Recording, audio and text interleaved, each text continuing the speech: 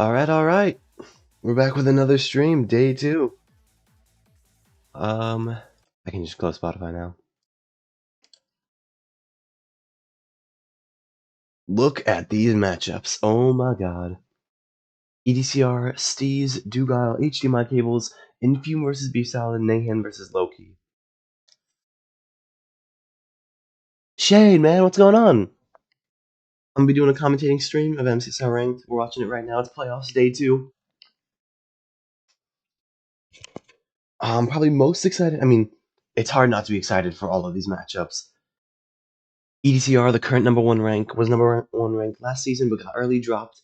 Steez is new to playoffs, so we're going to see both these players are somewhat new to playoffs. I'm great. I'm doing amazing. I'm glad you're doing great. I'm so excited. I almost overslept too. I woke up like 20 minutes ago. So, almost overslept, but it's fine. Dugile, who is one of the most insanely fast and insanely mechanically skilled players of all time, versus HDMI cables, who I'm not biased to at all. Obviously, as you can tell in my title, not biased at all. Infume versus Beef Salad. That's just gonna be It's just gonna be an insanely good matchup. Infume versus Beef Salad is gonna be so great. And Nahan versus Loki, the battle of the Steve skins. I'm expecting Loki to take it, but I'm just really excited. This is gonna be a lot of fun. Recap: if you weren't here yesterday, Hacking Noises able to beat out Feinberg 3-2, which was somewhat expected for me. Aquaport 3-0 in NHB, kind of sad, but kind of what I expected. Aquaport's just an insanely good runner. NHB was not playing at their best, was doing some poor decision making, but it happens. There's 6 new people to playoffs: Steez, NHB, Skycrab, or Pinne. I don't know how you say that, but whatever. Nahan's new, HDMI cables, and Blazemind are all new to playoffs. Blazemind was able to beat out Mungie, which was something that we didn't expect. But Blazemind's just an insanely mechanically skilled player. I'm just really excited. I'm really excited. You know, this is going to be so much fun. Day 2. As you can see with the schedule, next weekend will be the quarterfinal matches on Saturday, and then next Sunday will be the final 4 matches. The semifinals, third place, and then the grand finals match. 2.5 minutes. Let's go ahead and turn up the volume.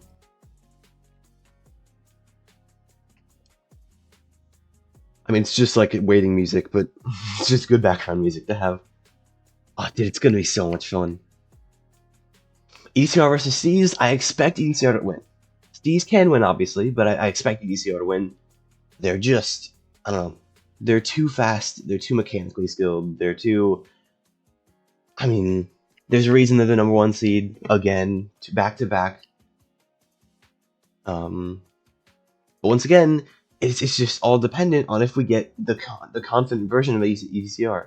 When he's playing confident, when he's trusting his instincts, he is just so insanely fast, and there's a reason he's number 1, there's a reason he's in playoffs once again. But if we're seeing the EDCR that we saw last playoffs, where he wasn't playing as confidently, he was kind of double guessing, taking in that extra moment to hesitate because he didn't fully trust his instincts, then he's gonna probably, Steez can win this, like Steez can steal it. But if we're seeing confident EDCR where he's trusting his instincts and he's trusting that he knows what he's doing, then I expect EDCR to fully win this. 3-1, maybe 3-0, but might come down to game 5. I mean, we saw, like, last season, we didn't get a single game 5 in the bracket until the grand finals. And then this season playoffs, in the first 4 matches, 3 of them have been game 5s. So, I mean, we'll see what happens. Are we gonna get another countdown to another countdown like yesterday? We had the 10 seconds countdown into another minute countdown. So, are we gonna get that again? Who knows? Hey Wes, welcome! I hope you all are just as excited as I am. Obviously, I'd love for y'all to stick around and watch it with me, but if you don't want to, that's perfectly fine. If you want to go watch someone else's stream, I fully implore, go follow Mcsr Ranked Twitch, go follow Feinberg, follow all of them who are casting it. Go ahead and follow all the runners. Most all of them have Twitch channels. So go on ahead. They're all amazing people. So I'm so very excited. I'll be here commentating the entire time, doing whatever I can. Obviously, I'm not the most skilled runner, but all right. Oh, we have a thing now.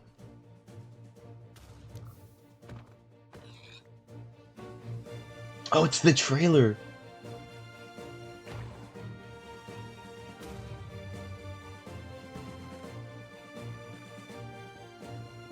Okay, dude.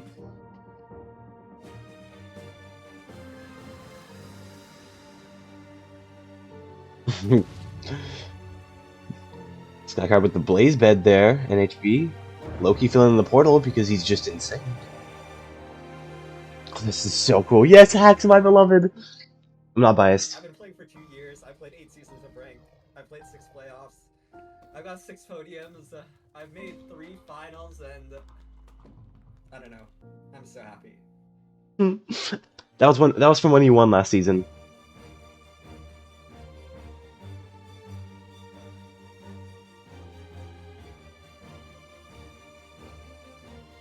Oh, man. Good morning, good afternoon, good wherever you are. Welcome. Good morning, Krayway. Good morning, Parker. How are you doing? I'm Krayway, and I'm joined with the Wrecker at Parker. How are you doing this morning? All right, ECR versus Steez. I'm so excited. ECR is one of the most insanely good runners. It's clear that he's kind of new to the MCSR scene. But I mean, you look at the leaderboards, and it's tough to say that he's not. You know, he's already first. He's already first in season 10. That's gonna change though. But let's take a look at the bracket. He's been playing What happened yesterday? season 9. Like Happening today. So the first ECR was number 1 for a while. I mean, he has the most amount of phase points. After that, Parker and I will be staying here to Like, commentate Dugile versus H. and then Hax comes out of nowhere. By the way, Hax spent most of last season out of the top 50. He spent most of last season out of the top 50, and in the last like 2 weeks, he just gets back first place. He just gets back up to first place because he's Hax. But Parker, this game we're about to commentate is definitely on the cards for the best match of the day. But is there another game maybe you're excited about later as well? I think overall the best, like the closest game, is gonna be Infume versus Beef Salad. Having a Steve skin as well, Nahan versus Loki. I think that's gonna be because like they're just both like top tier, like top echelon runners. If not, then it's gonna be like I think it's gonna be the great. Duke versus HDMI Cables is gonna be entertaining. Dugile is one of those people, and especially HDMI Cables too. They're both just insanely entertaining to watch. They're really, really entertaining to watch. We could have a Steve versus Steve later on as well, which would be very exciting. But yeah, I mean, these matchups are going to be. I'm so excited. This is gonna be so much fun. Like we said, me and Parker will be taking care of these first 2, then Fine and Nerdy will be taking care of the last 2. But before we hop into this EDCR versus Steez game, we have some content. Oh, we have a Steez interview because this is his first time in playoffs. They're doing content together. EDCR versus Steez, they're doing a content piece together because they are good friends. If you missed LCQ, EDCR picked Steez specifically because they know each other. And EDCR had said, you know, if I lose, I want my friend to win. So I'm very excited to see what they had to say in a couple interview questions, but we're just not ready exactly yet. But oh my god. Production, come on, lock in. Playing like against one of your friends in like a bracket style thing like this. Would you want to do that, or would you want to like not potentially knock your friend out? Because it was a pretty interesting decision from EDCR. It is an interesting decision. If it was me personally, I don't think I would go for the playing friend just purely for the, hey, let's both see how far we can get. But I do like the camaraderie that's there. You know, maybe it's more familiar. Maybe you get less nerves for both of you. You're like used to playing each other in private rooms and calls all the time. Yeah, you know how that's fair. Play.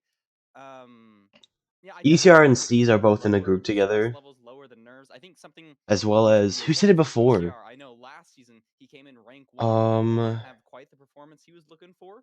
So maybe that helps him in this situation. It was NHB. It was NHB. I remember that. It was in his interview. Well, the interview is ready. Let's take a look at what EDCR All right, Steez had to say for this upcoming playoffs. Oh.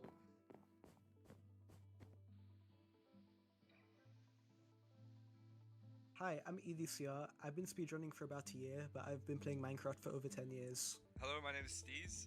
I'm 17 from the UK, and I've been been streaming like a little over a year, but I have been playing Minecraft since I was 5 years old. Yeah, there it is. So I first really started playing Minecraft through Hypixel Bed Wars, and I really liked the idea of mechanics. Hypixel Bed Wars. At the game. Shade. And I found out about Hypixel Bed Wars. bridging server. Hypixel mentioned. And I really liked the idea of optimizing strats, developing strats, and showing mechanics through that. I found out about Minecraft through Dugo's 815 RSG world record. Now, that was That's how Steez got into this game. That's how Steez, you're seeing in the playoffs, got into this game. It was Hypixel Bed Wars.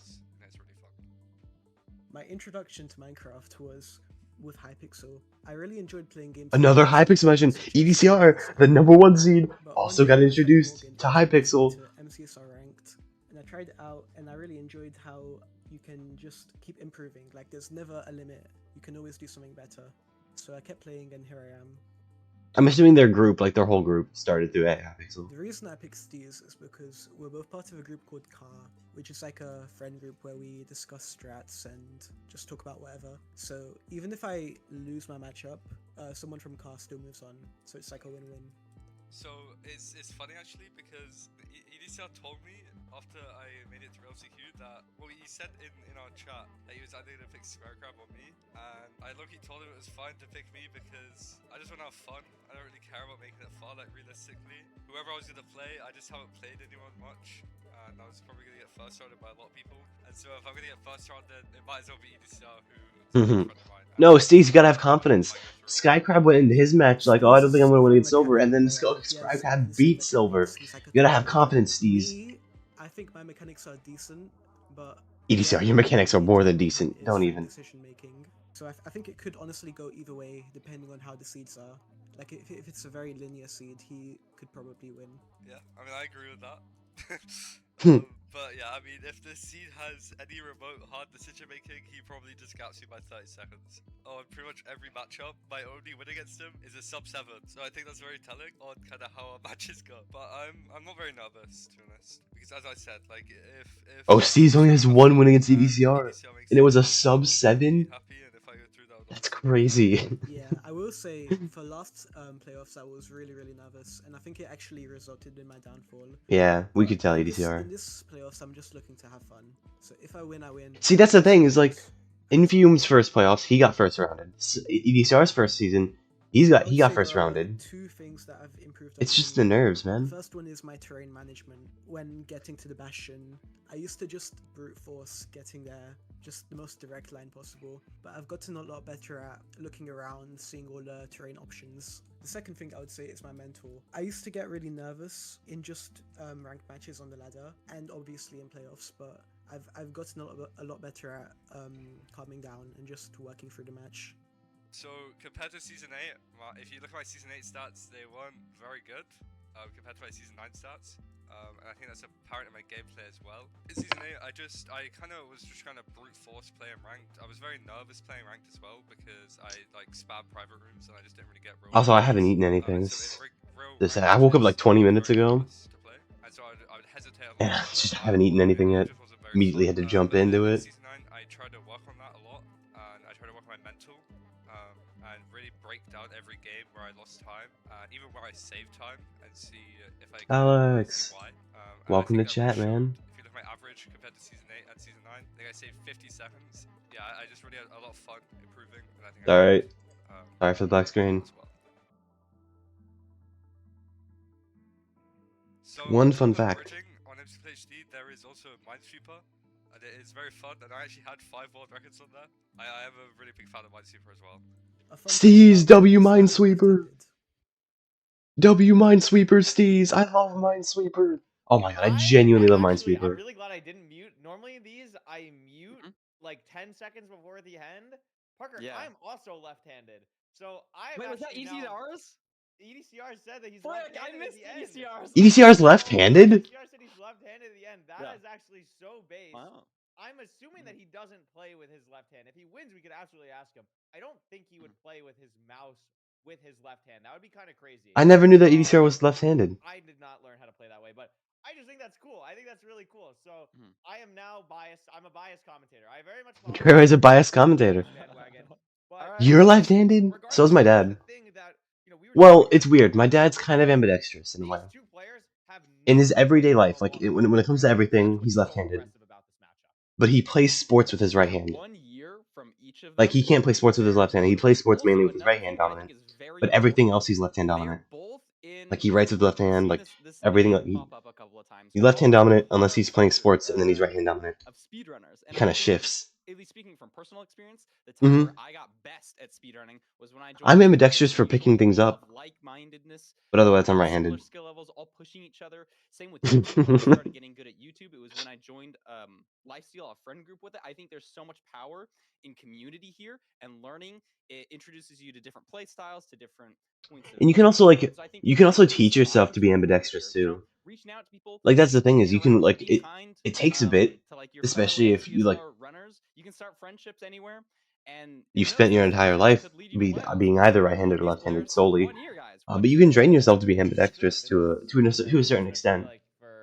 for me specifically, like getting into MCSR and doing everything. Like the most fun I had was when I originally joined HPG, and it's cool to see people joining Oh, I love HPG now, HPG. like have their They're own so friend funny. groups and own experiences, and this is truly a match of like a new era of running. I think the mechanical gameplay that we'll see in this game is absolutely insane. Yeah, this is gonna be a really good Why matchup. don't we Both just players give are us the really stats, skilled. Oliver? I want to see this. Like this is crazy. So we're ETR just talking doesn't about have a this. PB in To put it really RSG. in perspective here. EDCR went from literally never touching Minecraft to, or not touching Minecraft, excuse me, never Just touching run Minecraft speedrunning. ranked, never touching Minecraft speedrunning, He's been a big to deal, rank yeah. one in like, what is that, less than 8 months? 220 days is like less than 220 8 months. days. Rank 1 in That is 220 days of playing absolutely MCSR absurd. ranked. And my favorite stat That's of all of Steve's insane. is that What? he does not have a 1.16 RSGPB. He doesn't have one. He Yeah. doesn't care. And the win rate is absurd. 72% is crazy in this era of speedrunning. I mean, Parker, what stands out to you? Yeah, I mean, EDCR is one of our strongest contenders. There's a reason. 72% win rate all season. To say. Highest But I think elo world record. Phase points I don't world know. Well, one record. thing that I thought was interesting was Steez talking about his top speed. It sounds like Steez has a very mechanically pop speed gameplay, and we can see this in the stats. Best rank time, Steez does have a faster win. When they were talking about the matches they've played together, Steez's only win was a sub-6 Curry. So Yeah. potentially be looking out for those linear seeds. They might It was be sub favoring 7, not sub Steez. 6. Yeah, His best rank time is what I'm saying, 640. if you're on Team Steez, How your would it? hope here How would is his? kind of How would similar his to best time be a the sub 6? Feinberg game that we watched yesterday, where like His best the time opportunity for Feinberg is to 640. kind of It's okay. crazier, more thought process. It's okay. Want to do this linear thing. It's okay. While playing nearly 1,000 games, and obviously 644 is an incredible best rank time, Steez has a faster rank time in a fifth of the games, which is crazy impressive. Like that is nuts. And it's not just like a high 650x. Like 640 is a crazy insane time. And Steez absolutely has a chance in this matchup if the Oh, seeds yeah. go his way. Like what they said in the interview, if the It'll seeds be are a bit more interesting to see linear, if what there's seed pick fans are. not much Hoping variation to Steez happen, if there's plays not much for Rune Portal. decision Let's see what we making have the stats. required, Wow. then Wow. it's could go Steez's way. Wild oh my god, this is a crazy distribution, Parker. The first thing that caught my eye was the 44% ruin portal for Steez, but I mean 77% win rate on Temple with a 922 average? What? Yeah, EDCR just kind of has lights out statistics. It's Right, like how do it's a little you bit scary to look at here. what do Curry. you There is ban no when your stat opponent has almost that favors 70% win Steez. rate I in don't think every there's a single single seed? stat that favors Steez in this. You just play for your weakness, right? It's gonna be a little bit Like crazy. obviously you Sub could ban 9 Desert ruin Temple portal for sure. Steez Like that's just absurd. because That is crazy. it's your second lowest win rate It's uncomprehendable. and it's your opponent's highest EDCR is by the number far. 1 seed for a reason, and I am just really excited to see how both of these players really handle. And it's not exactly your this going fastest into seed this either. Not only for Steez are you playing in your first game, not only for EDCR are you playing to try and make good on the fact that you got knocked out in round 1 last season, but you're also the first game of the day. There's no nothing before you. You're setting the bar for the day. On the screen immediately. I think that's a big thing for both of these runners. I'm really excited to see This is going to be a really good matchup, I feel like. Yeah, interestingly, I think I would probably prefer being the first round of the match or round I of the think day. I would too, I actually. wouldn't want to be like iced for hours watching these other players. Maybe you see a friend like get an upset, you're like, oh no, like what's gonna happen to me? I kind of like ECR's position being the first match. He's wanting his sort of redemption. This is the story arc for him right here. I know he's been working on his nerves with a fellow like a coach figure in the speedrunning community, Titanium Bat, and so Oh, really? let's see if it pays off for him. And we're gonna see here. Oh, EDCR EDCR. Of course, EDCR picks Desert Village, Temple. leaving Ruined Steez Portal picks with a 34% Village. run rate is a very Or interesting Band's call. But I Village. think it makes Interesting. sense, Parker, because if you want to play for that linear fast seed, it's going to be Ruined Portal. You're not going to care about like the win rates or anything. Like you're Yeah. going to try and get the fastest seed types. I just like So, if Ruined you're Portal should break on the Steez, first like but EDCR picking what they're saying with the Room Portal, it is more linear, so you would Desert keep Temple it despite your win rate. I But totally agree. Ban Village. EDCR, his strong I guess suit. that's fair. There's a lot of like We'll see if decision making or if, that you can do with Steez pulls Village. off some crazy speed on a Ruin Portal. Yeah, I mean, I'm excited for this just because last But season, Desert like, Temple, I know a lot of people first in the seed. chat maybe watching in general are thinking like, oh my god, EDCR stats are so much better. Like, you know, this is just going to be a wash, anything like that. This was the same situation last season, like literally the same situation, and EDCR lost. So anything can happen in ranked playoffs. Do not count anyone out. That's the thing I love about MCSR, and the thing I love about MCSR Like, playoffs that's why we play is the that games, right? obviously there are betters not like just there are players because, like oh, this is obviously gonna be easy EDCR can be better than C's. Like people would say, argue like without things like EDCR is better than C's. It's I don't think that's too bad of a thing to say. But anything can happen. EDCR can make a run-ending mistake, and Steez can take it. Steez can make being in the lead just because of decision making, and then make a run-ending mistake, and now EDCR is in the driver's seat. From Rivers, if you don't speedrun, that's a great place to get him. It's just it can always be a back and forth, and it can always be someone else's game, you know. The question is lava. Where is our lava? No And there's flint an at the enchanted golden bottom. apple, Parker. And Really? a diamond pick again. And a diamond pick again. No Dude. way. We're just like we've got the diamond pick luck, Curry. If you're playing, if we're commentating your match, there's a very good chance you get a diamond pick. Okay, ECR's going for But these it's something that, trees. for people who might be new to Minecraft speedrunning, might be curious, like, why are they playing in different languages? I'm not exactly sure what EDCR plays in, but we were actually talking behind the scenes on the broadcast about Steez is playing Yiddish. Yiddish has Yep, become we a have diamond pick, very shovel, popular boat. Starcrafting language recently. So Shade, is this the first time you've this is watched because, like MCSR content? pressing certain keys, you can get certain crafts Like that you want MCSR like much ranked quicker, much more specifically? effectively in the search crafting menu. We're gonna see a Yeah? lot of that throughout. Oh, the and you're gonna watch the throughout best of the day, best. throughout This is yesterday good. as well. But ECR's gonna be looking at this really river, interesting to probably see looking to how the get. Turners handle this overworld. As EDCR has seen pretty much everything, is just looking for Flint to get. Yeah, he's looking for Flint. The Nether saw the lava pool. Yeah, and I think this is. Steez has a underground water portal. portal. Oh, EDCR has a ruined portal. He's already made sort of one big mistake forgetting the pressure plate at the bottom of the temple, so he had to punch a log. So that's a little bit of time lost. Yeah. He managed to find Flint in just a better position than EDCR, and so is actually going to be entering first after all of his shenanigans with Steez trees. Yeah, EDCR is entering. EDCR doesn't have gravel, and he has a wooden shovel too. So if the rates aren't amazing, like Steez is still mining. If the rates aren't good, Steez's stone shovel is going to make that big of a difference against EDCR's. Oh, he's just detonating gravel. Is almost certainly not going to give him the flint that he needs because we're seeing how much gravel. Oh my god! Yeah, and he still has to mine. He's going to be entering the Nether, and EDCR shouldn't be too much farther behind, but especially with the wood shovel, Parker, it's going to be. Yeah, I mean, once again, it's that decision-making thing. Is like 100%. EDCR was faster out of the temple. Steez had to mine a tree to get a pressure plate, because he forgot it at the bottom of the temple. But now Steez is ahead. We have a bridge that Steez is going to be entering momentarily. And is this going to be shaking up EDCR's mental, or is he totally locked in? Very punished, yeah. I mean, yeah, I'm excited to see. Also, this bridge enter is a little bit awkward. Has to throw a lot of gold.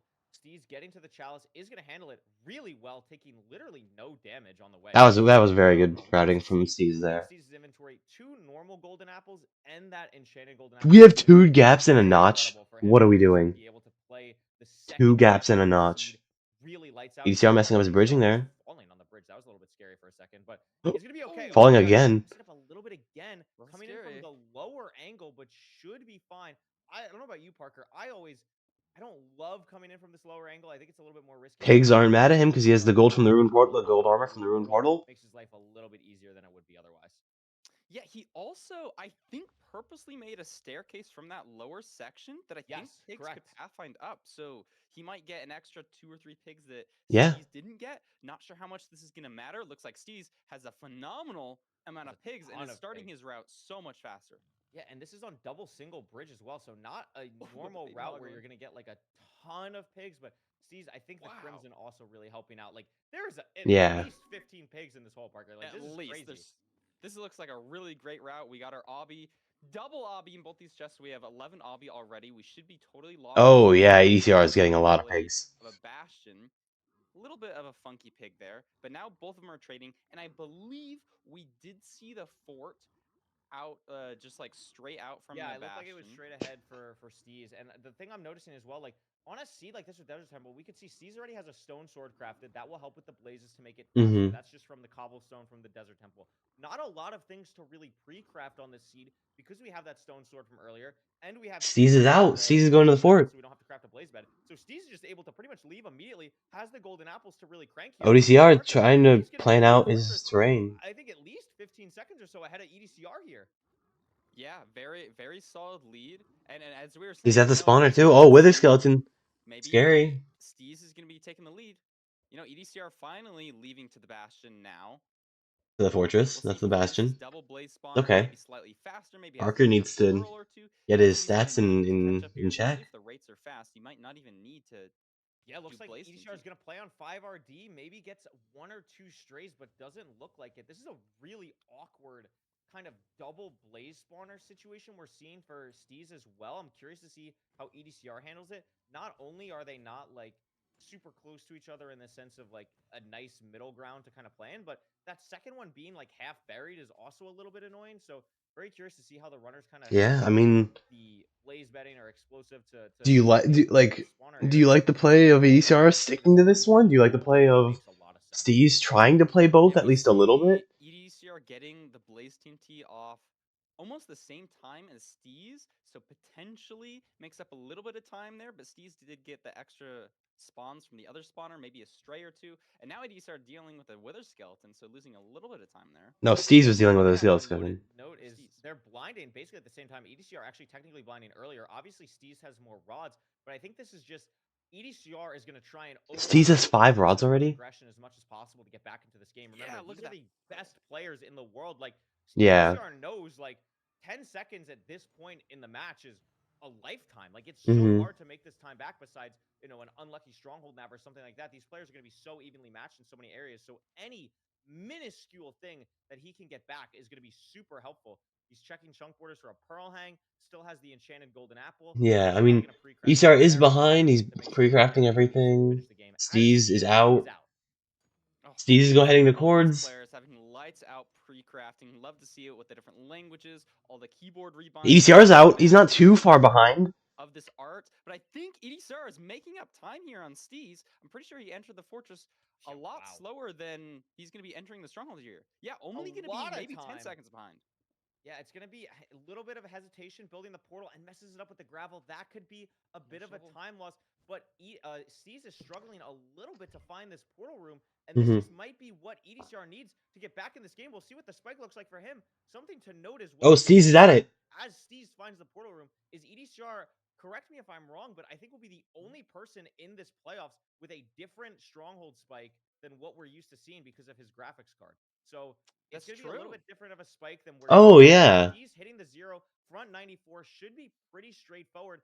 It's going to be tough for EDCR to make up this time, Parker. This is Steez's game to lose. No arrows, though. Could make it funky. I know EDCR does multi-block, so potentially could go for a 2+2, but it looks like he had a bad pearl, and Steez should be able to pull this off. Two more anchors. Explosives. It should still be fine. Yes. Yeah. Steez will take the first win. To make the non-arrows matter. Steez will take the first seed. It was pretty straightforward. I mean, EDCR got another later. It was just never able to make up that time. Especially playing the overworld better. I think, honestly, Parker, that's kind of been the story of a lot of the matches, at least we've commentated. Like, yeah, I mean, there wasn't any like major mistakes. It was just once again the decision making about like Steez. I mean, EDCR going all the way out for that ruin portal and then not being able to really make anything happen from it. There's a lot of people not really as close by as you would hope.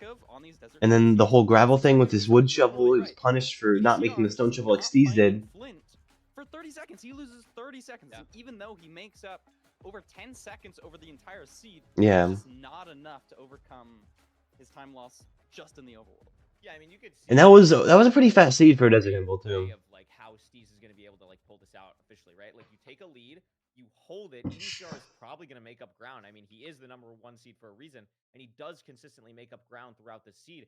But if you can play the overworld better and give yourself that cushion, Steez is mechanically good enough to hold Yeah. that and finish strong like he just did here for a sub 8. But yeah, once again, there Yeah, weren't so that I think what many we see huge on the mistakes village throughout the seed seed. will There be were very just similar to some little Desert Temple things with that obviously EDCR did many worse than decent Steez, or story, not and even that's like say Steez' worse. It's just line some fight. things that EDCR did that didn't Interesting because, end up like, working out the way he Shipwreck, wanted in to, the beginning, it the was way like, that it oh, worked out for Steez. linearity, like maybe that's going to be what ends up working out. But, you know, maybe it's just eyeball RNG. It's tough.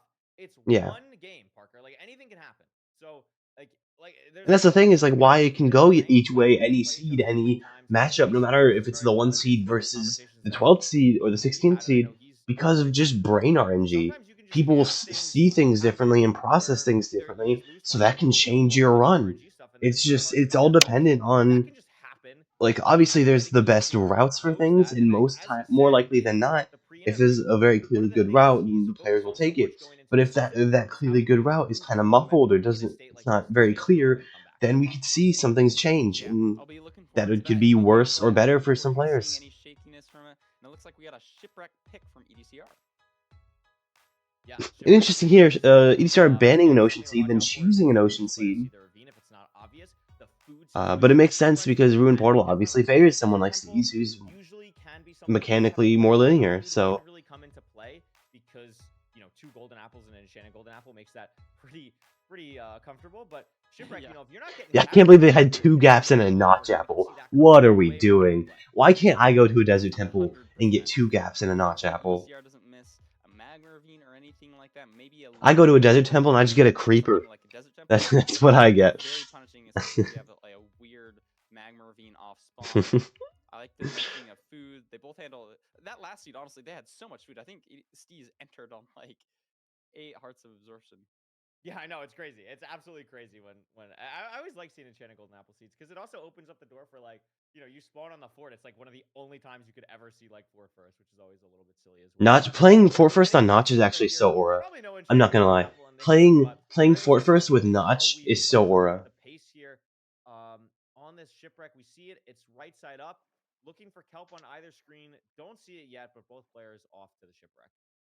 Yeah, as you're swimming here, you can see some of them putting their F5 right above the water so you can almost like x-ray through the water, get some better visibility. Not sure if I saw a ravine, but I think EDCR may have seen something. We'll see if these runners continue to scan as they're swimming towards the island. Looks like they're doing it. You always want to be keeping track in your head of where are all these divots in the ground, where are these ravines, where am I going to be going, Oh, which EDCR spots messing am up I his going to micro a little bit. Now Steez is caught up. One thing I just want to note, I don't think it'll become a huge issue, but EDCR missing out on the 9 gold nuggets that Steez grabbed. That is a golden carrot, so that's at least something. But it looks like Steez is not going to make a golden carrot with it. Instead, just craft it into an ingot, maybe have some distraction gold. But even having 1 distraction gold, Parker, when entering Yeah. the Bastion can be such a benefit, and it's something just to watch out for as they enter the Nether here.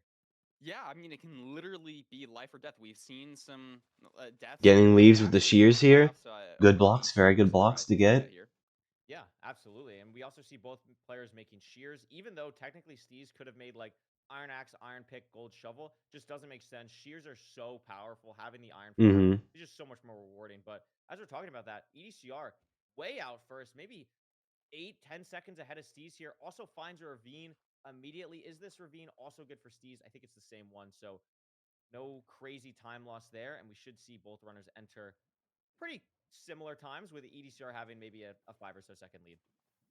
Yeah, I guess it was just a mechanical difference. Not sure exactly how EDCR made up so much time on just the island leaving split, but enter-wise, very similar. I think they're entering at almost the same time, so boating to the island or potentially just making the portal. Definitely. One thing I want to note as well, I know EDCR does this. I would assume because they're good friends that Steez is also going to do this. These are probably 2 of, if not the 2 best players. W drags. Utilizing shears post overworld. You can see neither runner throws them out. We're going to see EDCR use shears a lot potentially for breaking, placing blocks if necessary in certain routes. Keep your eyes on how both of these runners use the shears in this route. I am not even sure what bastion this is. I think it's bridge. Yeah, it's Yes, bridge. So bridge. both runners are going to be Another going bridge. in different directions, kind of to the chalice. EDCR bridging, Steez digging, and the leaves taking advantage. EDCR at the chalice much earlier. Yeah, potentially could get awkward here though. Using all of your leaves to get to the chalice, or EDCR might need to make a gold pick to get some more blocks. 7 is not a ton for a Yeah. bridge route, but maybe there's something in his inventory that I've missed. He does have 10 more leaves. He has 10 more leaves, and it's a crimson, so like it's not the end of the world if you have to use some of that wood. It would be a little bit annoying here. We can also see EDCR making a gold pick while Steez is not. So again, a slight difference in routes. Does this make the route a little bit faster for EDCR? Probably. Wow, that leaf placement was absolutely absurd. You can also see it was burning. Oh my gosh. Wasn't able to put out the fire in time in a really awkward spot. Now has to rebuild with wood, but this is risky because all of that wood from the bottom can burn. Gosh. Isn't able to also open up the top section to let more piglins in. He's trying so hard, it's not working. Meanwhile, Steez going for a completely different route. Oh my god. EDCR, I don't think realized that this was a single, and Steez is now in a double, in a triple. So trading in. Oh, EDCR. Leaves burning. Punished. Wow. That was a real difference in Bastion here. I didn't even realize that they're just on completely different sides of the Bastion. So ECR is gonna have to run. Oh wait, no, never mind. He's just on the lower portion. He just did that. Wow. Okay. Was that intentional? Maybe just he was flustered. Yeah. Maybe, oh, look at Steez. He's on 1 heart. Oh my god. Steez. It's very hard. Like EDCR is gonna do some of this. Steez on 1 hard. But he has the carrots. This might be intentional. I totally thought this was a single, and EDCR is just eating his carrots. Steez made G carrots. Is that going to be a difference? Might have done this on purpose, but I don't know. It could have just been the really awkwardness of what he was doing. I highly doubt this. I mean, like I assume it was just because he was flustered from like his leaves burning and getting hit, and like just trying not to force anything too much. Down, a little further from chest, you don't have as much time to overlap. But honestly, like if you have a lot of pigs, it might lose you a couple seconds. So the main thing here is Steez. Maybe the flusteredness. Difference in the future, yeah. Oh, is ECR out getting wood? It's a good thing he survived, but if it makes you flustered and makes you shaky, not be able to think about the important decisions you need to be making. And if you're EDCR here, you keep the gold so you can make gold carrots. So many less pigs than EDCR, or less than Steez, excuse me. I mean, Steez is just fully out, I think. EDCR still has to trade 40 gold. I mean, this whole bridge is mangled. Like, it's totally lost there. EDCR, I'm not sure if getting a pearl hang off or just fully leaving. Looks like fully leaving and doesn't have any gold carrots either, Parker. I'm not sure how many Steez has, but Steez, I think, has golden carrots. Yes, does. Has 8 of them. So that's the big difference in this endgame. EDCR might be in the yeah, I mean, barely. Steez is going to be behind just barely. But these golden carrots, Parker, I think make up at least 20 seconds. But never mind. EDCR is 6. Okay, I'm stupid. Sorry. EDCR just crafted it. Don't worry, Curry. All those things. But just the way that EDCR left the Bastion, I mean, we're seeing this difference in Steez just leaving blindly very quickly, a little bit more to the left. Maybe EDCR better with those decision-making skills that we were talking about earlier. And that's what like I was wondering why EDCR was going a different way than Steez was out of the Bastion. I was like, if Steez went that way, why is EDCR going almost completely different way? But he was faster to the fort. I think Steez just pearled out because he was done and he wanted to be faster. But EDCR took another moment to look, and so that's going to be the big difference here. EDCR throwing the first eye. Oh, EDCR actually has, or Steez actually has 6 rods. Oh my god, maybe the tracker was wrong for a second. But Steez actually has 6. Steez has all his rods. Yeah, it must be really good rates, I guess. Like this, like the blaze split was just really quick. I feel like EDCR maybe is just gonna go. I mean, this endgame is going to crank for both of these runners. The eye breaks, so has to get a 7th rod. We do. Steez will be leaving. Steez is out. Needs to get 2 more rods, I believe, but neither runner is pre-crafted just yet. Look at that crafting from Steez. Oh my gosh. That is the power of search crafting. That is the power of utilizing a language that you might not be as familiar with to read, but wow, does it make other aspects of the game so much quicker. And we can And it see matters Steez. so much on the seed where the Yeah. raids are And pretty like good. now Steez is out. Steez is going to Cords. Faster. He But look at got this, to the Parker. spawner faster, and now he's just behind, but takes better terrain. He has like 6 gold pickaxes compared to Steez. So sure, Steez is building this now, but EDCR is going to crank to this location, and it might be just enough if the stronghold makes Steez hesitate a little bit. It looks like Steez gets a spike that he likes here. Again, with the EDCR screen, we're not going to be able to tell what are good spikes and what are not. Good portal build from EDCR. Struggling to find this, and EDCR is now in the stronghold. Let's see if he gets a spike that he likes better. Looks like he's rescanning in the same direction that Steez did, so potentially they're getting the same spikes here. But if EDCR pushes a tunnel differently than Steez did, like this upper right section, no, it's not working. We have 3 mobs here, a creeper, skeleton, and zombie, that will mess with your ratings, regardless of what... Oh, EDCR finds it! Steez didn't trust it. Steez went back to starter. EDCR trusts it, goes down, and now he's at the portal room. EDCR in the lead for what feels like maybe the first time all matchup so far. Yeah. Back 0, really difficult, but has the blocks, has the mechanics, pushing back 99 on 97. A beautiful messes up. Is still gonna maybe get there in time, just barely, but doesn't have the anchor now. Now he's down an anchor. To deal with this, Parker. I don't know if this is gonna be so hard. This double bet has to be so good. It is. Is this last bet enough? Oh my God! How did he hit that? How did... Dude, EDCR is so crazy. There's no way he builds the glowstone portal, going to the Aether. Building an Aether portal. Going to the Aether. We're gonna get... I think that was really good EDCR mentality. A little bit of shakiness there on the 0, but he managed to... But there we go, and there's your shipwreck seed. EDCR just once again. There's that brain RNG that we saw for like the same thing that we saw earlier. EDCR trusts the spike more than Steez does. Steez didn't even go to that top right like EDCR did, and went back to starter. EDCR tried it, got hit by a skeleton, decides to back out. He doesn't trust it, but then he goes down. Steez didn't trust that staircase. EDCR did, and now he's just in. And then he hits an insane 0. It was cinema. It was cinema. That was a very good match. Let's hope for another. All right, game's tied up 1-1. I mean, it's gonna be absolutely crazy. This has been. This next seed is what This is the Ruin Portal seed. This is Ruin Portal. As we go through, but before we hop into Game 3, Fulham has shown us some stuff. Lewis Fulham. Time for the mid-match analysis. Fulham analysis of the day right now. Good morning, everyone, and welcome to the second day of Season 9 MCSR Ranked. Let's see what we got. What did we miss? What did we miss?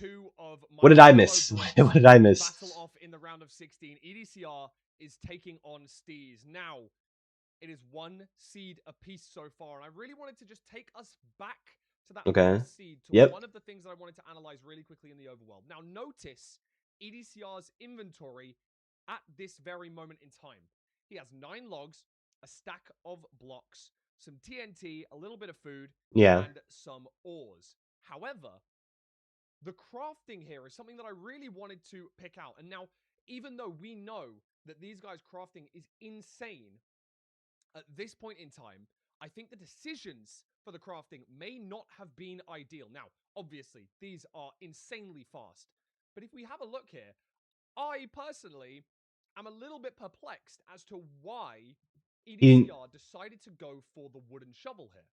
I think that maybe... Couldn't he have crafted an iron shovel? If we were in something like a shipwreck overworld, because we would need to get more blocks and such. However, given the fact that we have 6 iron... Yeah, he could have crafted an iron. It makes a lot of sense if we used 1 iron to make a shovel, and then used the other remaining 5 to make our bucket and our flint and steel. In this place, we've actually made a wooden shovel, and the wooden shovel is actually going to cause us a little bit of a problem. As we saw in the overworld, had to grind quite extensively in the gravel, even after blowing it up with TNT. Maybe EDCR was a little bit nervous, first game of the day sort of thing. This, the 6 iron is very commonplace to be seen for a bucket to give you 3, shears requiring 2, and then your flint and steel with your final iron. However, oh yeah, I would have made iron shovel there and not wood shovel. Stack of blocks.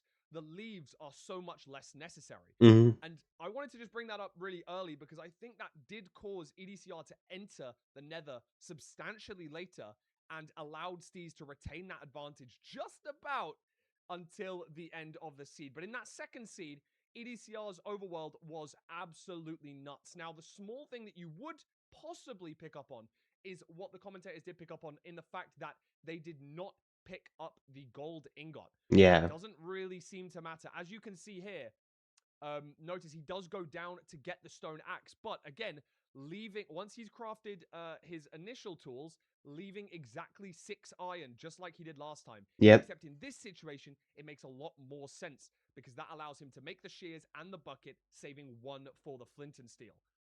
This allowed him to go absolutely nuts on the trees, get a bunch of Go absolutely nuts on the trees. We're going absolutely nuts on the trees, you hear? Already picked up on the fact that these runners are really, really impressive with their nether terrain management. But also, he grabbed a little bit less wood than his opponent, allowing him to leave the island substantially earlier, getting into the nether faster. However, Steez did leave the bastion slightly faster. But after scanning, unfortunately, Steez's terrain decision to go down and left here was not optimal. Unfortunately, locking him off, taking him a long while to actually navigate towards the fortress, allowing EDCR to retake the lead at that moment in time. And obviously, this run went very back and forth throughout.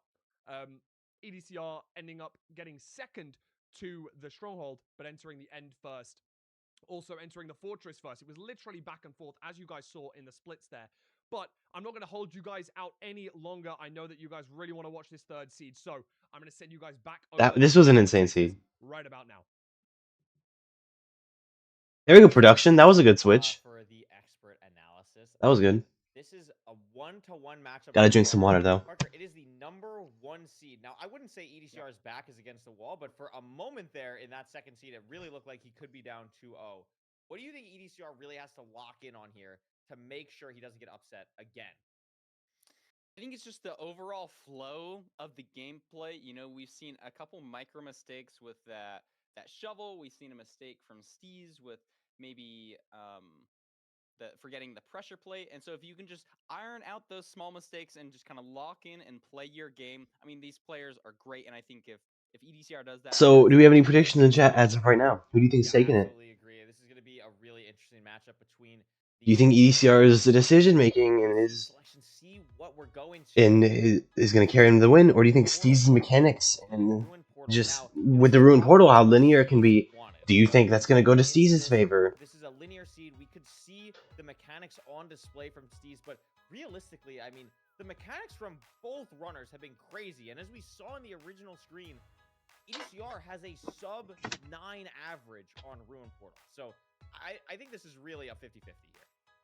Yeah, as well as those win percentages. I mean, if we're just looking at the win percentages, from what I recall, I think this was Steez's worst percentage, maybe even in the 40s, and EDCR had something in the 70s. So although maybe Steez is having that top speed and maybe he's feeling more comfortable with it, I mean, just raw statistics-wise, it could be favoring EDCR. Yeah, this is It's just what kind of Ruin Portal could also be a big decider if it's one of those like crazy Ruin Portal completions. Like we saw Feinberg lose like 10 or so seconds to that yesterday. Like that can be something. This is gonna. I love this so much. It could be something that could. All right, EDCR versus Steez. Here we go. Seed 3. We're gonna see now. Looks like a forest spawn. There is a lot of lava, but is there gonna be 4 obsidian in this chest to complete the normal? There's not. All right. It is a bucket completion, and not only is it a bucket completion, but no iron pickaxe. No iron pick? Still be pretty good. We can make our iron. I guess no. We do a bucket, and then we can do gold axe, so we can get our wood fast. We can get a lot of blocks. There's cows here, which is really nice, and there's water on the way. So if you play, EDCR's messing up his crafting. It shouldn't be a terribly slow Ruin Portal seed. And then Steez has big tree, so what's really gonna matter is like where are we getting our iron, right? So for anyone who might not know, bastion chests are guaranteed. Like in the bastion itself, there is one chest that will be guaranteed to have at least 3 iron in it. So that's what these runners are going to be looking out for. Now, obviously, on the way, you can get other chests that maybe have 1 iron in it or just a couple nuggets. And that can also be helpful, especially when you're entering with these 2 extra ingots. We see neither player making shears. So EDCR. The cow bucket put the flint and steel in the bucket spot. Yeah. That's going to be a whole cow loss. That could matter. We'll see what the nether spawn is, but both runners getting here now. We're going to see the ruin portal completion.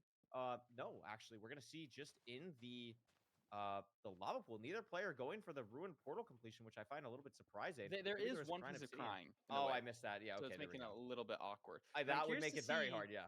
Yeah, yeah, you might have to mind it. I'm curious to see EDCR's food situation. Steve's also losing a cow to the water, only has 3 steak. EDCR offhanding his Gapple though, so not sure what his steak situation And it's is. bridge again. Look They're at playing this, bridge completely again. different Another terrain bridge. decisions.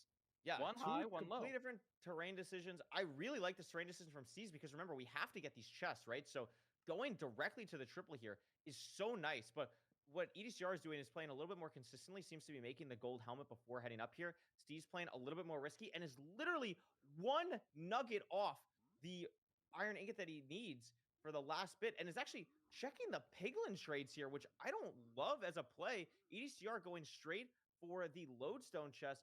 Going to get 2 nuggets there, which is enough for Steez, who already checked the other 2 chests, but EDCR hasn't checked the triple yet, but that is the iron chest on the other side of the There we go. for him. So both of these players are going to be heading to the chalice now. Steez slightly ahead. Crazy decision making in the bastion. 2 completely different routing, but we're basically at the chalice at the same time. Yeah, I it's mean- so hard keeping track of everything. They're so close at this point. We see the fortress. I'm not sure what ECR's this thought process was with checking the chests and the ingots for getting his iron pick, but I guess it doesn't matter. I shouldn't focus on it too much. Mhm. Steez is now going to start his route. So is I EDCR. think EDCR, like, Oh my gosh, there's maybe lava. the thought process was like, I know I'm gonna do a Donkey Kong-esque route. What is? Oh, 'cause Look we at can't this, really do though, Donkey Kong 'cause Curry. there's lava. Yeah, it's a little bit Is he awkward. freehanding this? I would imagine. Has he ever so. done this before? This is like we have to just deal with the lava here, so it's gonna work. I'm curious. I love this. I love it. It's very creative. Like I don't. Is it working though? Oh no. Yeah, not a lot of pigs. He has and 3 Steez- pigs, Curry. He has 3 pigs. They're stuck on did the lava not- because they can't get around, and EDCR is also only on 3 hearts right now. 1 heart. Oh my gosh. Oh my gosh. This is looking really bad for EDCR. I respect the play to be more creative. I love to see it, but he just forgot to make his bridge 1 Yeah. out from the lava. Even if you have a bridge that looks clean, the piglins will not pathfind to it unless they have like a full space of clearance. Yeah, So the lava is what's scaring them there. He might get some pigs from lower though, and that'll be nice. But Steez is closer. Is he closer? I'm trying He is hard to think. closer to I the think fort. he's Yeah, closer, he's to, closer the to the fort as well. I was gonna mention that next. Like his trading hole is less than like it's right here. Oh Like, my he's right gosh. here. Wait, what? Way better terrain and is out and is fully out. And I think Parker, I think this might be like a minute ahead of EDCR right now. Like EDCR has to get so many trades. So actually, Oh the my gosh. piglins just kind of locked in on the pearls low key. So maybe it's not as bad as I just thought. But Steez is so far ahead. He was just on the other side of the bastion, and then, like they said, that lava in the back there preventing EDCR's pigs from pathfinding to it because they were scared of the lava. And now Steez is just plainly ahead. So I Has a don't know if stack. yeah, A that's stack crazy. of untraded gold. So really, really pushing the limits here. Really pushing the speed. He knows he's behind. He can see that those advancements in the top right. He knows Steez is in the fortress. He's like, all right, Steez is going to be locked in with these pre-crafting. Steez is already on 5 rods. EDCR needs to speed up here. He's going to be purling till it looks like another spawner. So potentially he makes up some time here. But I think the main setback is just going to be the pre-crafting because the rates are so good. Yeah, absolutely. I mean, it's going to be so interesting to see what happens here. Looks like Steez already has 6 rods, though, so it's going to be blinding. And also, Oh my god, the rates are insane. I wish I had these rates in ranked. already here. Meanwhile, EDCR just getting the build out for. No, I'm sorry. I thought he was extending his platform, Parker, but he's just building. He's He overlapping overlapped. the platform while building the portal. He's actually just. He's He's actually tasked. crazy. He's tasked. This is actually actually beautiful. crazy. Oh my god, he was overlapping the He's platform literally, with... quite literally, Curry, placing blocks as fast as Minecraft can register it there while overlapping it. That was beautiful, but I don't know how much it's gonna matter on this seed, especially because Steez has all of his rods. He's purling, and we're sub 6, Curry. I mean, this is a pretty fast crazy seed. pace. This is so aggressive. I'm seeing, honestly, what I'm really liking about Steez's gameplay. He does not hesitate, Parker. Like, it really reminds me Yeah. of like a low-key-esque player where it doesn't even, you can't even process if he's making an incorrect play because everything that he's doing is like he is just immediately making a decision. That's true. That's Steez is not like hesitating at all. in He's Minecraft just speedrunning. running. He knows what There's he's no time doing. if you hesitate on like, oh, does this decision save me 1 second if it takes you 2 seconds to make it? Like he is locked in at the portal build at 610. EDCR pre-crafting now, but so much less explosives because of the lack of wood. We're in a mine shaft though. We could be getting a spider spawner spike.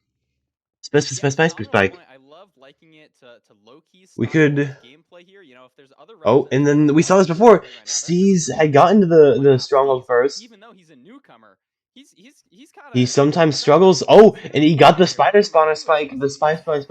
He's going off the rails. Yeah, Parker skipped me. And but EDCR missed. We're getting aggressive here, but I mean, this has Slightly. Like the mine shaft is getting a little bit awkward, and EDCR also missed. By the way, Parker had to dig into the staircase. No great spike. This is a similar spot to where we were last seed. Is this going to be it? It is a weird backwards nap for Steez, but he's in the portal room. EDCR nowhere close, and I mean, this is if Steez hits this, he can take his time. He's got a billion beds. EDCR is here. He's got a billion beds, but maybe he can't push this high of a height because he can't throw 3 pearls. And EDCR has to hunger reset. EDCR hunger resetting. He might. This is gonna be 90 at the highest, Parker. Yes. We're gonna get to 90. The build. Does the dragonfly is really the play here?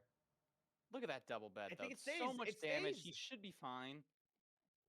And it stays. But he misses the bed early. He misses the bed. Oh my God! Steez messed up. He gets so close. He gets so close. Oh my gosh, he's bow clutching. He has to kill it now. He has to kill it now, otherwise EDCR is gonna. Oh my God! EDCR EDCR messes up the 0-2. Steez can't do the chase down. EDCR messes up. I'm watching 7. Oh, we're watching Mcsr Playoffs live right now. And EDCR misses the 0, but Steez has more damage. So Steez gets the perch even like at 4 seconds after EDCR does. EDCR has less health. Steez has done more damage to the dragon, and he's gotten rid of the crystals. So even if Steez gets the perch after EDCR, he could potentially still win this. But he used a lot of his explosives on the failed 0. Still has enough explosives to kill the dragon. I think he has 4. So I think he's gonna be fine. But Steez is so low. Only has 4 arrows left. This could be a turn. Wait, Steez only has a heart and a half because of the dragon breath. He's 4 arrows. Neither player has more than 2 hearts. They have 4 health remaining. Low health. I don't think he can do 3 Steez. I don't think he can do 3 beds with this armor. So it's really scary here. Also, Neither player can pearl mid, so they just have to watch. He's bridging over to a tower so that he can fall down without taking damage. And EDCR now climbing a tower. Both of these players still waiting for. Steez getting the perch, right? Perch race at this point. Steez is gonna be very scary. Watch his screen as he's gonna try to one cycle. This is the problem. So Steez has to hit like a 3 bed at this point, but only has the health for 2 beds. And EDCR has to hit a 4 bed, but only has the health for 3 beds. So we're in a spot right now where both of these players could totally die, and we could be here for 10 minutes. Like I can't overstate that. Like that is. Honestly, this is insane. Both players missed the 0. That is genuinely what we're looking at. If Steez used more explosives, has less health. That would be absurd. The perch for EDCR. Snap. Perch for EDCR. Has a crossbow ready. Gonna try and do some crazy double bed, maybe. 1, 2. It's low 3. damage. Oh my gosh! He's gonna have to wait for enough. another perch. I don't think it's enough either. Parker, I don't think he has enough the crystals arrows to down? take out the crystals. I think that's what my the problem gosh. was. So I think he has to die, and I think the dragon perch for Steez has been too long. So I think Steez is gonna die on his. Oh my God! Right now, it flips. Has to hit this in 2. Oh my God! Wait, he can do an extra bed. He healed. Oh my God! Steez is just gonna finish off the dragon with the axe. Oh my gosh! One more. Steez is able to finish it off on half a heart. Watch an enemy come hit him. It would have been so much different if the decimal points of his health were just like 1 or 2 different. He didn't take damage on that second one. Decimal points of health. The literal extra armor bar difference. Half an armor bar to 2 armor bars. Steez is able to get the damage he needs. He wasn't able to finish the explosives because he would have died. But he's able to finish off the seed with the axe hits on the dragon. EDCR not able to get as much damage as he wants to there at the end. And oh my God, that was an insane seed. Both players failing the 0. Steez on heart and a half, able to make it happen. 10-21. What? Steez goes up 2-1 on the seeds. From both of these players. What an insane ending to a seed. That was so Oh entertaining. my gosh. What? I thought for a second maybe absolutely both of them were crazy. gonna die. There were a couple moments at the end there where I just had no They words. both entered the Nether at nearly the same time. So EDCR is going to get another pick. Bastion in a row, by the way, in this matchup for these players. So Do you pick Village because Steez banned it? Or do you go back to what you've already won with the Shipwreck seed? This has been an unbelievable matchup so far, Parker. And now the Or do you play something else to try and get a win? I mean, I'd be shocked if EDCR chose the seed type that he banned with BT, but the first pick from LCQ went through all of LCQ just to get picked first by EDCR. Now is a chance to upset him and move on to the quarterfinals. Yeah, Steez is looking. does EDCR get dropped in the first round again? That would be 2 playoffs in a row where he's the #1 seed and gets dropped instantly. Matches, he really clutched out on that last seed. I mean, how do you think that feels? Like you're in your first playoffs ever. You're versing the rank 1 seed. Both of you fail a 0. You don't know if your opponent's going to win And at your any close friends, second. by the way. And your close friends, and you survive on half a heart with an amazing clutch. I mean, that's got to put some confidence. Dude, that was an insane ending, and Steez is up. Steez has a very, very real chance here. EDCR picks a Desert Temple. Interesting. This was his original first pick. Lost it to Steez, but really only lost it on the overworld. Had a tough time finding gravel.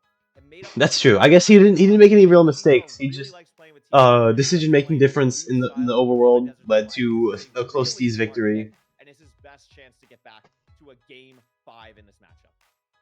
Yeah, I totally agree. I think overall he is more solid with this. I think potentially it was the first seed that he's played in this playoffs, that Desert Temple that he lost, and it really I might get something to eat after this matchup because they're gonna go do an intermission, so I might get something to eat during the intermission, like go get some cereal or something. If he doesn't make a mistake like that in the overworld, we might see a lights out. Shade, what do you think of MCSR playoffs so far? This is the first matchup you've ever seen. Are you surprised by at the pace they're playing, or is it entertaining to watch? Like the mechanics, the creativity. I mean, yeah, like these are the top runners in the world. Is so refreshing, and I really love the both players looking for lava. So I think really whoever ends up winning this match is just gonna be so deserving. I'm really excited to see. Steez kind of messing up his movement there. There's one thing. This is one thing that EDCR has over Steez. It is movement. EDCR being I think a parkour. Another notch apple potentially. Food situation could matter a bunch. They'll both be. EDCR being a parkour champion thing. He had the warlock. Oh, EDCR's TNT misses a chest though. 1 diamond, so no diamond pickaxe again. That could be something. The streak is over. 2 seeds in a row. Like what the heck? No diamond pick. Unlucky for us, but looks like I would be in last place if I was in this competition. I would too, to be fair. Shade, like honestly. Makes sense. We're both gonna head over here. Probably detonate. Like my best time is 1911 or 1918, and they just messed up 0 and had to wait a minute and a half for perch, and they still had like half that. So I would be surprised if either runner grabs food, but maybe because these cows are legit right here, they do, especially without golden apples. But still no lava pool either, Parker. Yeah, the terrain isn't super favorable for visibility, so I think you're right. I think EDCR is just being a bit faster on the crafting, and he's out to the lava pool faster. And this could be the big decision maker here. Steez going for extra food. I don't know if I like that. I love it when runners play low food seeds. Like my favorite speedrunner, Hacking Noises, has won seeds with no food. Like he never had food in the entire seed and he won. Like I love plays like that. But EDCR's portal, dude, oh my goodness gracious, yeah. EDCR, and like there's that little micro thing. EDCR chose to build his portal with the TNT instead of a block like Steez did, and the TNT is an insta break. Linear seed. Very linear seed. Housing right here. Fortress on the way. We see both these runners pretty much at the triple immediately, but Steez again. Yes, you see Fortress in the back too. Blocked off. Tried to go through the top hole. A piglin in the way. Has to go for a backup, but plays it very nicely. But EDCR with, I would say, a sizable 8 or so second lead here. Yeah, EDCR just getting to the route first because Steez had that mishap at the top of the bastion. On the seed, there's not going to be a decision you can make up time with getting to the fortress. It's literally just one pearl throw away. If we have I mean, yeah, it's gonna be really different to mess. Like what I said earlier, it's a really linear seed, and Steve's gonna have a lot of difficulty making up time on the seed since everything is right there. Housing is a very tough seed to get extra pigs on. It's a tough seed to make up time on because there's just not much else different you can do. Fortress is so close. I actually don't think it'll matter that much. I think like everyone knows this route, everyone can do this route. EDCR really trying to push the pace here and be as quick as possible. I mean, his back is against the wall. I think that's probably why Steez went to grab the mutton, like just a little bit more consistency. I have this game to play with. This is what EDCR is banking on. I completely agree with you, especially because EDCR is just on raw higher health here. So not going to have to worry about that as much. What are the trades like? Checking both of them now. Steez on 11, Obby. EDCR 17. Okay. 23 now. 23 Obby. Okay, so he can just leave. One fire res, and that's going to be the play. Gets 2 now. Probably going to leave. Wants the gold, maybe. Looking for it. Gets it. That's 2 gold pickaxes. That could be huge. A little bit more, but again, EDCR just having a tiny bit of an edge. And is this the spawner? No. Just part of the fort. Oh. No spawner on the screen yet. But look at this. Steez didn't mine one extra block that EDCR did, and so didn't find that better terrain, and so loses a handful more seconds climbing up the bastion to get his pearl. But was at a better location, so only had to throw 1 pearl instead of 2, and might actually get to the spawner before EDCR. Look at this. So much back and forth. EDCR, oh my god, and Steez is at the spawner first. Oh, but look at the strays. Oh, 5 strays for EDCR. Now, every second that he spends here is time where we're not blaze betting, we're not detonating anything, but look at all the time that Steez has to spend clearing out this lava just to go for a potential blaze bet, just to go to a different spawner. So maybe EDCR sees this. EDCR 7 rods, he's out! Zone is just done with his nether split. EDCR's just out! EDCR, Steez tries to play the blaze bet on this spawner. EDCR gets the Feinberg strays in the lava room. And then EDCR gets out, like, and now Steez tries to play this blaze bet spawner and then just bails on it halfway through. Is only now blinding, kind of messing up the spot a little bit. Yeah, but EDCR, again, thousands of games of experience, knows exactly what to still do in this situation, hesitating a little bit on where to go. Yeah, trying to check out his terrain. Like, I don't like that, obviously. Goes in the desert mountain, Parker, so has to throw another one. And then Steez messing up the blind. Like, we're seeing this, like, these things. Like, Steez has to throw another eye. Doesn't grab it. He's on 10 eyes. Is he playing? Is he knows he's behind, so he's playing the 2-eye? Gets hit by a blaze. He gets 2 hits from the blaze. He gets the rod. He's just getting his final rod, so now he's leaving. EDCR with the gold. EDCR's at cords. Steez looks like he has a bit better terrain here. 2 cords. I don't really know what these spikes look like. That one, I guess he's liking. Okay, he's going down here. EDCR is just well ahead in the stronghold. He could mess up here. We saw Steez get in the stronghold several times and kind of... Oh, and he finds it. He's gonna opt for the hunger reset here. Steez died! Wait, Steez dead! Wait, Steez dead! And Steez is dead. But EDCR doesn't know this. Knows he has to crank pace still. Has no idea. Yeah, he doesn't know that Steez is dead yet. So he's probably gonna try... If he plays a little bit sloppy on the 0 and then dies, and then he has to make up that much more time to get back. The later you die in a run, the worse it is. This 0 for EDCR is also going to be a little bit difficult. It is back but open, but it's tall, Parker. This is going to be tough. It looks like when he places the blocks above him too, that's gonna... He should be able to get here. Plenty of time to spare. Plenty of time. And he's doing multi-block. This is going to be phenomenal damage. Multi-block gives slightly better damage than the regular setups, but is a little bit harder to do. More things to keep track of. But EDCR... Looks like EDCR is going to be closing out this seed. And there it is. Wow. And EDCR is taking a little bit back and forth in the fort there, and then EDCR just finds, like, just gets those strays and is able to leave earlier. Then you have Steez with the blinding mishap and then dying. One more extra rotation. Almost getting hit by the dragon there, by the way. A little bit scary, but what a time, what a run back.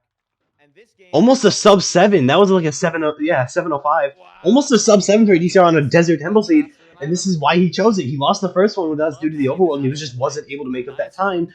But he chooses Desert Temple again, and this is why. Almost a sub 7 on a Desert Temple seed. This is gameplay why in this last EDCR seed. is We've seen here. A couple of mistakes from EDCR, but this seed was. But we're going to a game 5 once again. Like 80% of the games have been a game 5.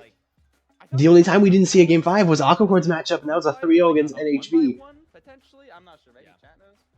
But we're going to a game 5. We are gonna eventually go to a Fulham analysis. Fulham is not ready right now, but I'm sure Fulham will show us how Steez died, or show us some other cool epic thing that has happened in the last. Some cool epic thing that happened. Going to a game 5, it is going to be Steez's map pick. Do you think from what you've seen today, you would pick anything specific, or you kind of just go on instinct, whatever you're most comfortable with? I think if you're Steez, you choose Ruin Portal. Probably just instinct, whatever I'm most comfortable with. Maybe you're picking a seed that you've won on. I guess Desert Temple really didn't work out for him there. I don't know, honestly. If I'm Steez, I'm going Ruin Portal. It is tough. The seed bans are off the board, but before we figure out what Steez is going to pick, we are going to head it over to Fulham, like we said, for some analysis. Mid-match analysis! It's time to go back a seed real fast. We got to go back to that seed 3. Do you guys remember when we entered the end at around 7 minutes and it took 3 minutes to kill the dragon? Yep. Let us quickly recap exactly what happened here. I know the commentators were going absolutely crazy, and I know we have a lot of brand new viewers this season that might be a little bit confused as to exactly why this happened. Now, for all of my MCSR veterans, you probably already know this, so I apologize if it's repeating for you, but I know there's a lot of new people, and a lot of people might not understand it. We got a new person in chat too. Shade here is new, so this is good. He's about to set up for the 1 cycle. Bear in mind, he's on 1.5 hearts and not even able to sprint anymore.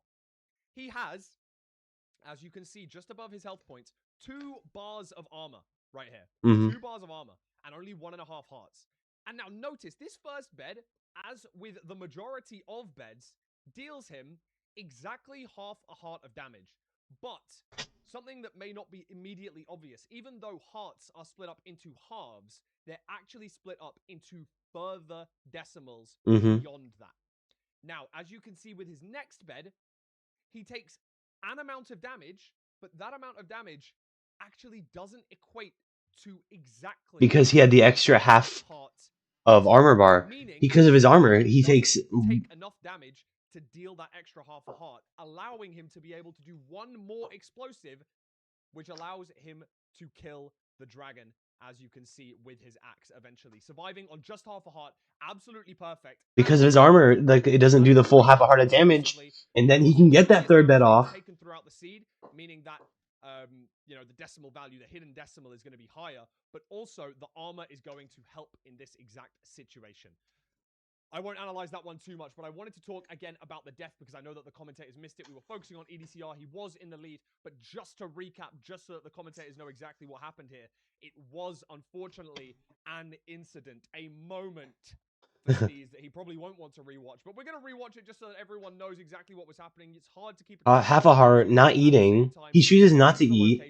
Is ready to hit a quick and then he digs down and then just dies on the fall damage. Too many blocks at once, and on half a heart, you can't fall 4 blocks at once. It's a very, very unfortunate situation. Actually digs down as he's falling, meaning that it falls exactly 4 blocks, dealing him that half a heart of damage. So in 1 seed, Steez survives with half a heart, and the next seed, Steez dies with half a heart. And we are going to a seed 5. I'm going to send you guys... Game 5. We're going back to game 5. I'm going to cover this amazing final seed in this best of 5. Thank you so much, Fulham. I'm back with a different camera, hoping that this fixes the lag that has been happening, because that's been so fun. It hasn't. It's Curry Way. You're still behind. My camera, but maybe it doesn't. I don't know. We're trying something new. Anyway, way cooler than that. EDCR versus Steez game 5. That's cool. People are already saying it didn't work, so guess what? I'm just gonna. But I appreciate the Fulham analysis. I didn't see Steez dying there. Kind of I mean, poetic that he survives on half a heart and then dies on half a heart.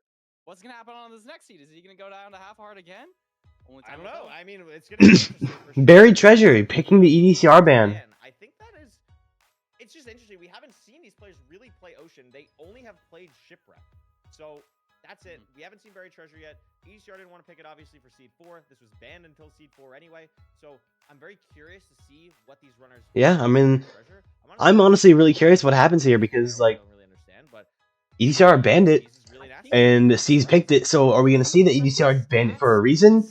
EDCR was better in the Ocean Seed last time. I think it's a buried treasure world record 640. I might be But wrong. like, but that's the thing Probably is Steez has the buried treasure. Like Steez's fastest time was the buried treasure. So I think that's the fastest time. But like that's Steez's best time is on buried treasure. Let's see if it pays off. It'll definitely be interesting. I'm excited to see both of these players go to Ocean and kind of see what's going on there. And there is also RNG with this too, Parker. Like, could just be a situation where one person sees the ravine 20 seconds earlier than the other person. It could be something where. And that's why I love Ocean Seeds, like Village Seeds and Ocean Seeds. We didn't play Village Seeds, sadly. The Ocean Seeds are really good because for variance, because people sometimes can just miss the ravine. It doesn't happen a whole ton, but people could just miss the ravine. Yeah, let's see it. Big Island. Good spike. Both of them probably going to be finding it virtually the same. Not any big decisions here, but we see the little bumps. We know the BT is right here, and we can see a ravine. I think that's bubbles in the distance too. So you're right. This should be a very linear BT. We're not really going to be looking for a ravine unless you don't trust that one that was right next to Oh, and then ECR uses the blocks to block across. Steez just swims, and now he's slower to the trees. Like 3 seconds. Really smart. But ECR goes to a different seed. Is he going closer towards the ravine? Iron pretty much have everything. Oh, Steez just has him having on his camera. So it's gonna be pretty easy. We'll probably see gold axe into shears, yeah, for both runners. And then if you are correct in them seeing the kelp, this is gonna be really fast. Yeah, this is hoping to be a pretty fast seed. EDCR also shearing a sheep, I think, so maybe even getting a bed pre-crafted before you go into the nether. This is a really high quality buried treasure seed. Steez also getting that. That's cool. I'm glad that you recognize that. Slightly faster, so maybe just making up a little bit more time on the pre-crafting. And EDCR going for Nah, he oh. I don't know if I. Why is EDCR going for the ruined portal? Crazy play, yeah. This is a crazy play. I mean, EDCR doesn't have to mine flint, but Steez only had to mine like 3-4 pieces. It's going to be entering here much earlier now. That was a risky decision from EDCR in a game 5, Parker. I think you're right. I don't know if I love that. Yeah, I mean, in a different world, you have to mine 30. Whoa. Oh my goodness. Yeah, this is awkward. But I mean, in a different world, that decision does pay off. So it's not the end of the world, but in this situation, it's put him a good 5 or 10 seconds behind. This is an awkward stables. The middle is triple, though. Steez realizes that it is a little bit buried, but because EDCR didn't grab the bottom chest like Steez did, could have a little bit harder of a time getting past these piglins. Is going to be able to build up in time. No one's mad at him. Is going to be okay. Both players nearly at this triple chest at the same time after that. But different triples, I think, because unless I'm mistaken, no, they're both middle. They're both middle. Did they both get obby? I think so. I'm pretty sure they're both in the middle triple. Maybe. Wait, why? I don't think EDCR has obby, but Steez has 10. I think they might be in different. I think Steez is in a left triple. Oh, it's double triple. Yeah, Steez went to the second triple. Check for double triple. Well, EDCR is just doing triple the gap from mid. You're absolutely right, Parker. I mean, that's a huge variance play that, from what we've seen in ranked playoffs so far, oh my god, it's going to make Steez's life probably better. Wait. Maybe it was like some terrain that you saw. It was hard to see terrain, but I think there was some good terrain out the bottom, so maybe that's an incentive to play triple to gap. That Bastion route is just lower in general. But you're absolutely right. Steez is just going to be having a faster route. And look at this. So much terrain here at the top. It's going to be even better if he can get all the trades here. Potentially, actually, Curry, because they looted different triples, Steez got the Obsidian, which is an incentive to play the faster route. 100%. EDCR didn't get the Obsidian, so decides to play the more gold, slower route. And so I think it makes sense from both of them, but it might end up just favoring Steez here because he got the triple with more gold. I mean, more Obsidian. Especially in a double triple situation, like those. Because they've been playing Minecraft for thousands and thousands of hours. Like most runners you see in playoffs probably have 10,000 plus hours in Minecraft. Has everything you could need. 8 beds, 1 anchor to EDCR's 9 bed, 2 anchor, and Steez in the fortress. Parker, this could be a huge gap on EDCR right now because he still needs to get the obby chest that Steez got from the double triple. Oh my gosh. Oh my god, he gets another obby chest that was like 11 or something. But look at this. Does not have good terrain, I mean, it's opening up now, but it's just a little bit awkward, and this is so bad for EDCR. If you Yeah, lose he's this, just so far Steez- behind. If Steez loses this, he's out of the match. This is what it comes down to, and EDCR is just behind by 10, 15 seconds, maybe 20 This spawner now? is going crazy, though, and I don't think Steez has handled it in the best way. EDCR on very low health, but Steez just now getting the Blaze Bed off. If EDCR can get maybe an earlier Blaze cycle here, already got a Stray. I'm unsure if Steez got any. Like, this could be much better of a Fortress play from EDCR, and then all of a sudden, he's right back in this. Oh my god. Wow, interesting. I saw EDCR place a couple extra blocks on that Blaze Bed to make it just a little bit nicer to kill Blazes. Never seen that before. Yeah, I like But that. You're right. What are our rod counts at? They're both at one. Not sure how Like, many of these EDCR killed, has though. fully gotten back into this because of how poorly Steez played the spawner at the start. Yeah, I mean, EDCR is back into it. Like, wait, what? They're both at 1 rod, 27 to 20 obby, 7 bed 2 anchor, 6 bed 1 anchor, By nearly a minute, Parker, and it's maybe 5 seconds at worst. and EDCR just has more stuff. Like you played Triple the Gap, which was it's slower run, but you get more stuff from it. I think they're at a And similar place. Steez was just out to the fort way faster, but played the spawner wrong, and now EDCR is in the lead. Hard to tell. Arguably. That's I think it's close, 400. No, EDCR just is in the lead now. Really fast seed. Not going to be a ton of time to make up here, and it could get awkward. Oh my gosh, Wither Skeleton goes through the portal. And now the Wither Skeleton's blinding. Like Get that guy out of here. Wither Skeleton's is even blinding at the same time as Steez is. Longer in the overworld here, Parker. Like, These rates are horrible. activating the Blaze spawner that Steez isn't, and that's just so bad. That's just so bad for Steez believers. Like, EDCR has somehow crawled back from, to be honest, what looked like a really a huge deficit to being in the lead here. And we'll see if any of them push for strays. You know, if you're just 1 rod short and you got 2 Now strays up to 4 rods.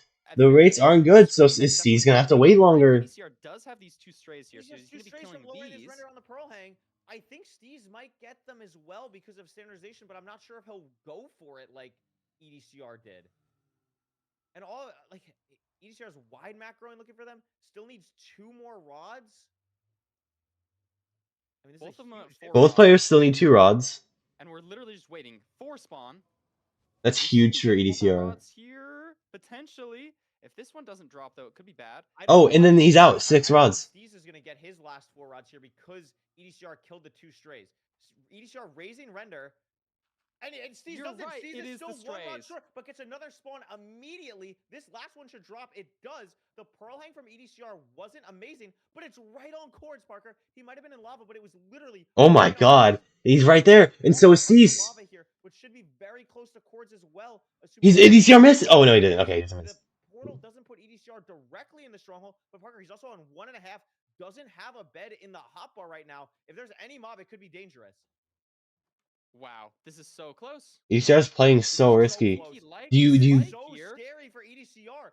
Just 1.5, like a skeleton shot, you're dead. Your playoffs run is over. I think Steez going a different direction than EDCR. If the portal room's here, which And it it is. is, this could be it for EDCR. EDCR needs to find this fast, and he's going the same direction that Steez is now, taking 1 wrong turn, has to go here. Has to hunger reset. Waiting for the silverfish to spawn. That was such a slow time death loss, yeah. reset. But he doesn't have many pearls. EDCR has to find this portal room now, otherwise Oh his my tournament God. life is gonna It's be over, there. and he finds it. He But doesn't have Steez the is hunger in. reset. But Steez has like a Oh my gosh. 7-8 second advantage. It's a lot. Oh my god. I don't know. Like, Steez would have to really fumble this 0 cycle. Yeah. Right? Steez can win. Steez can knock out EDCR. Has so much time here. It's going to be so hard for EDCR to make up any time here. I think this is Steez's game to lose. The double bed's good. It's not think you're great, right. though.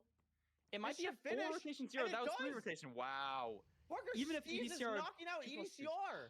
Steez wins. The Steez. Wow. That's game. EDCR fumbles the stronghold, That is game. and then Steez is able to. What a Steez is able to win. EDCR gets dropped out. Our EDCR 1 zombie seed spawn gone from playoffs. Steez with an insane performance to pull it off. I think this is the 3rd playoffs in a row, Parker. Where the Right? Once again, the seed 1 is knocked out in round 1. EDCR back to back does not get out of the round 1, even though he's seed 1. EDCR again in season 9. And then Steez. What an unbelievable Steez set. is going to fight Hacks. A Hats could very realistically make it to semifinals. Ahead on Enter Fortress for Steez. EDCR brings it all back, enters Stronghold first, but loses on the nav. 18 seconds to nav, Parker. That's crazy. That is crazy. That was such a close seed. Like, Potentially he got a zombie. you saw the difference in the Bastion routes, and ECR was just in the lead, and then all of a sudden, he messes up in the Stronghold, and then Steez is able to take the lead once again. But Steez played lights out that entire match, Curry. Yeah, His mechanics were on point. I loved his playstyle. He did so well. I think Steez played unbelievable, and I really think EDCR did as well. Like, I think, like, just from watching, I don't remember. That was really entertaining. I really like that. But I remember watching it, and you could tell the nerves were there. Obviously, in a matchup like this, especially going up against your friend, it's going to be difficult. But I think EDCR played incredibly well. This wasn't something. Yeah, both players like gave the game away. Both players played. Both, yeah. Like there wasn't any like huge mistakes, despite like some decision making things. I totally agree. But I mean, like most seeds were very close, and came down to like who, like I don't know, just the small decision making things. About this match, I mean, what a crazy set. And we're gonna get a Steez interview here. Steez, first off, congratulations. You are in your first playoffs. You made it through LCQ just barely. I think you were the 4th person in, and now you take out the 1 seed. How are you feeling, dude? I don't know. I'm speechless. I'm not gonna lie. I think I played fine, but I think EDCL played a lot better, and I think he got kind of unlucky, which is annoying. But I mean, that's how the game works. What's up, Casey? We'll just get unlucky. Yeah, I don't know what to say. No, it was it was crazy to watch both of you. We were just saying that before we dragged you in. Like you both played at such a high level. This legitimately felt like a semifinals kind of match. Like the level of gameplay was absolutely crazy, and just seeing you guys play what's going on was really impressive. Talk a little bit about, like, did you feel like you had a lot of nerves? You're reading for the first time in 5 years. Throughout this game, like what was kind of I love reading. Good doing your last 0 there. Like what was kind of going through your head in that last moment in that game 5? I surprisingly wasn't that nervous. Apparently that's good. On that seed, apparently there's a zombie spawn in the Stronghold, which EDCL picked up. Because I was behind, I just insta-sent the first thing I got. I just got lucky, which is a bit unfortunate. But yeah, I wasn't really feeling that nervous throughout the whole time. I was really nervous in the first. There was a zombie spawner in the end there. I know. Sorry, go ahead. I think EDCR got the spike of the zombie spawner instead of the spike that Steez got with the actual spawner. Talking about a little bit about search crafting, as somebody who's been like, this is your first year of speedrunning, what's like the sort of decision-making thought process behind all of your search crafting? Your pre-crafting in particular, at least to me, was looking lights out here. Like it's just so fast, and I think it really saves you some time on 1 or 2 of the seeds. Yeah, so I don't know. I first picked Danish, which isn't a great language, but compared to others, yeah. But then I really found kind of like I love the optimization of it, and so I looked into more languages, and then I found Yiddish, and I think I do make up a decent amount of time on fast seeds on people, just because I've spent a lot. I think I have 60 hours on the crafting map. I mean, it shows. It shows. And so yeah, I'm glad it goes over, and you can see it. Yeah. 60 hours on a crafting map, just purely crafting. 60 hours. Think about that. 60 hours of Steez's life dedicated to crafting, just to crafting.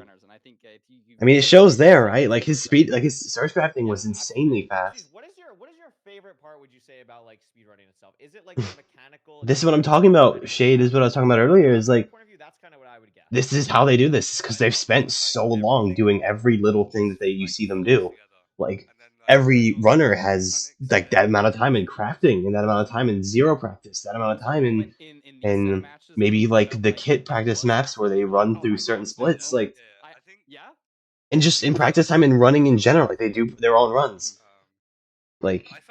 It's why they're able to do this so consistently at such a high level, is because they've done it for so long, so consistently at such a high level. It's like, it just happens. It's all good. You have the privilege and honor. You know, you just beat EDCR, the 1 seed, so you have a really Now I nice can play easy Hacked. matchup. Yes. Yeah, now you get to play Hacks. Yay! So Love the Let's enthusiasm. go. how do you feel about going straight from EDCR? Now you get to play hacking noises. How does that feel? I mean, he just won playoffs. You know, He did. it's kind of hard, to be honest. Mhm. Hot take. He's pretty good at the game.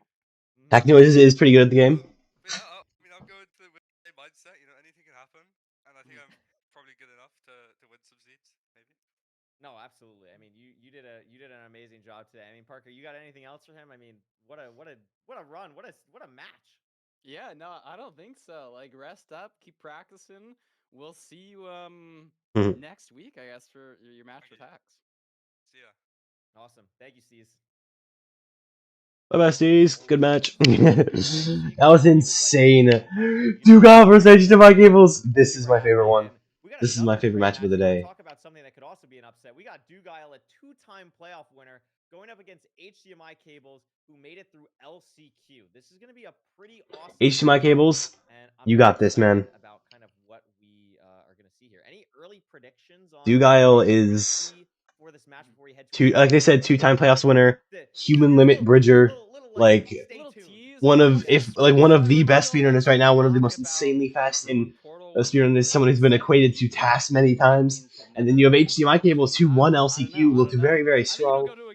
And what I like about what I liked watching HDMI Cables from before is he looked very consistent. HDMI Cables did not win a single seed of the 10 seeds in LCQ, but still won. He was just so consistent, consistently getting top 5, getting second, fourth. Like, he was just so consistent.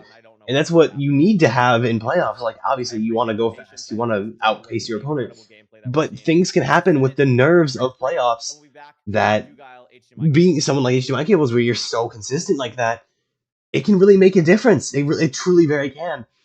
But you are still going against Dugal, so hold on, I gotta check Discord real quick. There's a lot of messages.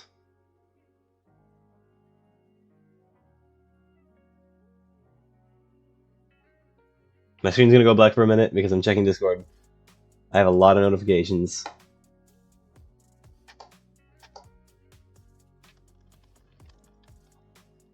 Alright. While this quick 2.5 minute countdown, I'm gonna go get some cereal because I'm starving. I'll be right back.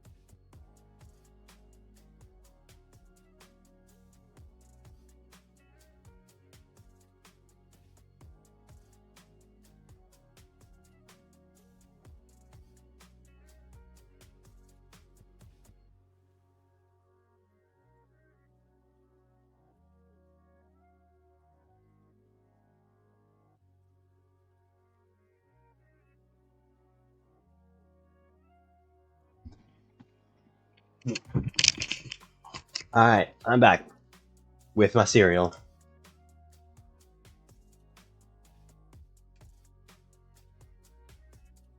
Still got a minute left.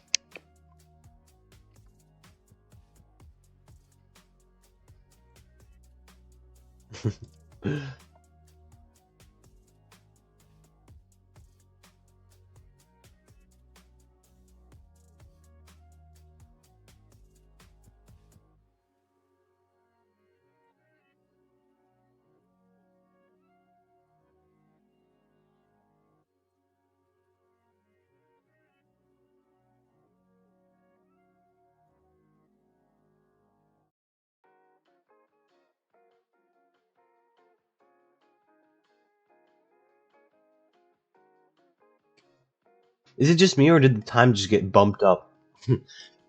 I thought there was a minute left, and now there's 2.5 minutes left. Okay.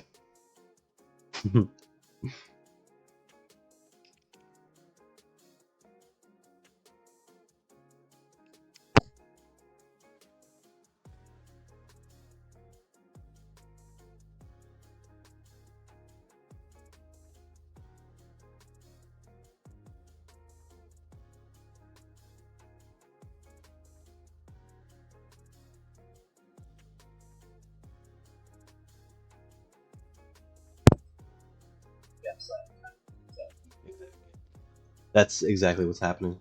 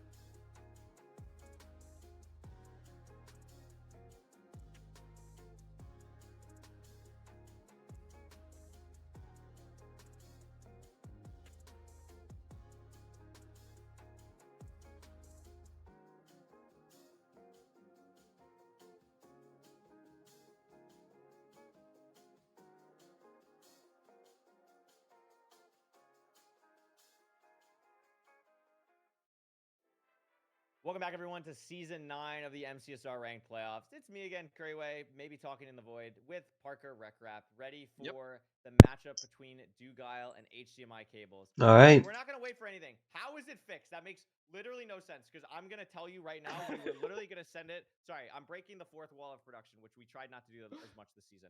But literally, we were going to go to another break to do the interview, and I was going to legit plug in a whole other mixer for myself and try and fix audio stuff. So now I'm not going to do that. So now I'm just I don't know, whatever. It's not Dugile versus HDMI cables. I'm so excited. Anyway, Thank you, OBS, for fixing.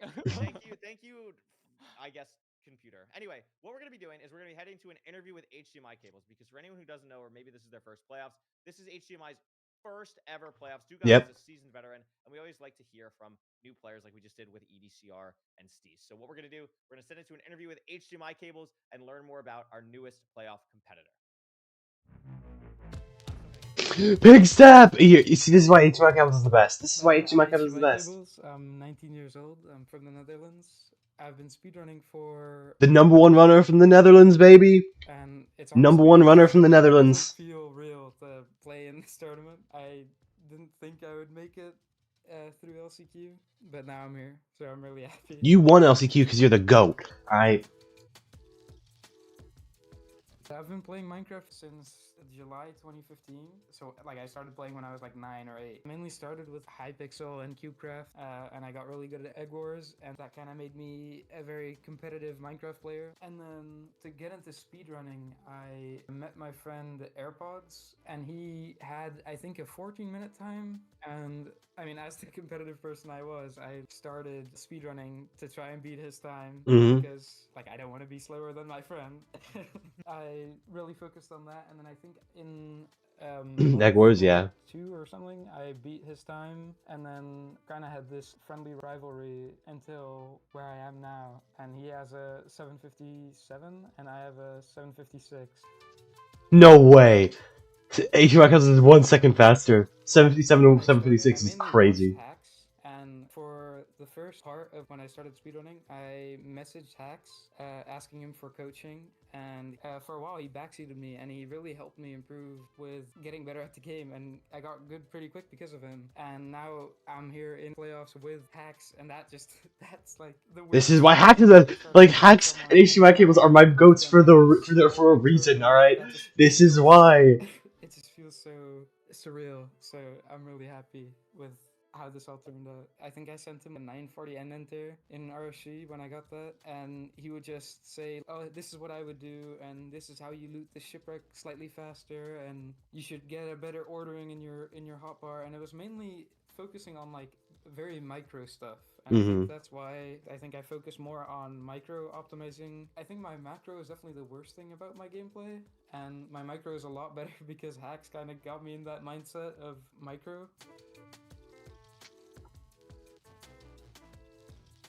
Oh, In my that's head, Dougal is like top 3 no matter what. Actually, I think it's like top 5, and then you can just switch them around in whatever order. It's like EDCR, Infume, Hacks, Dougal, Loki.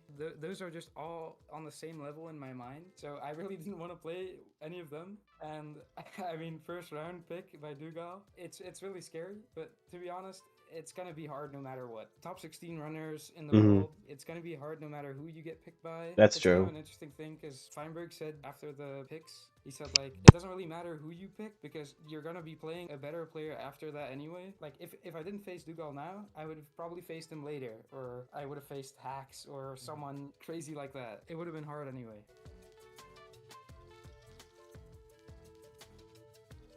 Means a lot, especially because I think I've had insanely high potential in like my skill for a while, and I feel like for the past year I've had almost no feedback on that, and then now to finally get first in LCQ and make it through playoffs and almost be first throughout the whole LCQ, like I have finally got some feedback on my skill, and that definitely means a lot to me to finally see that I'm actually like good at the game still, because I've definitely had thoughts about quitting because I'm like, I don't think I'll be able to do this because I like being good at things. It's annoying to me if I put in all this time, like I play every day and I try to focus and learn things, and then I don't play well during the season. I don't qual through LCQ. That just feels bad. I'm so happy I got through. It just means so much to me that I finally made it through, and I get some feedback on my gameplay, and hopefully this keeps going until next season as well. I understand that. Thank you so much. He's put thousands HDMI and thousands of Cables. I hours in think this it's game, really and cool, like and I think it's it's like a thousands of hours in the testament speedrunning, and to then our like community not getting much feedback, not getting that, into like, that top a level like top you would runner like want to Hacks be. is like, It, yeah, it can maybe be I'll annoying. teach you how to I do get this if it. I have a little bit of extra time right now. I mean, I don't get it I because think I'm that's not a so top level cool that our speedrunner, community but I is understand how it so can be annoying. willing to help others and not gatekeepy, and I just think that's awesome. I think it's so cool. Yeah, I just want to second that opinion. Or like we've just seen like throughout this entire playoffs, like several people mention like the friend groups that they're part of and the people that you interact with. It's just like a community at the Yeah, end I of the feel like day. that's So like shout the out good all thing the about people MCSR who is it's showed up to mostly like watch. Anybody who's it's a new, mostly like inclusive feel free to get into the community. CRR Like community, try it people out. like that Lots of with that streamers thing are with posting HMI about it cables. I'm constantly, and I messaging, think sending out a anyone message who's to played for a couple Hacks, months and watched and then these Hacks accepts amazing it and he players starts play. coaching him. And then Yeah, you have no, all it's these groups absolutely like HBG, definitely you a have massive Cap community, and or I am Car, super sorry, pumped to see but this like matchup. Before we do, shout out the two editors that have worked on the like edits you've seen so far today. Natty did the trailer in the beginning, which I know everyone loves, and then the there's last just two not editors, much I don't know if I said it, gatekeeping but in this community, and I love it. Lucky for doing the interview for, or doing And the I want to interview get for shade CCR into it. I for want to. I want EDCR and the Steez matchup, and Lucky was to. played by Beetle. All people that maybe if you're in the MCSR community as well, you might even like recognize and know their names because they're just so many people in this community make this event happen. But I'm super excited for this matchup between Dougal and HDMI Cables. Let's get into the stats. Let's see what's going on here. Dougal has one of the most impressive I almost said recipes. It could be He does have. He does have an impressive recipe. I'll give you that. You know, a pinch of playoff winning. He's definitely RSG. he's definitely one of he just definitely has an insane recipe. This Like is like his the recipes, stats on both chef's sides very kiss. impressive, but Dougal is a very hard person to beat statistically with pretty much everything we're seeing here. Yes, 100%. I mean, we're seeing some good stats from HDMI cables, though. I like that he was mentioning, you know, he was feeling almost like he wasn't getting feedback, like he had this like top speed, but he just wasn't like seeing any results. And I've been like seeing that in his stats. Like ranked average time. I think the season before this he had a similar one. And Like look at that too, 2 minutes. MCSR obstacles world Like, record. high level, That's competitive, something. just hasn't made it into these big tournaments, but now he has, and I think we're about to see some very. You're definitely getting into it. That's good. As well Maybe as you can some download exact the same mod pack now. Yeah, like, that's a crazy impressive. impressive time. That's a crazy impressive time. A sub-7 in ranked as well. These two haven't really played a lot, just time difference. I mean, Dugao was West Coast, HDMI Cables is EU, so that's not a lot to go off of there, but very impressive on both sides. And again, I think You gonna try to get tomorrow, dude? We should lock in and play MCSR together. I mean, I bought a rank yesterday for it. I went onto their Patreon, supported their Patreon.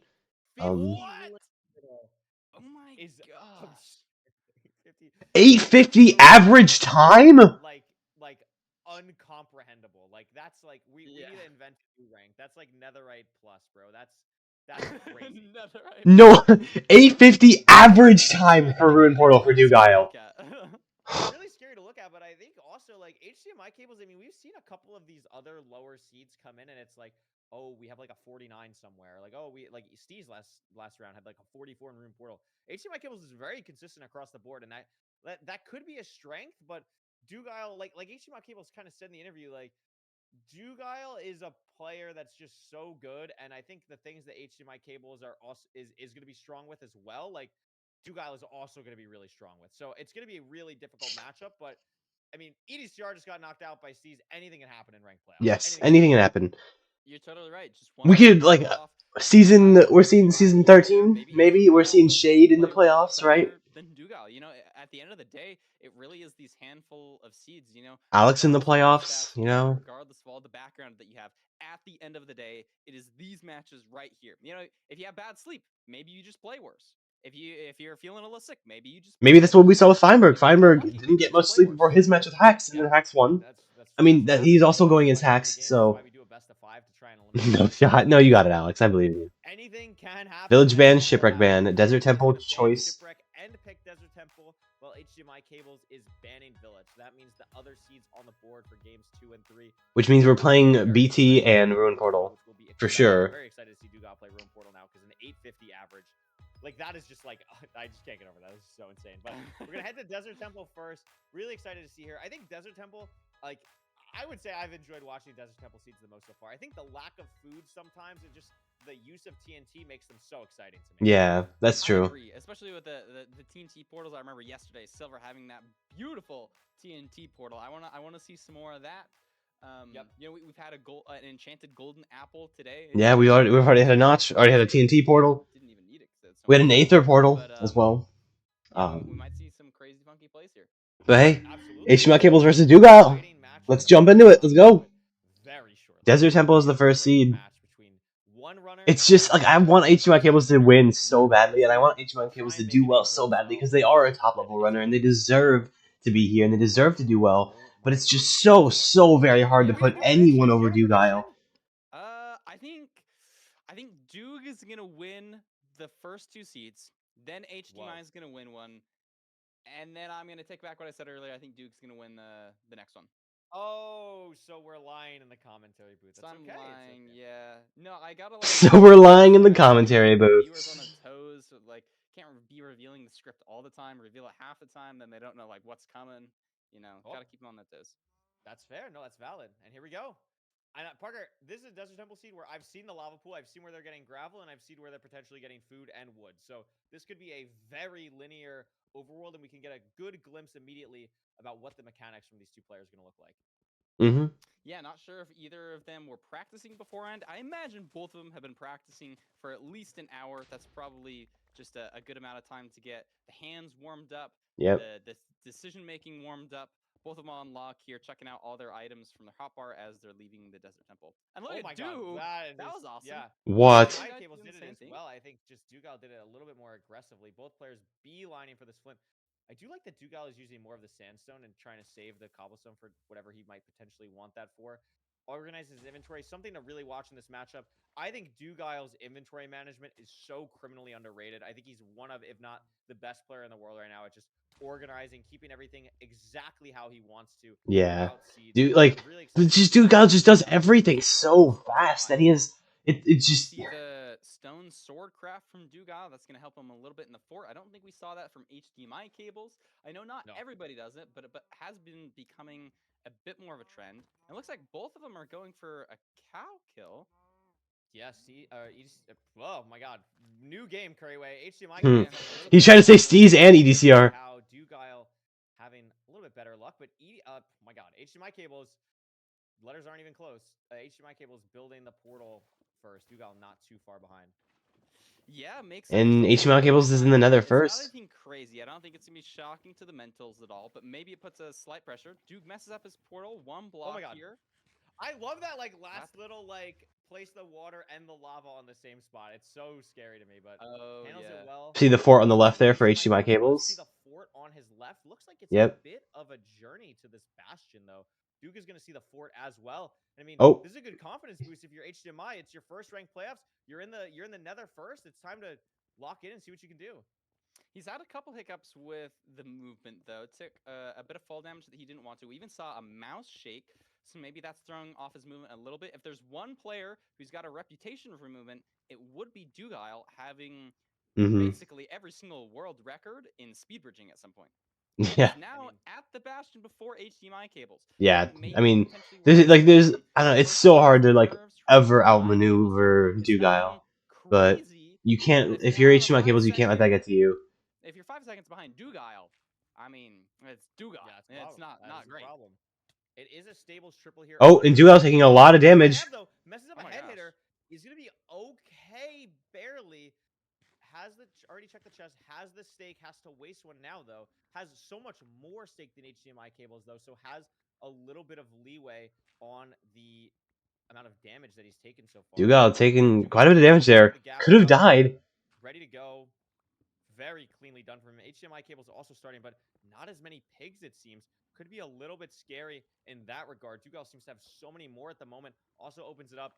Very cleanly done from Duke as HDMI cables is about 5 or so seconds behind right now. And that's the thing you're worried about with HDMI cables is oh my God, HDMI cables is dead. Wow. The piglins didn't take the gold. That was so quick. I mean, it just went from 5.5 to 2.5 to half a heart to you're dead, just like that. I mean, sometimes the piglins can just combo you. It's a very scary part there. That's like the last real bit of triple to gap as a route that can be really scary. That last little bit, and if you don't throw the gold the exact right way, or the piglins just don't look at a certain way, it can be scary. And HDMI is going to have a really difficult run back. Is like you're seeing. I mean, down to 4 hearts already, no blocks, no nothing. It's going to be a really hard run back. Yeah, taking even more. HDMI cables is dead. You do have the piglins trading where you died, but he's gonna need to get some gold back. He's gonna need to not really take any damage because he's only on 3.5 hearts now. And meanwhile, Dugal is gonna be done with his route soon. He's leaving now, Curry. Yeah, I mean, it's gonna be really interesting to see. I don't think there's anything really HDMI cables can do here. Has to basically hit this jump. This is like a crazy parkour map-esque jump that he's gonna have to do. Dugal at 19 obby, one short. I almost thought he left some in the chest. Yeah, this is not great for HDMI cables.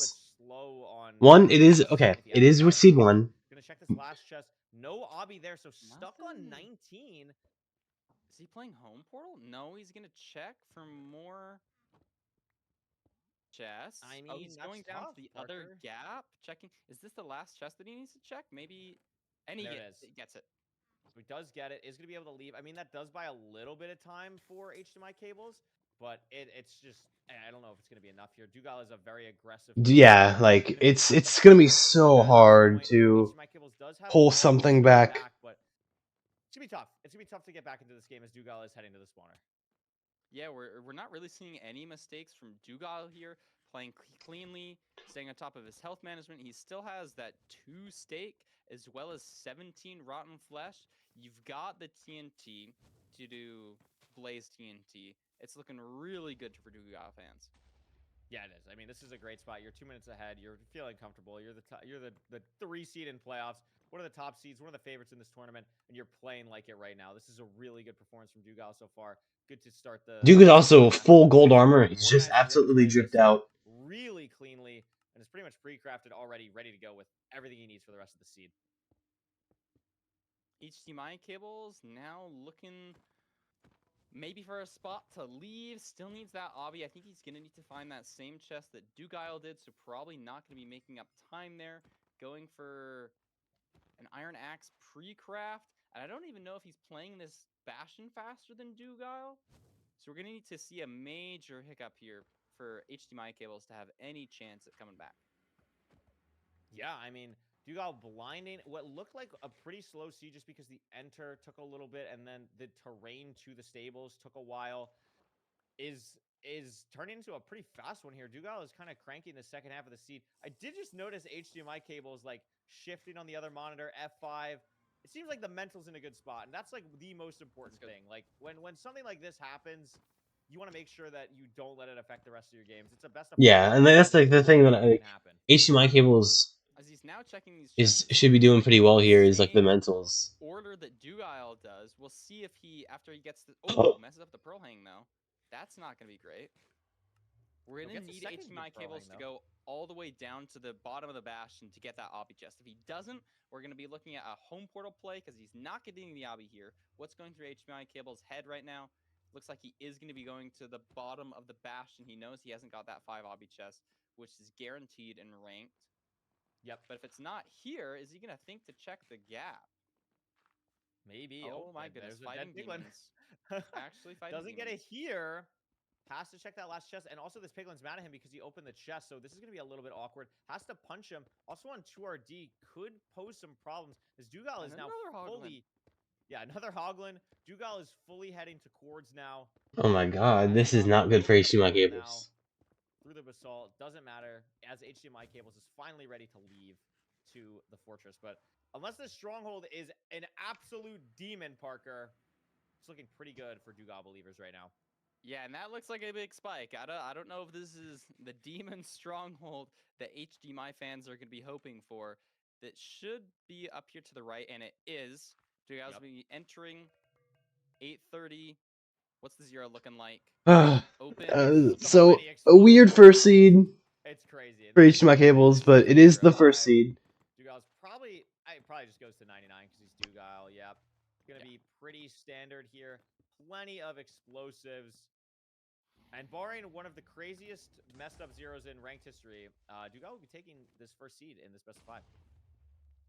Yeah, this double bed should kill the dragon. The quad arrow. Orbo. Wow. Mm-hmm. Love that's to what see happens it. when you die.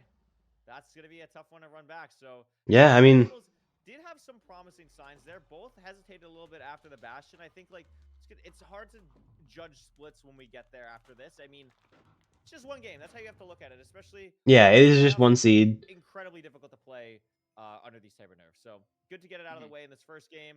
Bounce back time in the second. I agree. I mean, that portal right before the seed ended looked good. I think, you know, HDMI cables definitely has the. It's crazy first seed. HDMI cables is dead. Dugile just absolutely crazy. It's crazy because like you look at the splits and the amount of time he spent from like getting the bastion to the fortress was almost the same amount of time as it took for like the rest of the run. What are we doing? So your HDMI cables, you gotta just shake it off. Hope this next seed's gonna be good, and guess what? You get the seed pick eventually, so that'll be nice. But yeah, I mean it's first playoffs nerves. Like the top it's gonna happen. That he's been in basically what every ranked playoffs, pretty much. Like he's been here, almost every single time. Surely. I think he maybe missed like one. I think he's maybe missed like a playoffs, if that. But I mean, Dugile is always here, always a fan favorite. Always gets people typing the Walter emotes, and he looks like he's here for potentially another ranked playoff victory. BT here from HDMI cables. Treasure, okay. That makes sense. After stopping off in the desert, we'll see what kind of food situation we're dealing with here. Where the magma ravine is, shouldn't be a crazy complex overworld.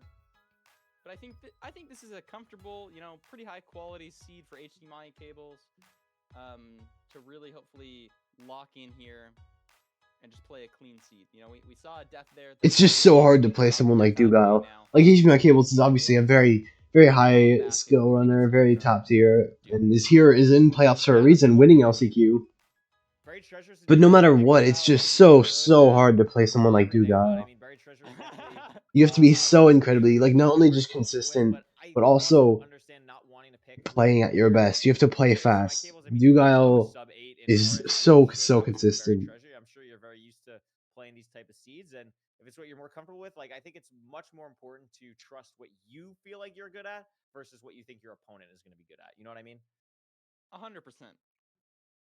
Yeah, we want to be feeling comfortable. You want to get in that It's position just, where you can it's really so just difficult. get into that flow state where you're not really thinking about the individual mechanics of things, but you can open up your mind to think about these broader decision making of like, okay, where am I going for this? What's my line? And then you can kind of just let your body do what it's done thousands of times and just really crank on all the niche Yeah. mechanics.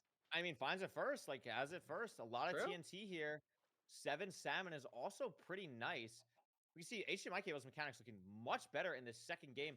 And then using the iron for the pressure plate. Placement a little bit, so places the pressure plate placement, I should say. So places the iron ingot on it to detonate it, then pick it back up. Dugile taking a little bit more time to deal with the trees, and HDMI cable should have a little bit of a lead here, leaving the island. And again, that's gotta feel good. If you are leaving these overworlds quicker than Dugile, you gotta feel good confident wise. How does Dugile have 32 oak logs?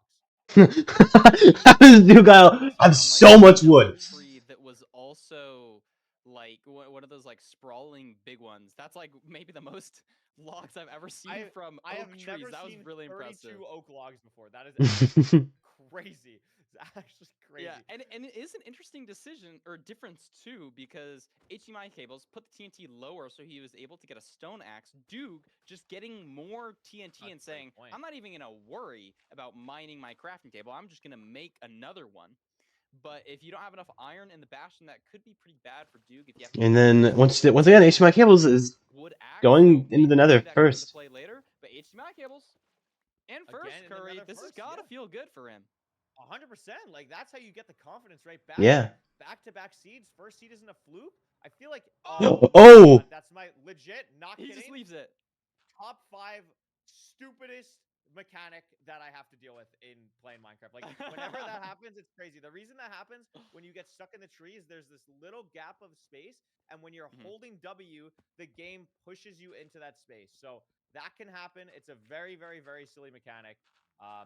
But it's gonna be HDMI cables setting up his route here. 17 planks. If he wants a boat back, that's gonna be 5. That means he's only got 4 beds worth of wood, so he's gonna have to grab wood at some point, or at least have to remember it, or be stuck with 4 beds. Yeah, keep an eye on that wood count, just sort of like we're going to be keeping an eye on all these trade counts. We're playing triple. Dugile ends up from a slightly better spot than HDMI cables, I think.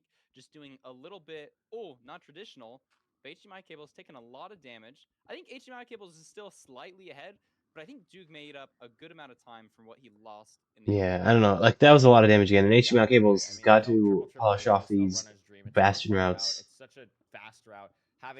It's just something where you really have to never worry about like pretty much anything. You're gonna get obby from the chest. You're gonna get a bunch of trades because you're still trading 12 gold blocks. So feeling really good about this. I don't know if I saw the fortress yet, so they might have to be pie chart. Looks like Dugile was doing just that. So interesting to see here. But HDMI cables now without the death, keeping pace with Dugile, and that's all he has to do.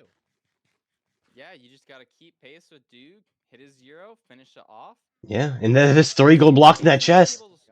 Oh, that is a lot. HDMI cables also made his boat. He had some extra logs in his inventory, so it shouldn't matter with his wood count.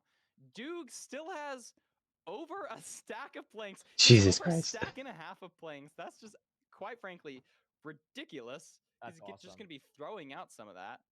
And it looks like both getting a pearl hang off. They're both confident in where the fortress is. But I think Duke is going to be checking his trades quicker and is actually going to be out sooner. Yeah, I mean, both players' inventories look kind of crazy. The pearl hang HDMI cables is quite good, though. I could see him leaving right now. He is. And it looks like HDMI cables is on the fortress first, Parker. A crazy run back after the first seed death. Jeez. He's ahead in Dugile. This is huge. Yeah, this is looking really good. Duke in the lava. Oh my gosh, that is the most insane pearl clutch. Yeah, that was Duke making it to the portal or to the fortress now. Maybe has slightly more why does he have a Oh my god, HDMI cables. Actually, 10,000 mob fortress. Wow. Dugile dealing with a lot of wither skeletons there. Has a lot of strays here. Look at all these blazes. Got a blaze or something something shot that skeleton. Otherwise, Dugal could have easily died to a stray. Arrow shot something there, but does still get the benefit of 3 strays. Is very low, has to eat, able to handle himself, but once again, Dugal's taking a lot of damage.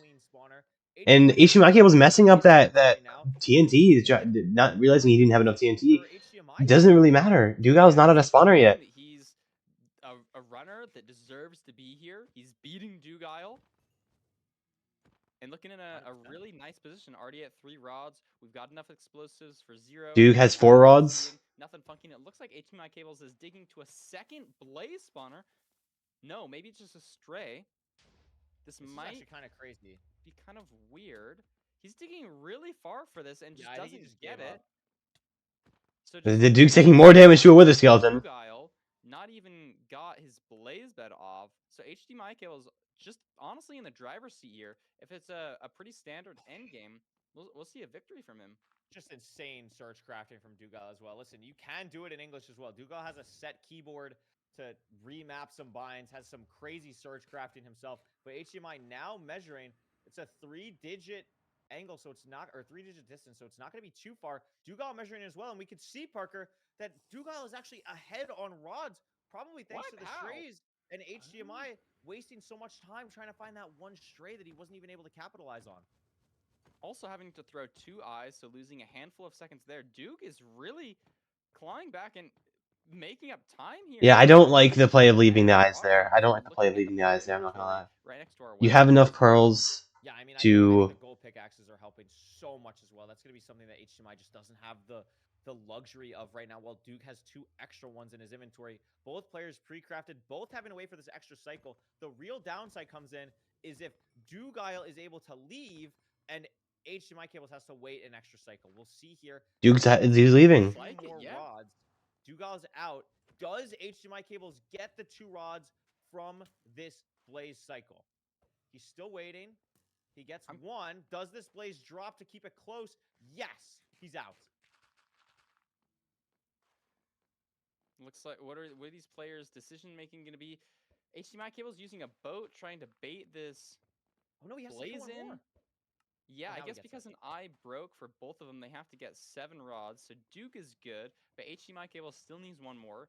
Duke speed bridging with the soul sand, getting to his cord locations, messing up a little bit. Oh, Duke. Always use that boat to get back on top of the soul sand without swimming up through the lava slightly faster. Look at this portal from Duke. What a portal build. Very clean. Dude, Dugile is insane. For Dugile, HDMI Cables purling to cords now. Dugile again ahead in the stronghold. Lost so much time. Also getting hit off by withers. Has to eat twice just to be able to pearl, really. Unless he's right on the cords, it's going to be pretty tough here for HDMI Cables. Dugile, no clean spike. Here's Silverfish though, and knows it's above him. So the time is ticking for HDMI Cables. Oh my god. It's just going to be hunger resetting and entering the end. Yeah, blocks off that portal entrance in case we get any stray mobs from messing with us. I think he has a good amount of explosives here. Oh, not good for HDMI Cables. 0 looking like. He's got the fish in the offhand, Clean too. that from HDMI Cables, though. I don't think it's enough where the 0 speed really matters, but if somehow Dugile messes up, I mean, HDMI Cables is right there. I just think it's just barely too slow to be a close. Yeah, I don't know. Here. I think you're right. HDMI Cable is definitely making up some time getting to the stronghold, and probably the stronghold nav as well. Duke hits the 2+2. As Duke hits a clean 0. Clean 2+2. HDMI didn't even have arrows. It would have been really, really tough for that situation to go his direction without arrows. And Dugile, in a much closer game, is still going to be up 2-0 on HDMI Cables. It's so sad. No, I mean, if those predictions that I made earlier were not lying, we'll see an HDMI Cables win on this next one. But GG to Duke for winning. Up 2-0. HDMI Cable is back against the wall. He needs to win this next. Reverse sweep from HDMI Cables, Charlie? I mean, Dugile is just so insane. HDMI Cables had, I felt like, played the first half of that seed incredible. It really was navigating to the cords and just not having the extra strays that really put you in a tough spot. And I don't like I don't like the play to leave the eyes. I would have done the pearl thing. You had enough pearls to, but I don't know. Really well performance. tournaments, there's a lot of positives to take away from that. It's really hard, I'm sure, mentally to be down 2-0 to someone against Dugal, but a lot of these early games keep going HDMI's way. It's keeping him at least in this matchup and has to have at least some confidence still going into game 3. I completely agree. He's definitely performing better the longer that he's in this tournament.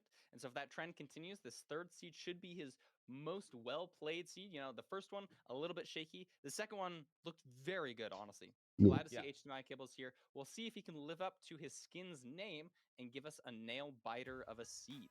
Oh, that's a good one. Did you prep that? That was a great one. That was No, awesome. I didn't. That was good. I like that. I like that. HDMI, no choice, has to pick Ruin Portal. Oh, this is not good for HDMI Cables. Dugal. Tough one, but Ruin Portal. Portal is going to be a fun seed no matter what. We've seen a lot of bucket completion so far in ranked playoffs. We'll see if that trend continues. Maybe we'll get some golden carrot craziness. I've also been getting a lot of, like, whenever I play private rooms, I've been getting a lot of bucket completion Ruin Portals.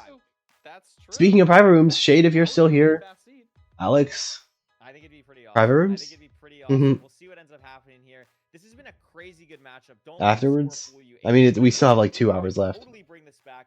I know Dugal's going to do everything in his power to make that not happen. And something else. This is insane. Touched on, Parker. Loki won seasons 2, 4, and 6.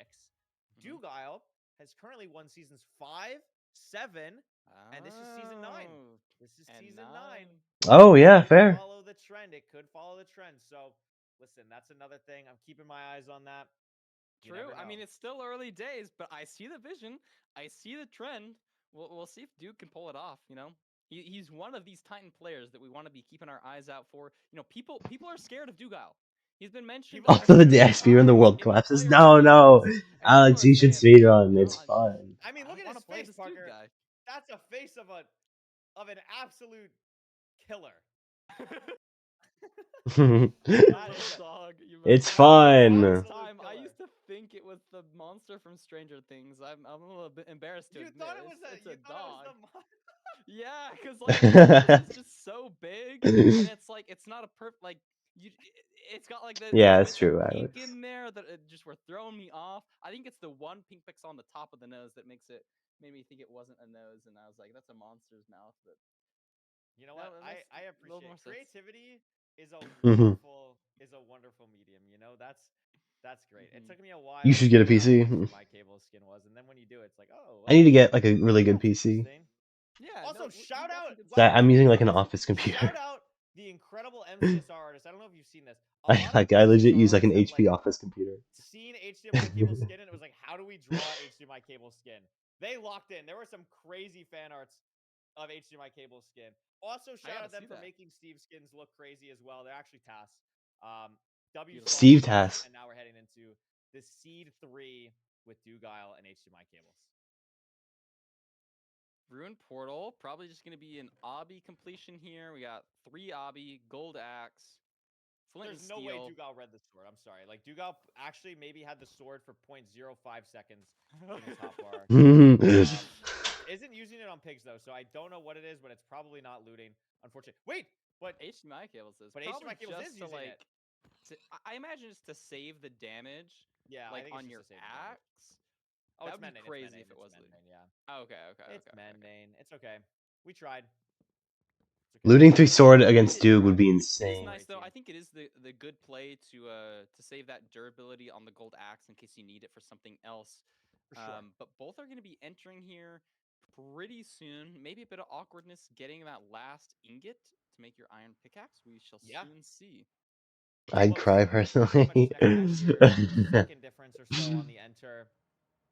Terrain not looking amazing, and we could see Fortress there. Here. It looks like Dugal spent time getting more wood, unless HDMI cables has different wood types in his inventory. But Dugal with 10 extra wood in his hotbar, that could be a huge difference in the Soul Sand Valley. Yeah, especially because we're going to be using it not only to get to the Bastion, but also the Bastion route itself. We can see that this is a bridge Bastion, so we're going to need a lot of blocks. Oh my goodness. Forcing him to go lower, getting maybe a little bit punished, doesn't get his iron ingot there, but HDMI cable's also low, so not really mattering a ton. Let's keep our eyes out for how these runners are Dugal using the bone blocks. Yes, these did beat EDCR in game 5. Parker, would you check the lodestone chest here, or would you just Yeah. force this triple because of you're like going around the back? It's really interesting, right? And so we're playing a Brib Bastion. So I don't mind going for the lodestone chest first here. It doesn't work for HDMI cables. It's probably better to go for the triple chest because it's just more iron. But even so, HDMI cable is just going faster because he can run directly to it with the armor, not taking a ton of damage. Yeah, I mean, they were both playing insane. It's just Steve's got some very some little leads constantly. From Dugile now, making his iron pick on the chalice. Yeah. Has the chalice. And EDCR just wasn't able to catch up on some of the seeds. Steve's just like a really, really insanely fast player. A little bit of his lead, but this is another seed where we're seeing HDMI cables have an advantage. The question is, can he actually hold it this time against someone so skilled? Yeah, HDMI cables has had the lead in the early game of every single seed so far, and has just haven't been able to hold that. Whether like he died on the first seed, and then second seed, just the fortress play was different in getting to the stronghold. When you can. We're going to see here, having to use so many different wood blocks to finish this bridge. A little bit awkward for HDMI, but still keeping that lead. Yeah, I was a little bit scared as he used all of his oak, but thankfully he has more acacia in his inventory, so he should be good on wood here. Doog using some of the harder non-flammable blocks to build the important part of his bridge, so not going to have to worry about potentially it burning, but I think HDMI cables didn't burn as well, so he should be fine here. He's got his pigs in the hole. There we go. HDMI cables. What I'm noticing is I don't see like a crazy amount of pigs for HDMI. To be fair, I don't see a crazy amount of pigs for Dugile really either. Yeah. So I don't think either runner is going to be super thrilled with the amount of piglins they have. That could cause some nerves, cause some tension. I think Dugile has significantly less, actually. That's maybe only 6 or so for him. Yeah. HDMI has at least like 10 maybe, so that could be a pretty. Dugile just doesn't have as many pigs, and HDMI cables just keeps getting these late pigs. That's the thing.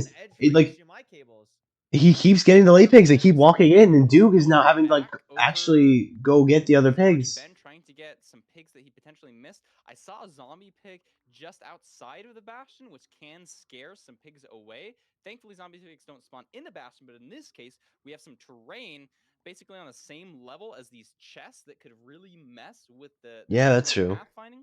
So we'll see how much it matters as Duke is now looking for the fortress, gets a scan, trying to think where he's going to set this pearl hang, and decides to go for some high terrain.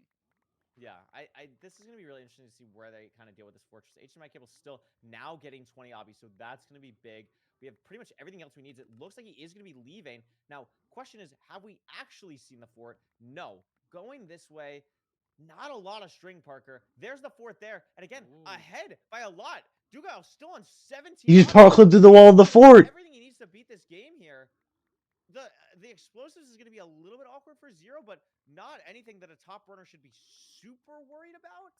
I think it's 3. Yeah. I think it's 3-bed 4 anchor before blaze bedding. Maybe even 4-bed 4 anchor before blaze bedding. So totally fine. Just a little bit awkward. Dugile finally getting the 20 piece of obby. Oh my goodness. Yeah, Steez is a really, really good runner. Mechanically, like he is a faster time than EDCR does. Like at their peak times, Steez has a faster time than EDCR does. Like their MCSR peak. But like Steez is just like he was playing insanely well. His crafting was so tasked, and then EDCR wasn't playing super confidently. Steez can't like at his peak is faster than EDCR. Like at their peak, Steez is faster than EDCR. But like the thing that was going to come down to like the thing is like if EDCR won, it would likely be to like decision making. Looking really good right now, Curry. I mean, Parker, this is the exact situation that we were talking about, right? Like every seed, he's made up a little bit more ground for a little bit longer. Like he is, I would say, 30 seconds or so ahead of Dugile, and he's keeping it longer into the match. Yeah, really has to do and like HDMI cables just needs to be able to hold out this lead. Has room for error here, and this is exactly the type of seed that you want to have when your back is against the wall, because it's not just like, oh, I'm barely winning. Like you are significantly ahead. You deserve to be here. This is what HDMI cable needs to yes. back in the game. Because HDMI cables needs to get that confidence. Like every single round, every single seed, he's been ahead of Dugile into the Nether. He's been ahead of Dugile to the Bastion. Well, except for the first seed, but like gameplay looks pretty good. I saw maybe a typo on the search craft, but those are all small mistakes as he's leaving.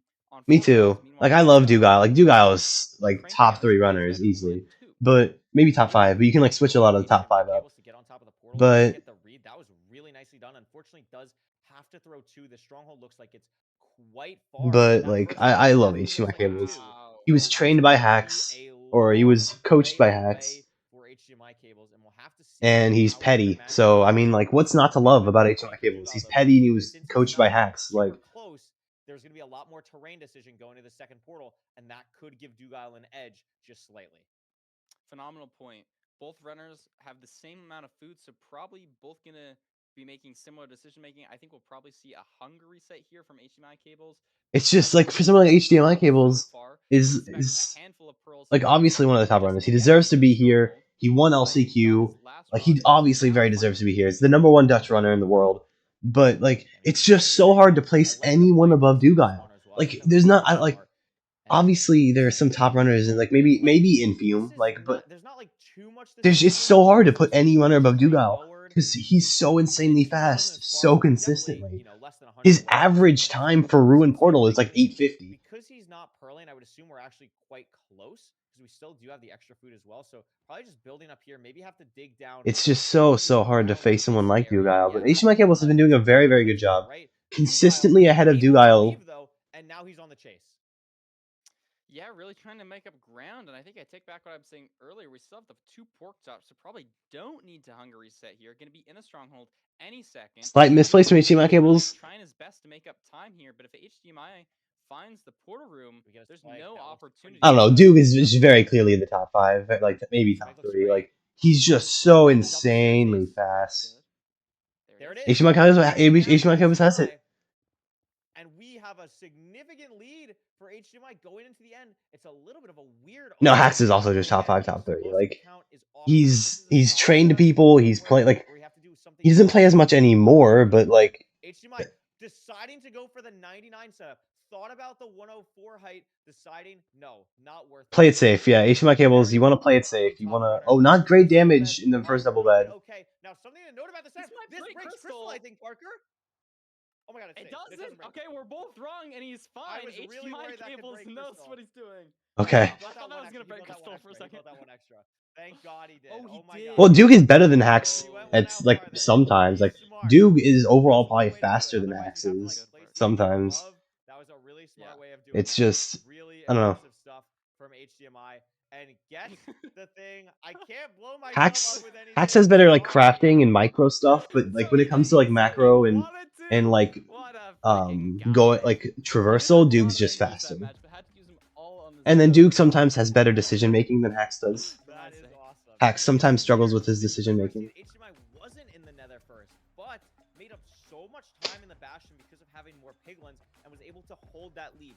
Even entering the fort 44 seconds faster, still entered the end 49 seconds faster, so still made up 5 seconds after entering the fort. I've watched Duke for hours, Hacks for hours. I've tried to do my fair share of studying. He can keep that momentum into the next seed. Can he take another one? I can't remember what I said earlier. You leaked the script. No, you leaked the script. You said Dugal wins the first 2, and then HDMI wins the 3rd, and then you said Dugal wins the 4th. Oh, I so did say Duke wins the 4th. Are you sticking with it? I can't let the viewers know like when I'm lying and when I'm not. No, that's you actually fair. That's actually true. That's actually true. Alex, what's the script looking like so far? So. What? I mean, we'll see here. This is a pretty interesting split situation. Like, again, this is a really fast room portal entry. Like, he did. Parker leaked it. Oh, dude. Are, like, absolutely thinking to see could be really fast. Any we need to get. People talk about like media training hacks. We need to media train Parker for not leaking the script. Thankfully, like this is insane. Was able to keep the lead and gets to stay in the tournament for at least 1 more seed. Yeah, that's true. His back is still against the wall. He has to win this next seed if he wants to win. We'll see if I was lying with the script. Well, he has to win seeds to win, Parker. I mean, Dugal looked great on that seed too. It's really just yes, of course he has to win the seed to win. You don't get to win without winning a seed. Yeah, not really sure what. And Duke picks Desert Temple again. That was like the biggest difference maker there. I'm hoping for this next seed, I want to see them both enter the end at the same time. I want to see this come down to a 0 difference. I want to see somebody hit a 2+2, maybe somebody send an amazing clutch play. We got a Desert Temple seed. That'd be great. I'm excited to see Desert Temple. I really like this. Dugal picking it. It makes sense. He picked it on the first seed. It's a seed type that he's very comfortable with. I think this is something that I'm noticing, like, the real, like, top... I just still can't believe that Dugal's average time on Ruin Portal is sub 9. Dugal's average time on Ruin Portal is sub 9. That's absurd. Food and the TNT, but it's really interesting to see these consistent top leaderboard players pick the Like, Temple seed. We saw that with EDCR. like that's was that the shortest average time we've seen so far, Alex, in playoffs? You know, Was Dugal's sub 9 Ruin Portal? You know, doing wood lights more. Now we're starting to see even the micro get looked into with those TNT portals. I don't actually know. Think of, like, especially, yeah, it would be a cool story, like HDMI cables reverse sweep on Dug. It was because he was so innovative with the Desert Temple. So really interesting to see so much of this season. A little bit of a weird Desert Temple explosion here. Yeah, a little bit of a larger crater here because of that dirt at the bottom. HDMI cables looking for gravel, doesn't find it. So Dug is going to be exiting the temple first. That'd be really cool. That would be a couple microseconds, but the big decisions are always going to be where's our lava pool, where's our water. Yeah, and I think Dug sees gravel. I don't know if he saw the lava pool. I haven't seen it on Dug's screen. Absolutely. And inventory management so crucial. I was noticing on HDMI screen, even like build hopping over like a cactus on the ground that he didn't want to pick up, like anything you just don't want to deal with can just be so annoying on Desert Temple. We could see also how clean Dugal's inventory is. It's always Dugal has one of the best inventory management. They've already said it before. I'll repeat it again. Dugal just has one of the cleanest inventory managements I've ever seen. He's so fast with it. Spot a little bit better, maybe a little bit more direct, because I did see a lava pool on his screen. But Dug, I guess, has a lava pool right here, so he's actually going to be entering before HDMI cables. Yep. Something I just noticed Dugal do when he was doing his portal. I wonder if it was on purpose, but sometimes when you build a portal, like you can get cobblestone on your second block. I noticed when he took the water out and replaced it. I would imagine deliberately just so you never get cobbled. It's really interesting. A really tiny micro thing for him. And he's in the nether. He's cranking to this bastion. HDMI cables not too far behind. HDMI cables in a little bit behind. Yeah, looking like they're going to be taking pretty similar terrain here. Dug was rescanning. We should be seeing the bastion right around this corner, and I think we do. HDMI cables on half health. Far, but we have a lot of blocks, so we should be able to get there fine. There's also beautiful terrain there. It's just going to be a question of HDMI cables. Really nice traversal there. It looks like housing. And so maybe you're going to use these trees to go to the top of housing. Maybe you skip all of that and try to get your picks trading a little bit sooner. Bitrate on HDMI cable stream struggling a bit. Dug is going to the top with these trees. It looks like Dugal's going to top. I've seen a lot of people, Mungie most notably of playoff people, really try and force manhunt more often, even in like wet bottom housings where there's like lava and stuff. But Dugal heading to the top. Looks like HDMI cables is going to head to the top as well. No real variance here. Dugal should be keeping his lead of about 10 seconds. Yeah, ever so slightly. It can be, yeah. I don't know. I had a Desert Temple seed one time. That was legit, like, it was like I think I got like 33 rotten flesh. It was crazy. Check that chest just for safety. Make sure you're not missing anything. And he is going to check the same chest that Dugal did. Dug still maintaining that lead. Now just playing a standard housing route. Yep. Now we're just going top-down housing. Dugal ahead again by about 10 seconds. Now these runners do know where the fort is, so this housing could go pretty quickly. Notoriously the fastest bastion besides some stable, triples, variations, or anything like that. Yeah, I mean, housing is a bastion that's very, very difficult to make up time on because it's a very, very fast bastion. It's very hard to get more pigs in your opponent. They talked about this yesterday. HDMI cables gets hit. A lot of damage. That's really the thing I'm watching out for here. Yeah. He seems to consistently be keeping his health slightly higher than HDMI throughout all of this. And it might matter as we'll probably have to throw a good handful of pearls to get to that fortress. Some of the other seeds we've seen the fortress one pearl throw away. This is probably I mean, Steez had a fortress that was less than a pearl throw away. He just jumped to it. But like getting to the fortress, that's probably the right play. But I do like Dug's position much better, just being on a slightly higher health. Yeah. HDMI was taking some time, and this is like I talked to HDMI before about this. Like he talked to me about his inventory management, especially in between his his fortress and his bastion splits. Like we talked about this before. So Dugal really Is his inventory management? Say maybe 30 seconds at this point. A really clean housing, and I really like where he's throwing these pearls, deliberately trying to get to the part of the fortress that he wants with the spawner. I totally agree. Those pearl placements were really good. What a pearl from Duke! Oh my god. Nether islands in the air to pearl onto. You don't want to get stuck in any lava. He was also throwing pretty conservatively, making sure he's landing exactly where he needs to.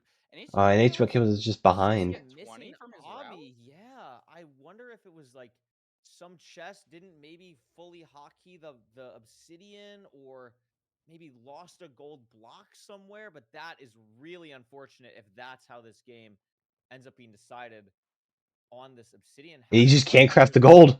Low render, having to deal with the pigs, not being able to craft the gold. Gets it now, but I mean, while all this is happening, Dugal's at the spawner. Yeah, like Dukes is just at the spawner getting blaze rods. He has 3 rods. Yeah, this is looking not so great for HDMI cables, and Duke fell off. The obby here, he does. So it's not a detrimental situation, but again, look at that health position that HDMI cables is at. He can only throw 1 pearl here. He can eat the gap, but he's in a much worse position than Dugal. Can probably throw another 2 pearls here, but it's just going to be at the spawner way slower. Yeah. He has 6 rods. Oh my gosh, look at that crafting. 6 rods. Had to save himself from falling at the bottom, but able to just pearl back up, be totally fine. I mean, he's very skilled in that capacity. Blinding sub 6 with all of his rods, while HDMI Cables is just getting to the fort now. Yeah, and Duke's just being able to go to chords about now. Dugal is fully in the he did leak it. I mean, if Duke messes up Stronghold, maybe. Stronghold is probably gonna be pretty simple. Yeah, even more punishing for HDMI cables. I mean, he gets these strays here, but the food situation's still coming back to bite him. You having to throw so many pearls here. The spawners are so far away from that bastion. Yeah. And Duke is just fully lined up. It looks like 1,300 blocks. Yeah, I really like this hunger reset play from Duke as well. You know you're ahead. You can just take the time to hunger reset in the overworld. It allows for more pearling now, and you're just fully ready to go. I think that's really smart. HDMI Cable's still struggling to potentially find the spawner, I guess. Parker's gone. Have nearly as much Parker's gone. Uh-oh. It's all the way down this way, we know. And there what happened? Getting to the no, we lost one of our to the chords very quickly. Duke. Oh my god. Duke, come on. Not a lot of people in playoffs that can do what Dugal just did, and not a lot of people in Minecraft in general who can do what he just did. Holy smokes. So he's in the spawner as I'm We can still hear Wreck Rap, but we just can't see him. Oh, there we go. But we are back. W save. Duke. Has he found a good spike that he likes? HDMI Cable was almost horribly misplaced. Right? No, it's a double library spike. HDMI blinds on 6. And so if this spike for Dugal doesn't find quickly, I mean, HDMI Cables is on the hunt now. Yeah, no, dude, that's what Dugal, like, that's why Dugal is one of the best. Just everything he does is so fast. No, it's dead. No, it's not. Dugal's spike is fully misleading him, and the longer he's in, everything he does is fast. It's gonna like, start to get awkward. He needs to find this soon, and does. Okay. Dugal now has the chance to close out this match as HDMI is just running to chords. I mean, Dugal is like one of the best bridges of all time. I mean, and one of the best builders. Hero, it's buried here, but it is front, so probably just going to be pushing a 95 here. And if this goes how people think it is, I think Parker did leak the script. Only going to 95. That would be the only thing if the Dragon flies here, but rank 95 fly is incredibly rare. Dragon is going to stay. The double bed was great. A little bit awkward here, but again, Dugal just has the time here and is going to close out this match with another double bed. And that'll be a 3-1 victory. 3-1 victory for Duke. Over HDMI Cables.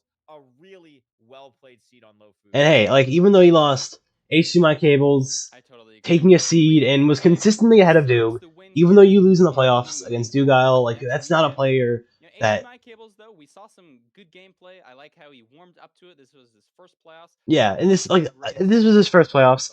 Like, you're going against Dugal in your first playoffs. The nerves are there. You're playing one of the best players in the tournament. Duke is a 2-time playoffs winner. Like, it's just so very difficult. And then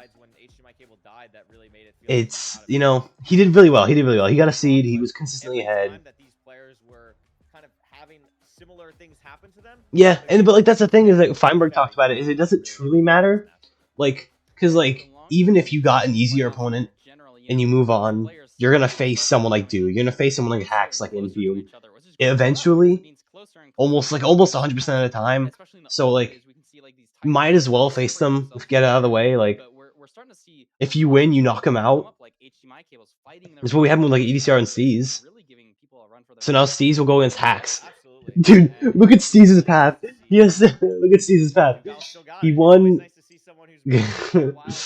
I mean, He I won see against him in EDCR, every single the number round, one I'm seed saying in one that, of which just is one of the an like one of the incredible best runners right accomplishment, now. and is And battling then for you have the Hacks next immediately seed after in the that. quarterfinals. And guess what? We get to talk to him. We get to say hi, Dugal. Oh my All right, goodness. Dugal interview. Hey, congrats on the win. Dug, congrats on the win. 3-1 over HDMI cables. How are you feeling? How do you feel like you played today?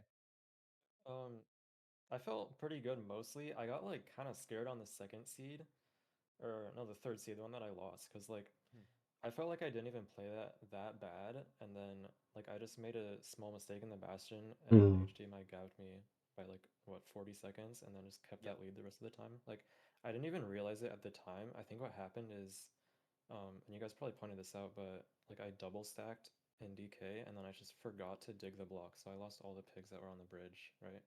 That's what happened. Yeah, we couldn't that figure makes out sense. why exactly you lost the pigs on the bridge, but that would make sense. Yeah, If dude, the because like on that third seed, like he's talking about, dude just he had like he had maybe like 10 pigs, and you had maybe like less pigs than HDMI cables by a lot. Talk a little bit about, you are the only person who's played in every ranked playoffs. Obviously you've won 2 seasons. Yeah, he's been in. Duke's been in every single ranked playoffs ever, and has won. Season that makes you maybe stand out a little bit more. What 5-7? He won 5 and 7. Playoffs at this point. Infume's next, yeah. Infume versus Beef Salad. It's gonna be a really good match. Silver Mist season 5. Silver Mist one. Oh my goodness. It's kind of pretty crazy. Dugal was the only player who's played in every single playoffs. Crazy to me. I mean, I don't know. I'm like getting to the age where I'm like kind of like. Oh my god. Oh my I'm, god. I'm beginning to How old is that? expire, baby. We have so much life. I'm 22. Oh yeah, man. Yeah, you got nothing else ahead of you. Dugal at 22 is Unk, sure. 22 is Unk for Dugal. I mean, Hax is 18, so I don't know. Like maybe the oldest playoff winner. So like, I don't know. Feinberg's 23. What does that make Feinberg? Feinberg's 23. Right, Alex is Unk. Dude, I gotta get all of you in MCSR. We gotta have our own playoffs. That's awesome to hear. I mean, obviously there's a lot of Finds a fossil, ancient. Finds ancient. EDCR Steez match was crazy to watch. I didn't go to work for that, but that was crazy. And seeing like the new Feinberg. for so long is He's like Unk plus. Like if he was a Pokemon and you like Unk Mega evolved, that would be Feinberg. Record, what do you got? What was like your favorite moment from the match? Were there any like moments that stood out to you that you were like, oh my gosh, that was so clean? I know whenever I get like a clean Nether portal, I'm like, oh my gosh, this is so good. I know you have a lot of those, but was there any moment that stood out to you as particularly proud? Oh, there goes Parker again. I kind of feel that like on the second portal on the last seed, like I kind of cranked that. I was like, oh yeah. Yeah. And like We were watching that speed bridge, getting that. I was like, oh my god, like it was a very clean transition. Have to be near summer break, so I'd have a chance to get it better. So that was really good. Just study. You don't even have to like practice for now. Like just study. Like a lot of the things that you don't have right now is just getting knowledge diff. Just like a this season thing, but I like noticed it. Like when you were building your portal on that. I mean, obviously there's practicing to it, but that's like that. I mean, it probably would be near summer break anyway for like people to like just in general. But placing the water originally in the portal, because you do like a lot of micro things that I noticed that were very like it really does seem like you are pushing yourself this season. Yeah, that is something I just started doing recently, and like, I don't know, there have been a lot of like micro tech. Yeah, and like that's the thing is like the studying part, like what you need to work on a lot is not even something that you have to like really do, right? Like Curryway's Metafy guide is what I learned a lot from. I mean, it really shows that I'm not a top tier runner, but like it's just reading, you know, and it's like reading and understanding and being able to apply it to your gameplay. He's like definitely a scary opponent. Like anything could happen against him, I feel like. That's for sure. So who's Well, best Dugal of luck going to you. against? Congrats Dube's again going against on making it to Blazemind. Yeah, the Blazemind is a semifinals. very Good luck, mechanically or strong semifinals, player. excuse me, quarterfinals. Good luck to I mean, both there's a of you. reason Blazemind beat Mungi. I And I'm mean, sure we'll see a lot Mungi more probably has the better decision making, but it just didn't matter. Ranked Blazemind was faster. today, Blazemind so. just All didn't right. make those mistakes that Well, Mungi was Parker, trying to take that advantage was of. 2 great games today.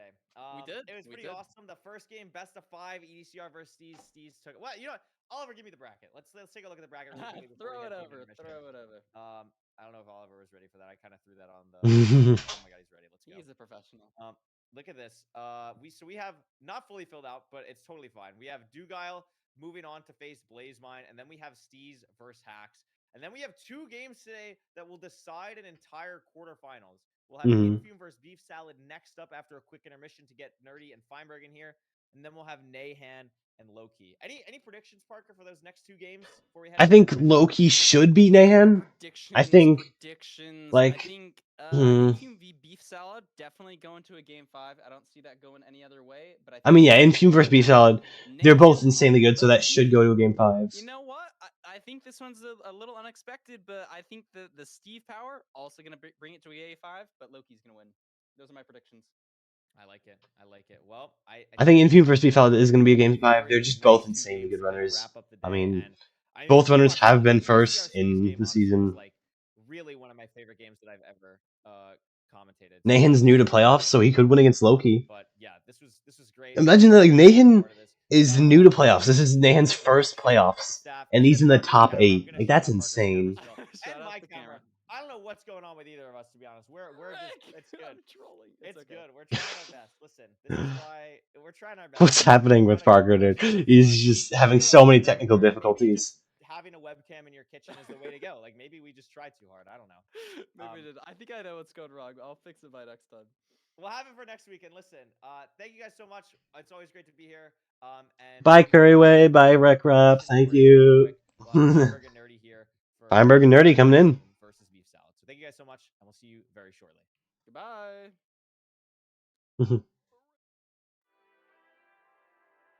5-minute intermission between Infume and Beef Salad so they can get Nerdy and Feinberg in. I'm gonna go get more cereal. I'm still very hungry.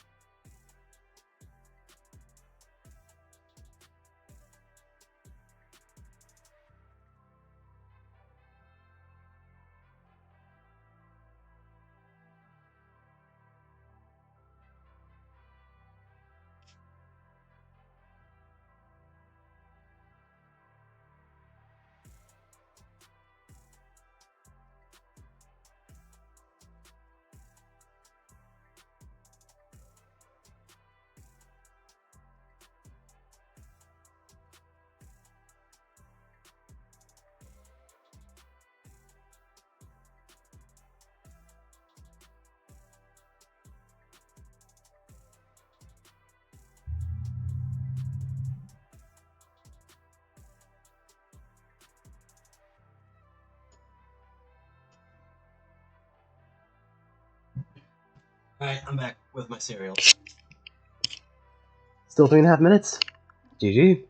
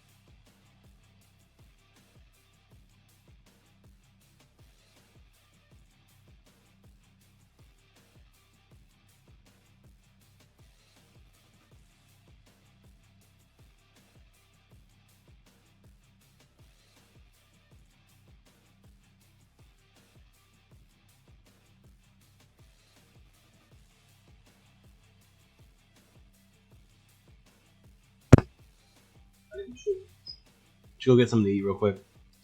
We got time. Then they might even do like the gaslighting timer again. Where like it gets on like 20 seconds, 10 seconds, and then they just bump it back up to a minute or something. You got time.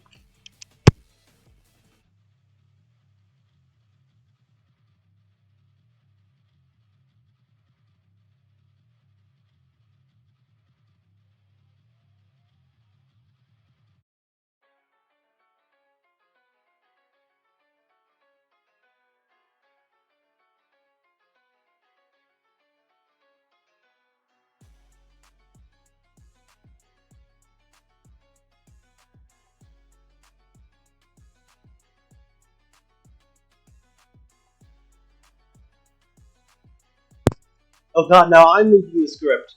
No! No, I'm leaking the script. I didn't even mean to do that. No.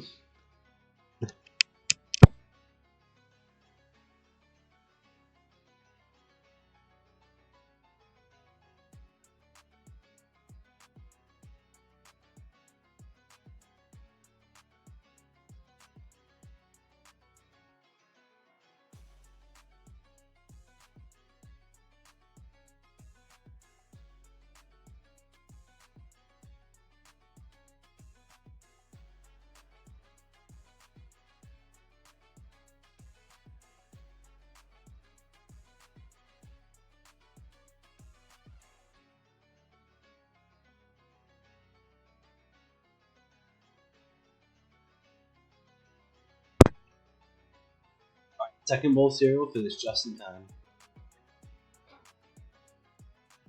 So they added that extra minute. Feinberg, nerdy, hello. I'm welcome here with Nerdy as well to the second half of our Sunday bracket. 2 matches left in the round of 16. Nerdy, we have Infume versus Beef Salad coming up, and then Yo, I'm Feinberg, yes. Battle of the Steve Skins to round out the day. How are you feeling? You excited for these matches? I mean, the first 2 games today were absolute cinema. Hopefully that can continue. Yo, I'm Feinberg. Yeah, I mean, we've got, first of all, we got Infume. You know, second place last season, has been doing a lot of damage in the Minecraft speedrunning scene. Mm-hmm. Obviously, our current ranked world record holder, so that's very exciting going against Beef Salad, who has won Simply's tournament, right? So definitely No. an experienced player as well. This is going to be a great match. And then after that, I mean, like you said, I thought Battle of the Steve Skins, we got a brand new Steve. I wanted to have a co-host, against our but there was like no most one decorated that I could Glamorous ask. player, also in a Steve skin. So it's gonna be. I don't think you were awake at the time. I just want to point out, it's funny you say Infume has the ranked world record, which is true. It has a 547. It's the only sub 6 in ranked. Some people have sub 6 in private rooms, but in the ranked ladder 1v1, Infume has the only sub 6. Nerdy, take a guess. Out of the top 7 times, all times of ranked players, how many of them are Infume and Beef Salad? It's not the funny number. Okay. Out of the top 7? Out of the top 7 times, how many are Infume and Beef Salad? Just those 2 players. Out of everybody else in the Netherite Bourgeoisie, everybody else. I mean, we could do it right now. Diamond, Demon. I'm gonna say I don't know. I feel like this is a. If there's anyone here that wants to co-host. 4, I guess. I don't know. I have no idea. 5 out of 7 times. Infume has number 1 and number 4, and Beef Salad has number 3, 6, and 7. In the top 7 times. Wait, is that true? Out of the top 7 times in ranked, Infume and Beef Salad have 5 of them? That's insane. That's crazy. Top 7 fastest ranked times ever are these 2 players. So I know we can talk about, and let's throw it over the player cards and see. Oh, production's yelling at me. We have a content segment. I'm getting so excited about the numbers. This is good. I'm getting excited to see the game. Yeah, content segment. Let's get someone in call. Someone in call. Welcome here. We have content segment between these 2 runners. These runners are not new to playoffs. Infume obviously got second last season. Beef Salad's been on. Hold on, it's gonna go dark for a second because I'm. So we don't have new player interviews because these have been around. We have a rendition of a segment we've seen before, Zero Cycle Horse. So these runners are going to be doing some 0 cycles against each other. We should get someone in call. Stuff. Maybe some blindness, maybe some jump boost. I don't know what they're going to come up with. Trident, Riptide, we'll see. This is going to be my first time, but we'll see who's better at these wacky zeros that we definitely won't be seeing in the bracket in these matches today. So let's start over. Wacky zeros. Stats and the gameplay. Okay, let's just start like simple but hard. And let's do like back 103, top set top.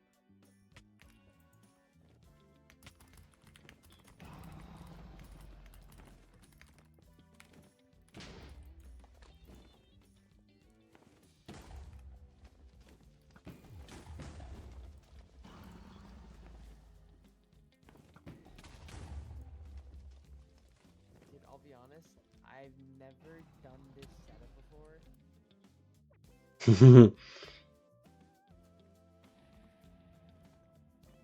I think I went the wrong way. Oh no. Oh. I don't know why I did that. That was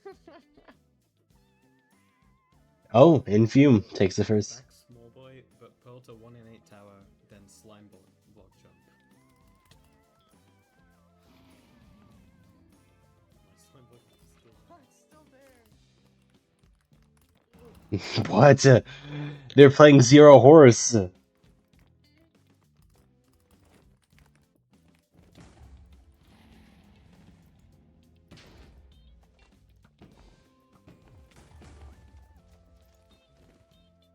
New meta? Slime block meta? Yeah, I mean, you just hit it.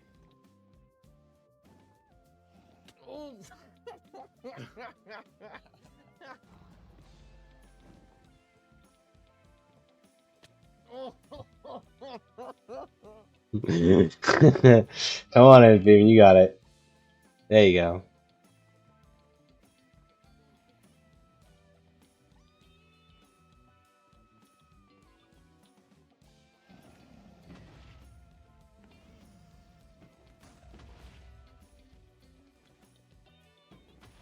Oh my gosh, that was so fun.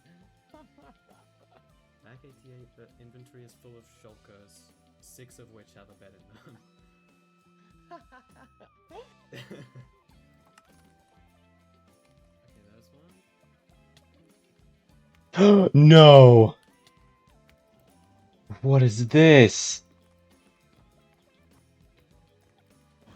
Your full inventory is shulkers, and only 6 of them have a bed. That's crazy.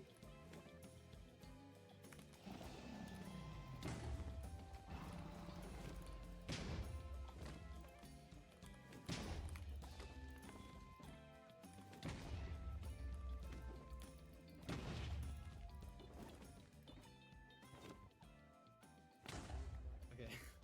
That was nice though. That was nice. What is that?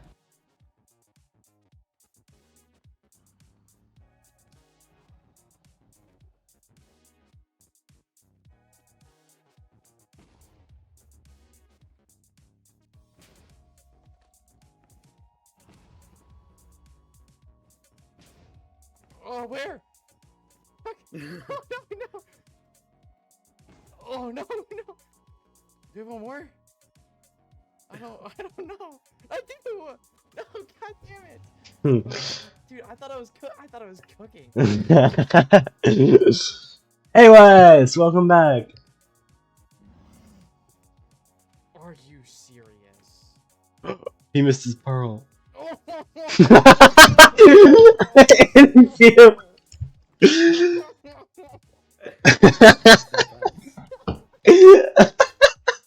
what I was doing.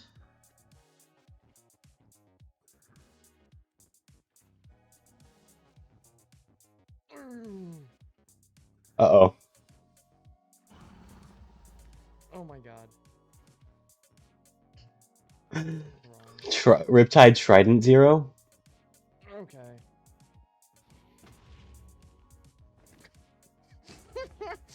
That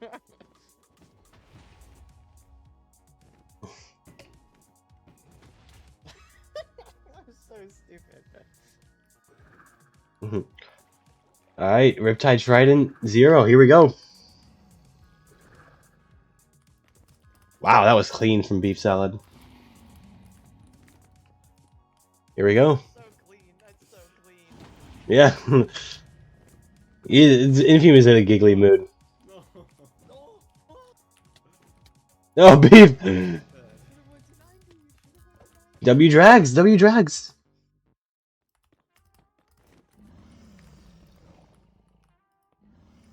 No, stop. tier. Oh my god.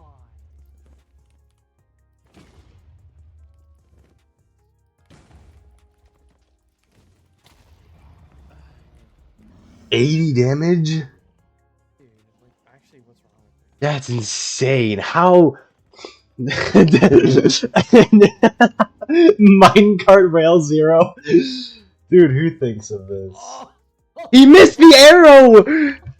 No, Infume, you're not real. I'm not cut out for this horse stuff. And let Infume do normal zeros. Let Infume... Aquarium?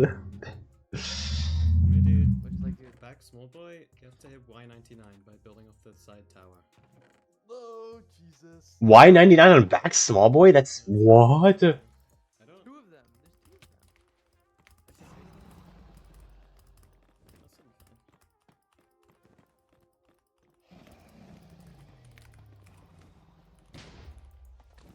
We're just inventing new zeros.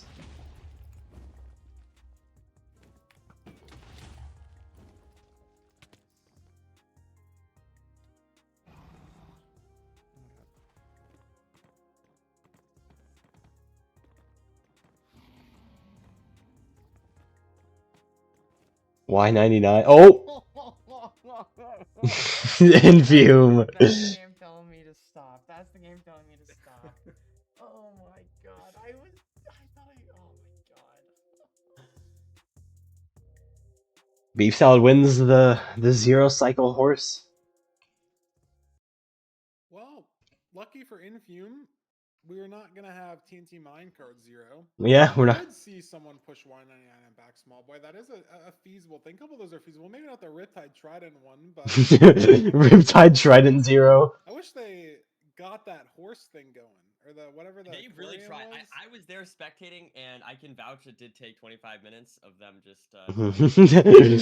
They got pretty close, I think, at some points, but it's okay. Like, I guess that's not really how the horse game works. Like, if it takes you 30 minutes to hit the 0 and then your opponent gets like 2 tries, is that really like? Well, no, I think they were just like they were just going back and forth for 30 minutes. Is what I'm saying. Oh, so like Beef Yeah. Salad tries the horse, Infume tries the aquarium, Beef Salad tries the horse, and then it's like whoever. Something like they that. They both gave up. Well, Yeah. strat devs, we gotta get on this horse 0 tech. We gotta. No, yeah, we have to do the horse 0 tech. Climb upstairs faster. True. Maybe there's something there. That's all I'm saying. Maybe there's something. Horse there. 0 tech. I got ahead of myself. I want to see more minecart rail. The player spotlight. Minecart. Best rank time, average sub 6, which is crazy. Obviously, Infume has a sub 6, but Beef Salad's close enough to put that average best rank time. Average best rank time sub 6. That's crazy. Just insane. But nerdy. Yeah, no. Overall, great stats. I mean, very similar, like you said, Feinberg. Very good top speeds, right? So from a top speed perspective, I think both these runners are very good. I think the storyline here is very similar to that of Blazemind versus Mongi of yesterday. I.e., we have Beef Salad, Mechanics Demon. We saw those zeros that Yeah, Beef Salad Lots of is stuff mechanically against probably Infume, better than who Infume. is more of a decision-based player. Mhm. Both very, very skilled. Infume runners, but Infume is one of those runners so that like it's gonna be other interesting to runners see are how playing these against, two and then stack Infume up decides to today. do something, or he trusts a certain ravine, or he takes a certain This terrain that kind of no just other like runner would, wins versus and they're opponent, just watching the and that replay, going, "Who would do is that? Who sees that? pretty Who would nice. commit to that?" Yeah. That's That Infume. is That's like why almost 100 games. he does some task decision making. Infume's got like a 2/3 win rate. So I don't know what the math says on that about like what if you play Beef five Salad, like you games said, with, is like, just a a 2/3 mechanics win rate, demon. what your like expected chance of winning is. Obviously playoffs is different because there's nerves. And you're playing you don't, when you play on rank, you're not playing the same person 5 games in a row, right? So it's like, okay, maybe you have a tilting loss to someone and then you're queuing someone else, right? You don't have to play that person again right away, especially in like a playoffs format. You don't, like, the games are sort of isolated when you're queuing on ladder. So maybe tilt is something that could affect these runners here, which it wouldn't affect them on the ladder. Yeah, that's specifically. true. I don't know. I just look at the numbers and Yeah. Infume, like, apart from the peak speed, like we're saying, sure, Beef Salad, better max, Infume, better decision making. Infume has the faster rank time, anyways. Now, granted, Beef Salad That's was true. 3 of those times in the top 7. Mhm. The best time isn't necessarily always held. And again, I'm not trying to say this to be like, oh, I don't think Infy's the best player, but like the best time is usually a combo of a really good player and like a really lucky seed, right? Like Yeah, that's true. That's like the thing that like, it doesn't take away from Infume, but like it's like or take away from Beef Salad. Beef Salad had the ranked world record as well. It's not full skill is the thing. World records are never full skill, especially at this point in speedrunning. Not only in the top 10, but in the top 20 times of all time. Hello. And Infame is still up there, even if we're thinking, oh, Beef Salad, crazy mechanics. He can like squeak out every second on these crazy fast seeds where you have no pre-craft time. You have like you're in the 4 for 10 seconds, so you have to kind of do your inventory. Gentleman, thank you so much for the follow. That means a lot. So Stop giggling. I don't know. Looks bad for Beef Salad. How's it going? Stats, but we'll get into the games and we'll see if anything from the seeds gives us any new info. That is a really consistent win rate on his best of the 5, but Infume's got a better average time on all 5 seeds and a better win rate on all 5 seeds. Notably, a 20% higher win rate on the Village seed. Jesus Christ. Most decision-making overworld, heavy overworld by far. Yeah. And he's got technically that's rounded to 79. Technically that's rounded to 79. Like if you saw, because MCSR doesn't do the percent, like the decimals. So if you saw this on like an MCSR page, that would say 79% win rate on Village. That's insane. Like every time that we say like, oh, look at the, you know, Infume's the massive favorite, then a lot of times I feel like we do, you know, get a little bit of an upset sometimes. We've seen it before. I think we can see it again. I believe in Beef Salad, but at the same time, I mean, hey. Yeah, come on, Beef Salad. Come on, Infume. This is gonna be insanely fun to watch. This is just gonna be a really good match. Both players are top tier, some like top 10 runners, both of them. Where you're hearing us, who you're hearing us through. Is there a third webcam on the screen? It depends. This is gonna be a lot of fun. Infume picks Shipwreck. Ban from Beef Salad makes a lot of sense. Mm-hmm. Banning the Buried Treasure makes sense. Trying to get that the mechanic heavy seed out of the way. I think Buried Treasure, Room Portal maybe being the 2 most mechanically heavy seeds. Just BT seeds, ton of crafting, and then obviously 2x1 portal. Like yeah, especially with the ravines. That makes sense. That makes sense. Very little time to sort of manage your hopper and all yeah, and then Infume Buried Treasure seed also makes ban makes sense as well. That was his lowest win rate by a lot, by like 8%, I think. And then that's also like they're talking about a very mechanically heavy seed, and Beef Salad probably has the better mechanics. But we're on the Shipwreck. So if you're Infume, you're banning the mechanically heavy seeds, and you're choosing a seed like Shipwreck. Ocean seed for game 1, Infume versus Beef Salad, and here we go. Let's get right into this. I mean, I am excited. This is going to be a good match, I think. And I'll say it again, the thing about MCSR that I love the most is that even though, like, Infume, I feel like no one would, it's not a crime to say Infume is better than Beef Salad, but, like, the distance between them at this level, between even, like, what we saw with Steez and ADCR, the difference between the first seed and the 16th seed in the playoffs is not that crazy big. Like, it's the thing is like there's never a moment you'll have in playoffs where you'll say this player will definitely be this player. There has never been that moment. Simply because there's just so much that can go wrong, so much you can get lucky with. And like any player here can beat any player here is the thing. Any player here can beat any player. Is like that's the beautiful thing about MCSR. A little faster, and as I say that, it's the exact same time. So I mean, yeah, they are like in sync right now. It is interesting though. We see Iron Sword there on the bar of Beef Salad, so that's something to maybe keep an eye on. They both look for a 2x1. Infume's got a little bit of repairing to do on the left here, so maybe Beef Salad going to be in slightly fast. Oh, yeah, Infume. Oh, Infume is just messing up his portal. He's just yeah, he just has to do some repairing. And Beef Salad's just in the nether. All right, Beef Salad, not Infume, not terribly far behind Beef Salad, but a lead like this at this level can be something that can be held on to. Beef Salad getting shot by the skeleton there. Expect to see a triple gap here from these runners, or is this? Yep, this is middle double right triples, so can do triple gap through the bottom double chest here, but it depends on how much obby we get. Some runners opt to like to not go. And I think we will be seeing triple gap. Three gold blocks right here though is insane. We'll see how these I think winners we will be decide seeing what to triple the do, gap. as we have So 9 obsidian from these chests, so should be able to get the 11 from the trades pretty easily with that boosted obsidian. I love this base player and inventory another thing. I mod. don't know if this was here last Beard season. shock I don't there. remember it, but like Needed another I love chest it. to get 20 obsidian. And Beef Salad just obviously heading his And route Beef Salad's not because going to opt to go through the middle here, just going to stay entirely on this right rampart. Let's see what Infume does here. Knowing we have the obsidian, he's also going to just go right. Opting both runners not to cut through the middle. Grab that extra chest. We don't need it. We have the obsidian.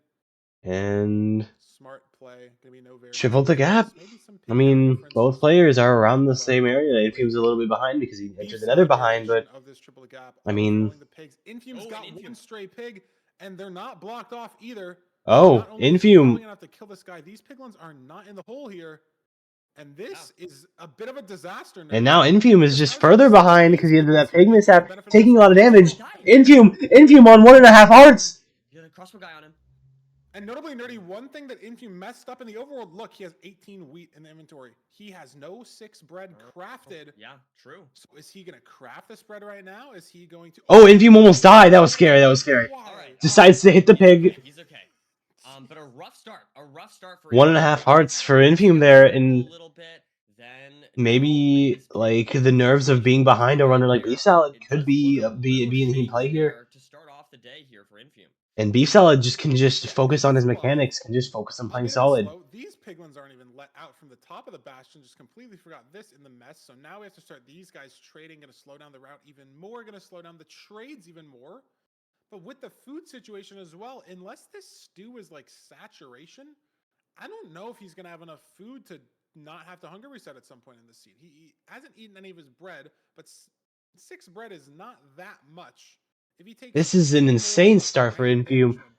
Once again, first seed, but like if we're going down like this to a player like Beef Salad is not someone to give up a lead so easily. An even bigger. We could be seeing an upset. And apparently the stew just is saturation. What I'm reading in chat here, maybe Beef Salad ate the stew. He did. Beef Salad did eat the stew. I do think it's saturation. Infume has no idea even where this fort is. So far behind here, Nerdy. Yeah. Only a few minutes into seed 1. Yeah, just some shakiness early on from Infume. I don't know if it's nerves. This is a crazy start here. I mean, Infume having that mishap at the Bastion already, and then like messing up his portal. Not even like really messing up, but he had to fix it because he just chose a different spot than Beef Salad did in the ravine, and then he slowed in the nether, and then he's trying to speed up his route through this triple the gap, and he gets a stray pig. Beef Salad has no fire res. Not Blazeman. Beef Salad pearled to the fort. He entered immediately. He's almost takes some fire damage there. Half health down. It's all right though. He's bread. Nothing effectively for almost 20 seconds. Whereas Beef Salad pearls more to the right, doesn't enter on this bad part, and skips this entire cutscene of running all the way to the good part here. Infume's gonna run up to the spawner on his right in just a second. Gonna be the same spawner that Beef Salad is at. So really nothing he can do sort of as a variance play, as a difference to Beef Salad to make up any of this time, right? They're going to be blinding at the exact same spot, going to have the exact same stronghold. Look at the explosive count for Beef Salad. He's on 8 explosives, so that's going to mean basically every 0 in the game is hittable, assuming you can get to the setup. Yeah, I mean, like Infume has just been taking so much damage in the seed, and this is what we saw is like the difference between what happened with Infume and Hack's last playoffs. Unless the terrain to this Infume is someone who's obviously a very scary player, obviously a very good player. I mean, probably one of the top players. He's like top 3, but like, I mean, he takes damage. He's very fast, but he doesn't always have the cleanest routes. As he's leaving on 6 routes right now, Infume finally blinding on 2. Because he isn't totally like the mechanically strongest player. Perfect decision making and like Beef Salad. I mean, Beef Salad is not the mechanically strongest player. If you're an Infume fan, looking to see him win this first seed, don't know how. But I mean, maybe he runs out of fire res. Maybe there's a big magma cube that insta combos him. Maybe he misplaces obsidian. That would be so funny. Big magma cube in playoffs that just full combos Beef Salad would be so funny. Here, so very good pace overall. And there's a clean spike to the left, but there's some evidence of a mine shaft here, a little bit burning, but that's not going to matter too much. How do we find this portal. He doesn't room. trust it. He doesn't He has trust a it. great spike to the left. That's Also just okay, a moving little down bit the too street. big, but it's the way we need to go.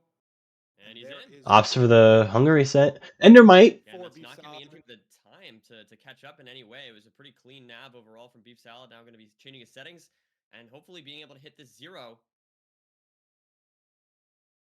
Oh, Pretty good enter here for Beef Salad. Looking at a sub 8. Maybe not really. No, actually. 8 explosives. It's Cage, maybe 86. So should be able to get to 95 here. Beef Salad stream struggling. I mean, I don't know. That could get ugly, but it'd be ugly for Infame as well. You can't really get to 99 here. Assuming no incredible mistake on this 0. We just have so And then Beef Salad should be able to close this out. Anchor, bad double here. Almost kills the dragon. We still have 3 anchors left. Yeah, and I think Beef Salad is just able to. On a second portal. Maybe try to build it a little too high. Not gonna matter. Beef Salad getting a low 8 on this first Shipwreck seed.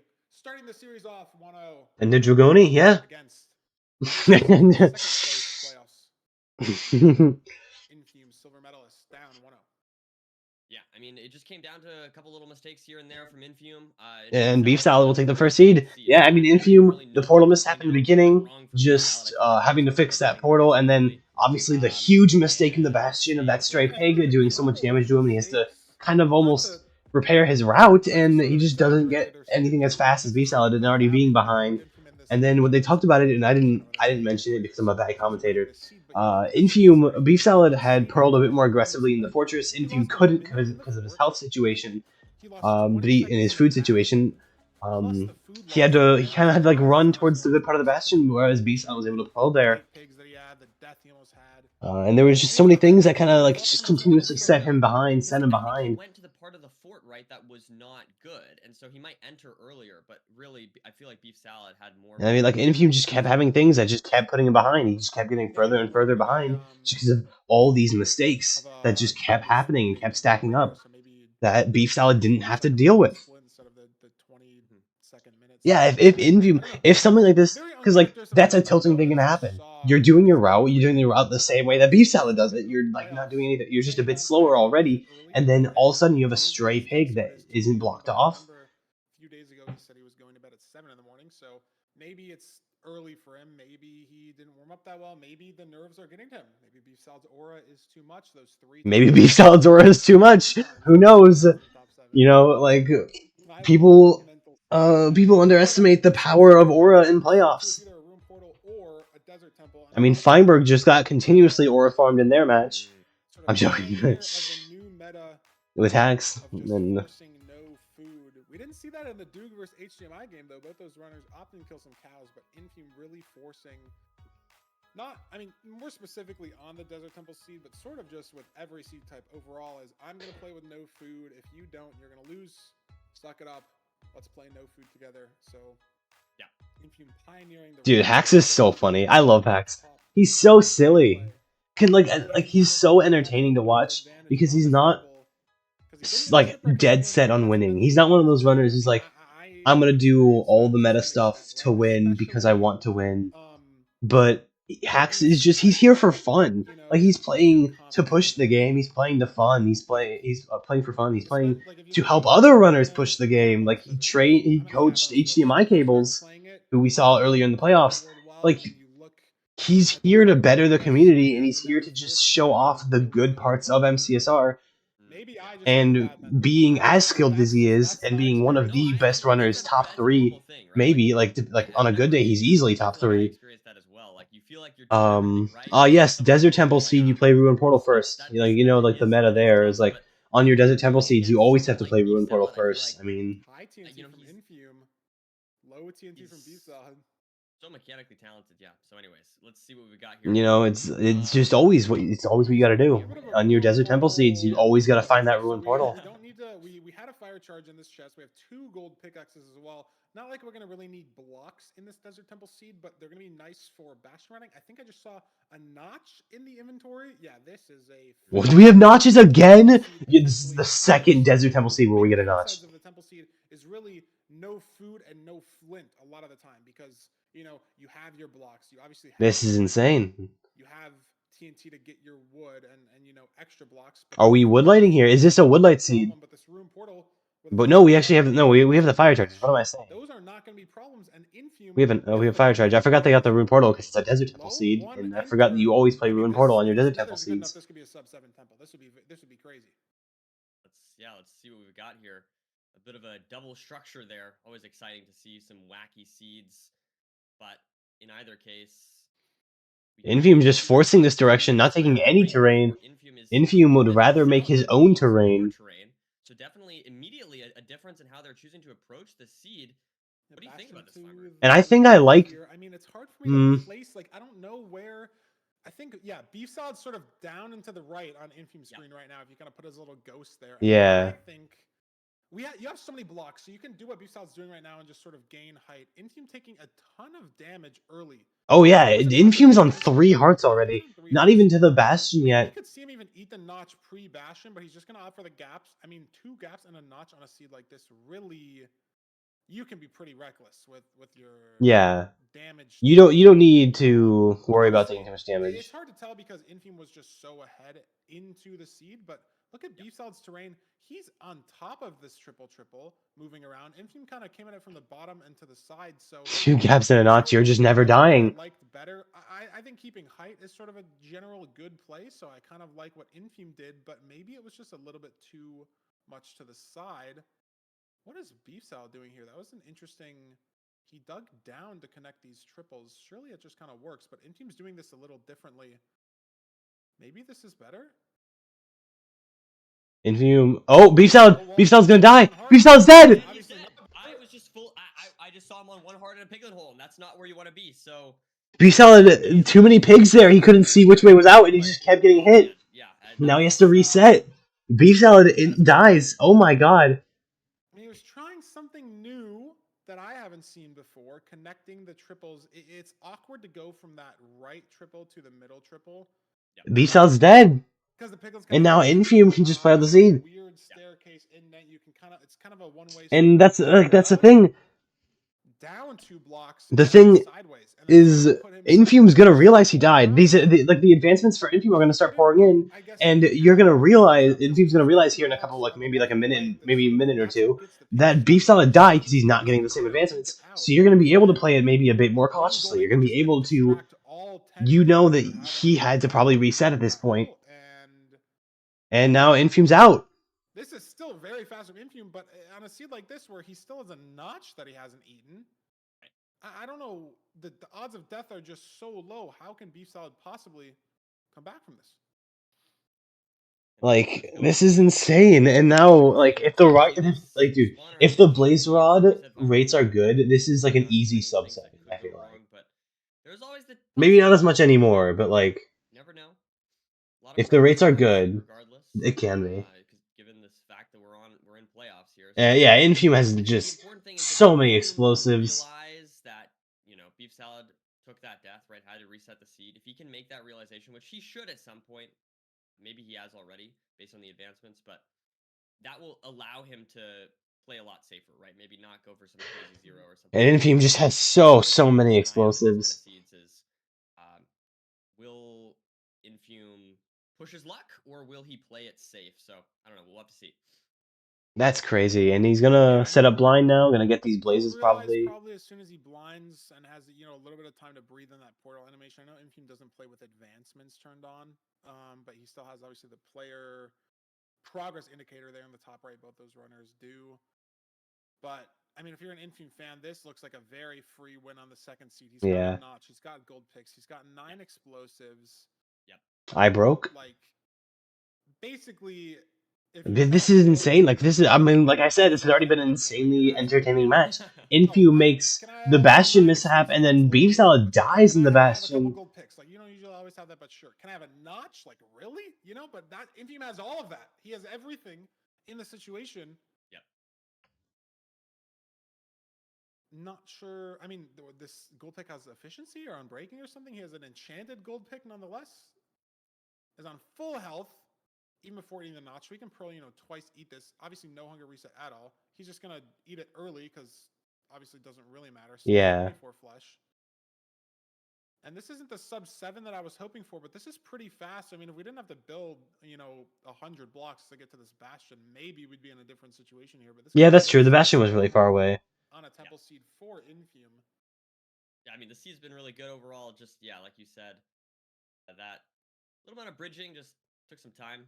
I would have loved to see some crazy fast temple time, but it's all right. It is still crazy fast for a temple. Like, this is so insane. And, like, this is what we're seeing. These are two of the fastest runners. I mean, these two combined take up 5 of the top 7 times in ranked ladder. So, like, obviously we're going to see, like, the fast variants of these seeds most of the time. Like, more likely than not. And since it's playoffs, they might be able, like, they might be pushing themselves a bit more, too. We saw from Beefsalad trying something new. There we go. And Infume, hopefully, is not going for the Hungary set with, 16 hearts, but Don't need the gold that would be like all of your pearls. Explosives front, maybe 97, 100, but great. But whatever he wants to do, it's in Infume. He is, I mean, he has all of the explosives. He has all of the everything, the lead. Couple anchors as backup. Yeah. A great 3+6 from Infume.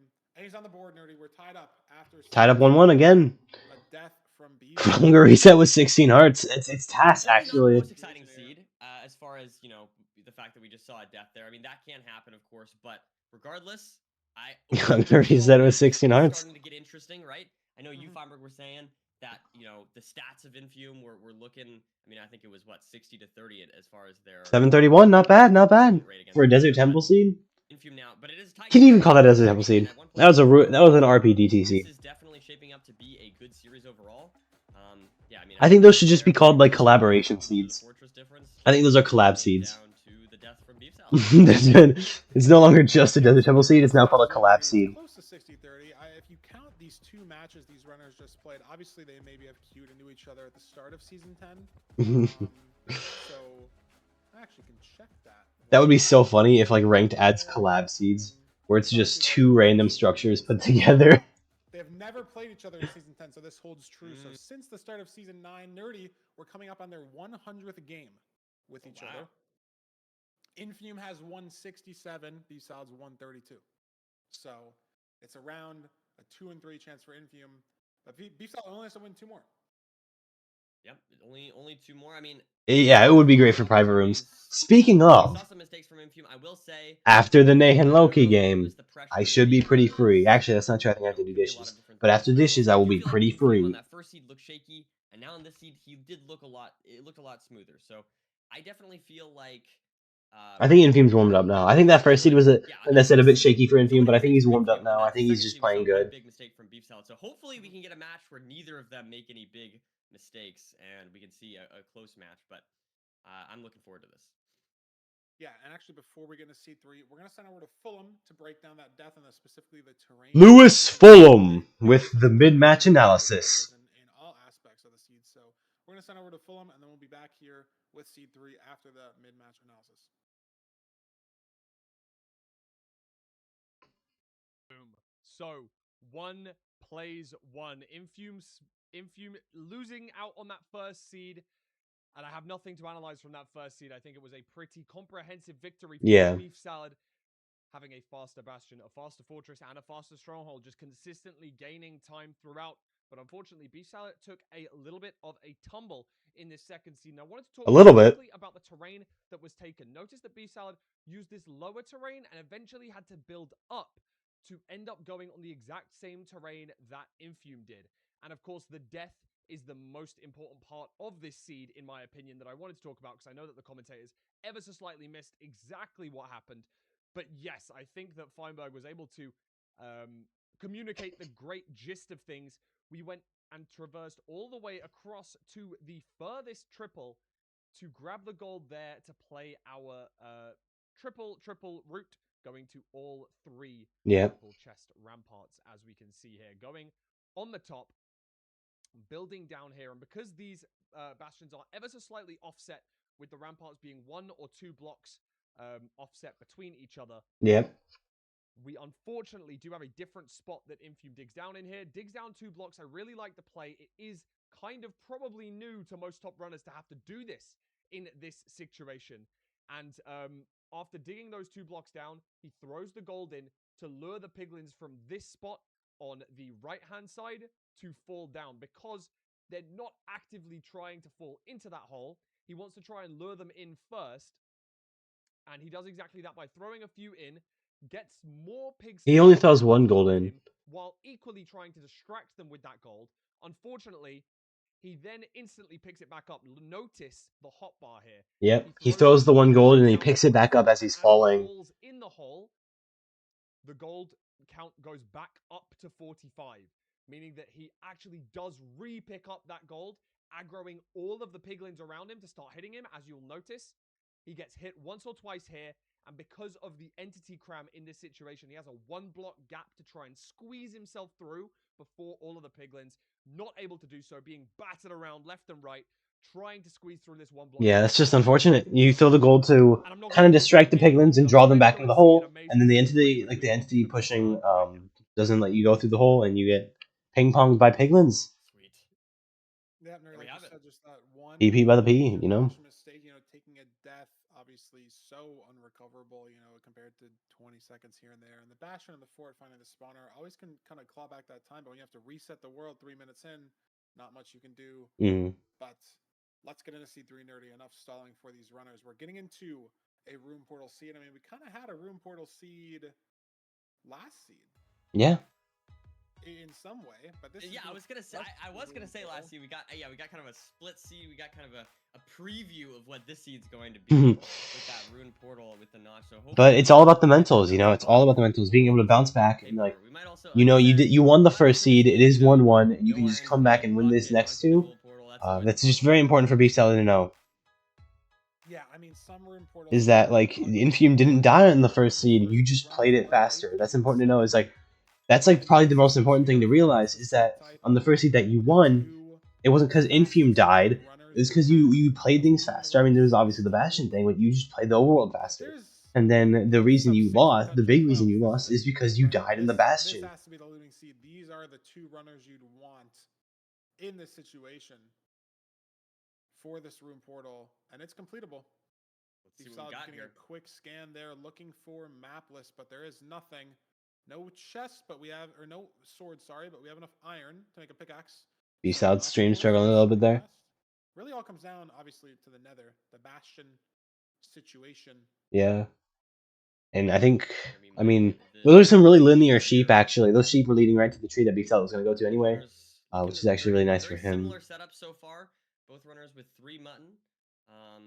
And mining the exact same tree. I mean, that's what you'd expect, right? A very linear seed so far. We do have the iron pick coming out from both runners here. Wood shovel there for Beef Salad. No shovel for Infume. So I guess that's kind of the first thing I'm noticing, differentiating these runners. But we do have the Infume. I think Beef earlier for Beef Salad. Yeah, I mean, such little differences in the micro. Beef Salad a little bit faster. Just a second or 2, like you said. Infume going up towards the fort. On spawn, they are going different ways. Infume trying to force way more left here around this fortress. Beef Salad going to the right. Okay, yeah, they are still going to the same bastion. I was worried maybe. But look at Infume's terrain. Beef Salad has to build and sort of go down here. Infume kind of in a similar situation, but it looks like he's going to be able to fully keep the height on the way to the bastion. And once again, this is what I was talking about before. Infume, it's like his choice of terrain is just so weird sometimes. Like who else would think to go towards the fort, to go towards the bastion that's like on the other side? That's just not something that I feel like a lot of runners would naturally do. Infume's made up on just the terrain. And that's what I'm talking about. Is like Beef Salad is. It is housing. No, it's stables. Wow. Okay, GG. It's right side. It looks housing-esque. I can't lie. I thought it was housing for a second as well. Like it's just sometimes that's just what happens. When one of the ramparts is covered and it looks like there's just 2. I feel like that's where I was better at the vegetables than the bastions. So. That's true. Feinberg did win against Hacks on the vegetables and not the bastions, because he's Cole 3 in vegetables and Hacks is Cole 1. Going through the middle double. Let's see what Beef Salad does. Was it even a good gap here? I wasn't fully watching. Beef Salad taking a lot of damage once again. Could very realistically die here again. Through the bad gap instead of through the double. interesting. What is Beef Salad doing? Don't necessarily think this is the right play. Maybe you save an extra pig or two here. Got a baby hoglin he's dealing with on 2.5 hearts, trying to let these piglins through. But if he gets hit just once here, He's throwing a lot of gold because he has to keep these piglins distracted. Like he saved himself from another massive mistake here. That could have been another death in the batch, and he has to eat 2 mutton too. He's down like 2 muttons, so Beef Salad he's might down have to get a food. 3rd mutton here even, or it's gonna be no, probably not. But my point is he only has 1 mutton left, so it's definitely a little bit scary compared to Infume, who's just got 1 extra mutton. Might not sound like a big difference, but I feel like 1 extra mutton can totally help in this kind of situation. Yeah, this fort isn't on spawn. Like it's not. It's on spawn, but it's not close to the bastion necessarily, right? We're gonna have to throw a couple pearls. Infume's leaving now.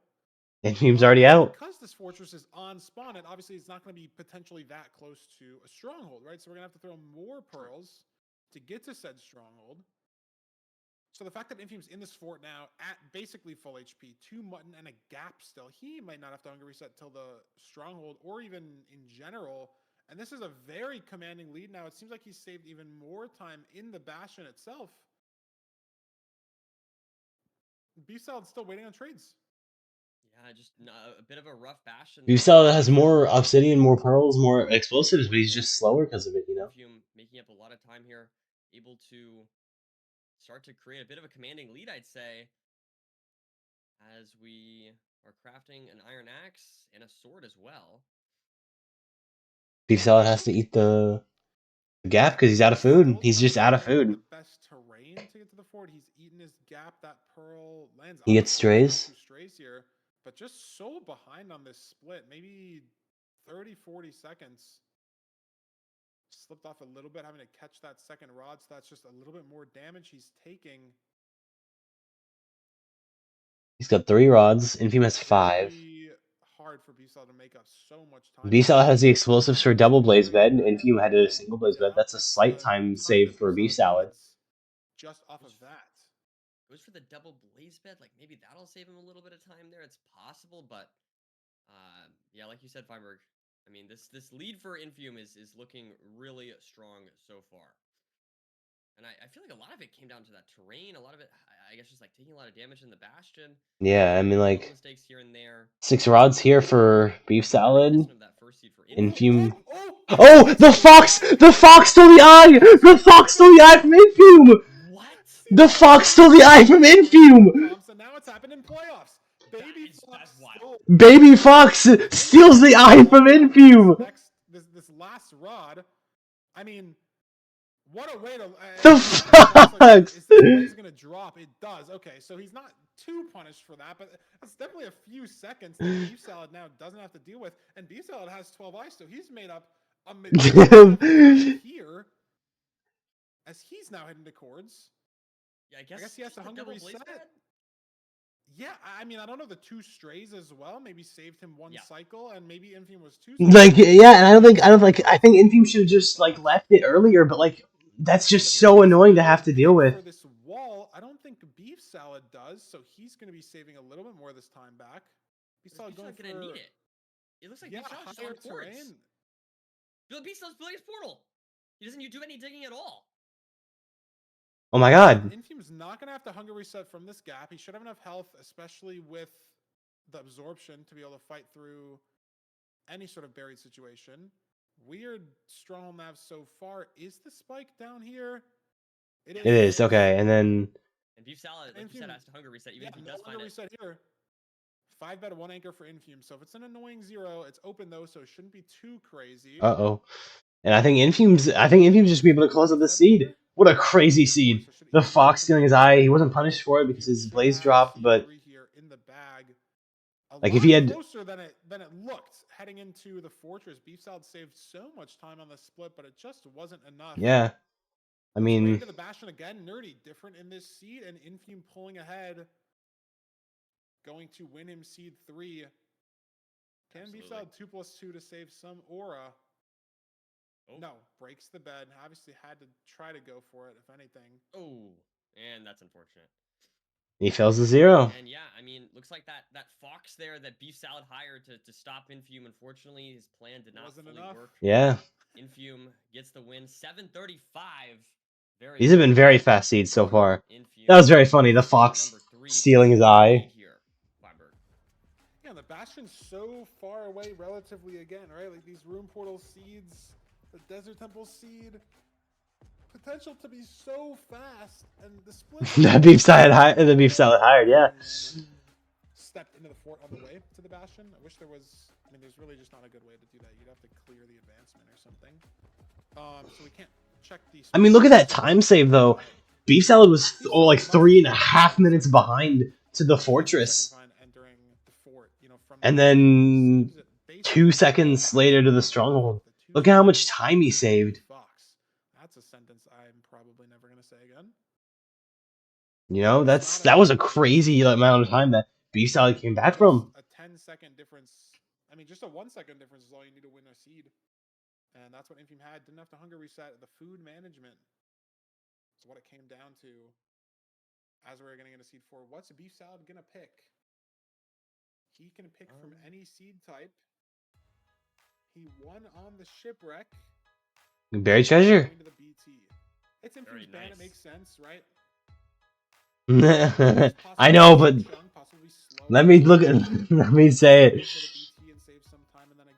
He was 3.5 minutes later to the fort. Am I wrong? Am I wrong? He was 3.5 minutes later to the fort. More than probably almost any runner. I mean, definitely more than Infume. Maybe, you know, Dugile or Priffy. Give Beef Salad around 3.5 minutes later to the fort. On BT loot crafting. So we'll see if Beef Salad's going to be able to have a lead in this overworld. If he can take that mental boost, carry it through the rest of the seed.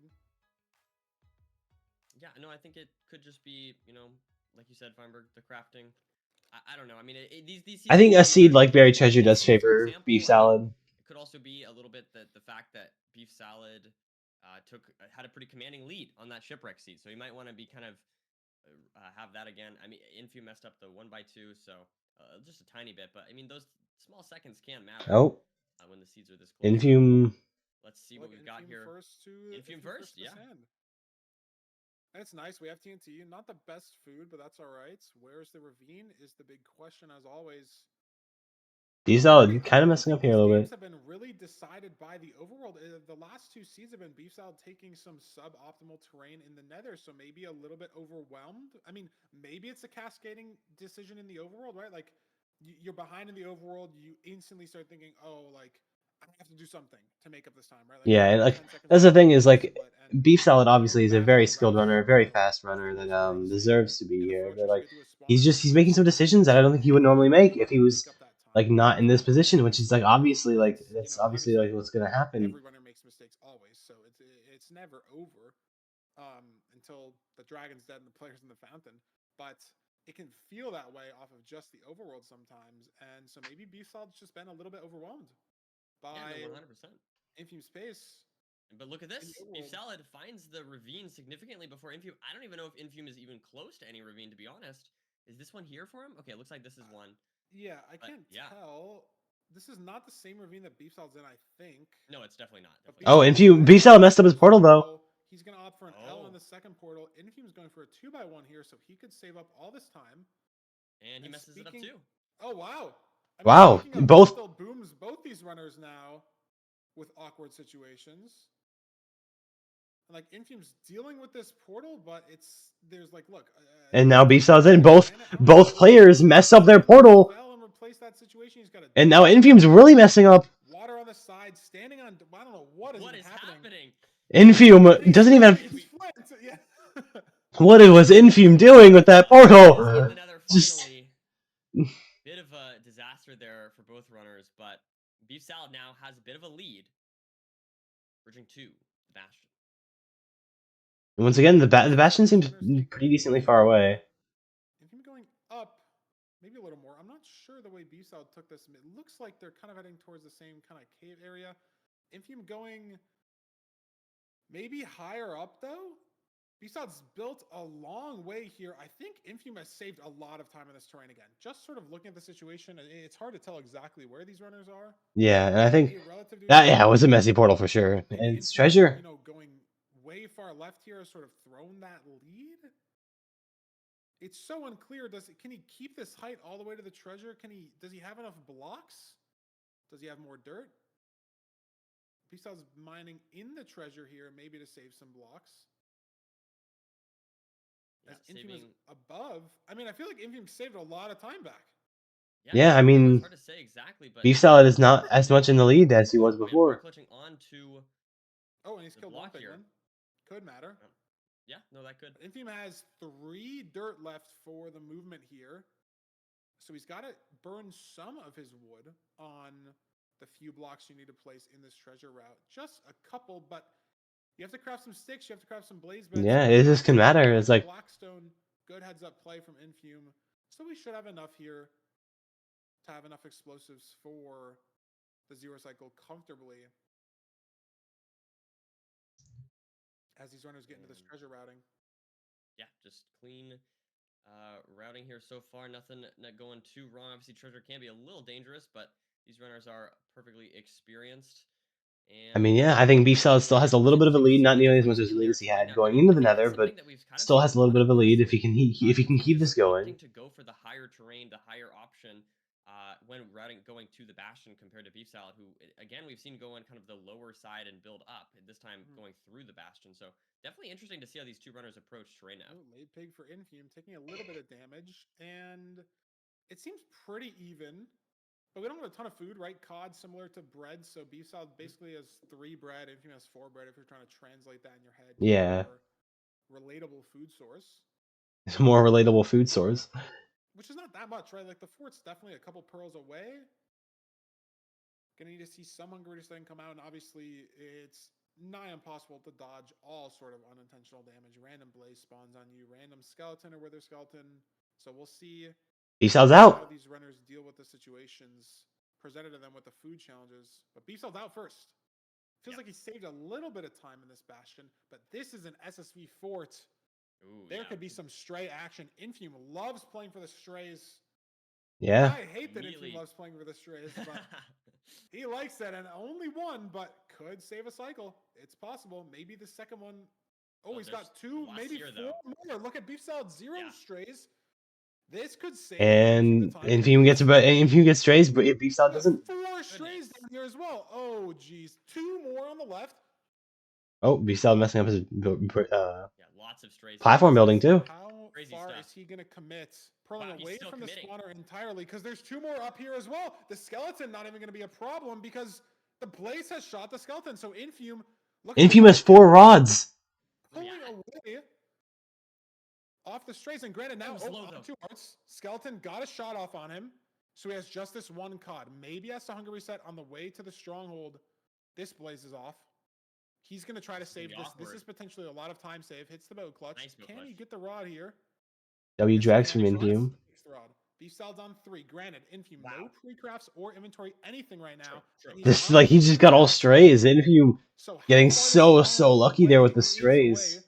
Could determine if he needs to hunger reset here, and if he has to hunger reset here, Nerdy, it's a pretty big deal because he has nothing pre-crafted. Look at those offsets, 470 and 1300. If you're Infume, you want that to be the 470 so badly, but looking at Beef Salad's Nimbot, that's not what it's looking like, 1400. So Infume, he does have the blaze bed pre-crafted, so excuse me, he does get to get this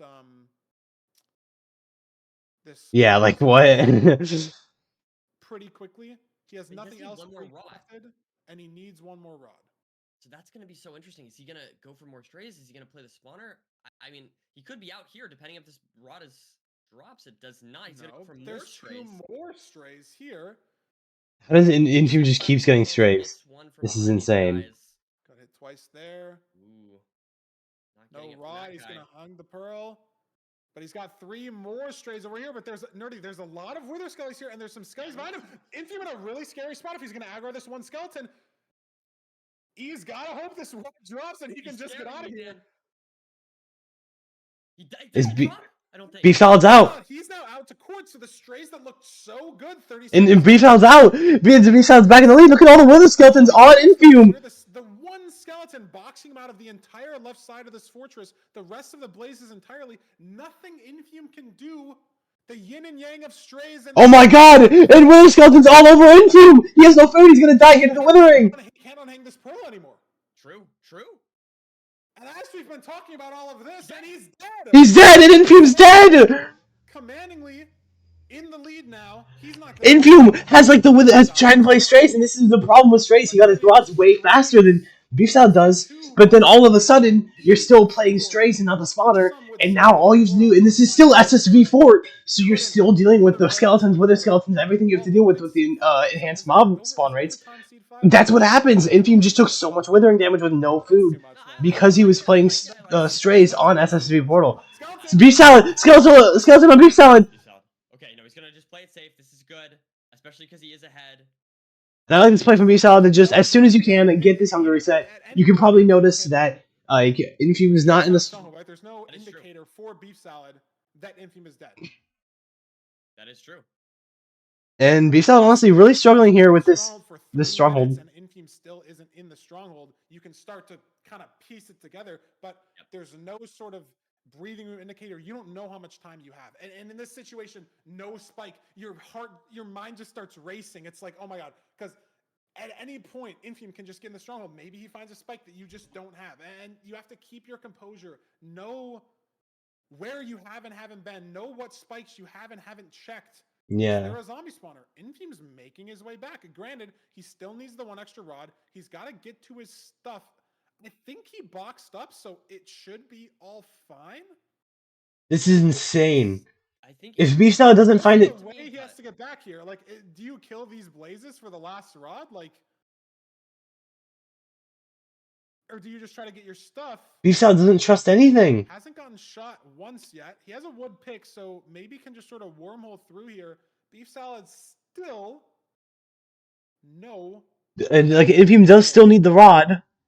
Presumably, this will be a struggle for Infume as well, but yeah, this is a You pretty always rough think that, but then stronghold. in these situations, sometimes there's just nothing. Like if it comes down to just sort of RNG, there's no spike. It's fully cold. It's like 10 rooms deep. It just feels random, right? And if someone just randomly goes, oh my god, this is insane. Beefsalad's still in the stronghold. He has no fire res. I don't know what the terrain looked like.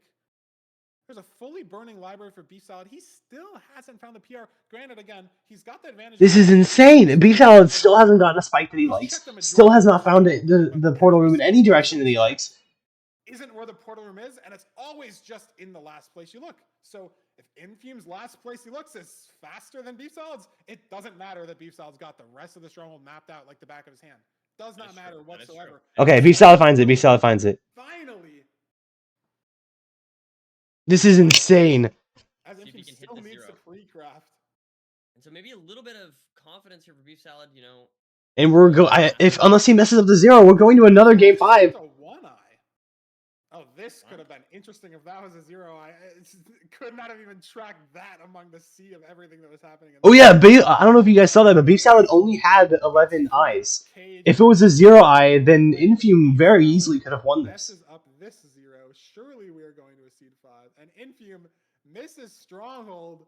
Maybe he had to build higher because of lava in the terrain. I wasn't even watching. Beefsalad will close out this hectic seed 4. That was crazy. That was an insane seed. Oh, and that's not what you like. Infume dies again. I wonder if that's gonna be tilting. Like that's the only. Yeah, and that's the thing we have to worry about. Is Infume tilted that he died again? Infume has died thrice in this matchup already. No, that is fair. Voted our way over to an 11:39. Not even a high 8. Oh, a high 11:40. Granted, 3-minute stronghold split. Maybe no spike. Maybe mobs in the spike. But is Infume gonna be tilted? I mean, he's died thrice in this matchup already. That could be tilting. You're winning, and then all of a sudden you die, and like you thought you had a decent lead. You had all your odds pretty much. I don't know. It Just was And an you exciting thought match. you It were was an playing for exciting Strays. You match. I saw feel so like many we were Strays. You were playing asking with for like a Strays. seed where neither runner makes a mistake, and then I feel like that seed was just so much chaos on both ends. It kind of evened out. And this is why I was so excited for this matchup, because no matter what, it's going to be entertaining. Neck and neck. That was an I'm looking insane That's what I seed mean. 4. Holy cow, that was Yeah, entertaining. this seed, it's hard to say whether or not Absolute cinema. mistakes were made necessarily, but there was just so much different decision making. I mean, both the runners messed up their portals a couple times, went to different ravines, but just it's the beauty and the chaos of Minecraft, right? When you're forcing yourself to spawn 50 mobs in a fortress, things just happen, right? Yep. Like Mm. when you're in a stronghold in the We should. I want to see more SSV fortresses in playoffs. I think it creates a good amount of chaos. You know, like obviously most of the time runners are good enough to not have to worry about it too much, but it's stuff like that where it can create enough chaos to make a seed like this very, very messy. I think it's perfect. Crazy. I mean, I hate playing SSV. Just something we missed in the chaos, in that storm of a seed 4. And then Infume will pick Beef Salad's ban. All overworld best of 5. We gotta have a name for this. I was thinking Neapolitan, but I don't think that really works because that's usually like 3, right? That's like the vanilla, chocolate, strawberry, and we got 5 seed types. There's gotta be a good name for a best of 5 where we get one of everything. Yeah, I'm sure we could. We could think of something. 79% win rate, technically, yeah. I agree with you, Feinberg. I do love seeing this. I love seeing the variety. 79% win rate, Village. Infume's best seed. Let's see. Yeah, guys, Full House is 2 and 3. It's not gonna be Full House. Come on, that's not. We can do better than that. Flush. We'll work on it. We'll have a seed flush.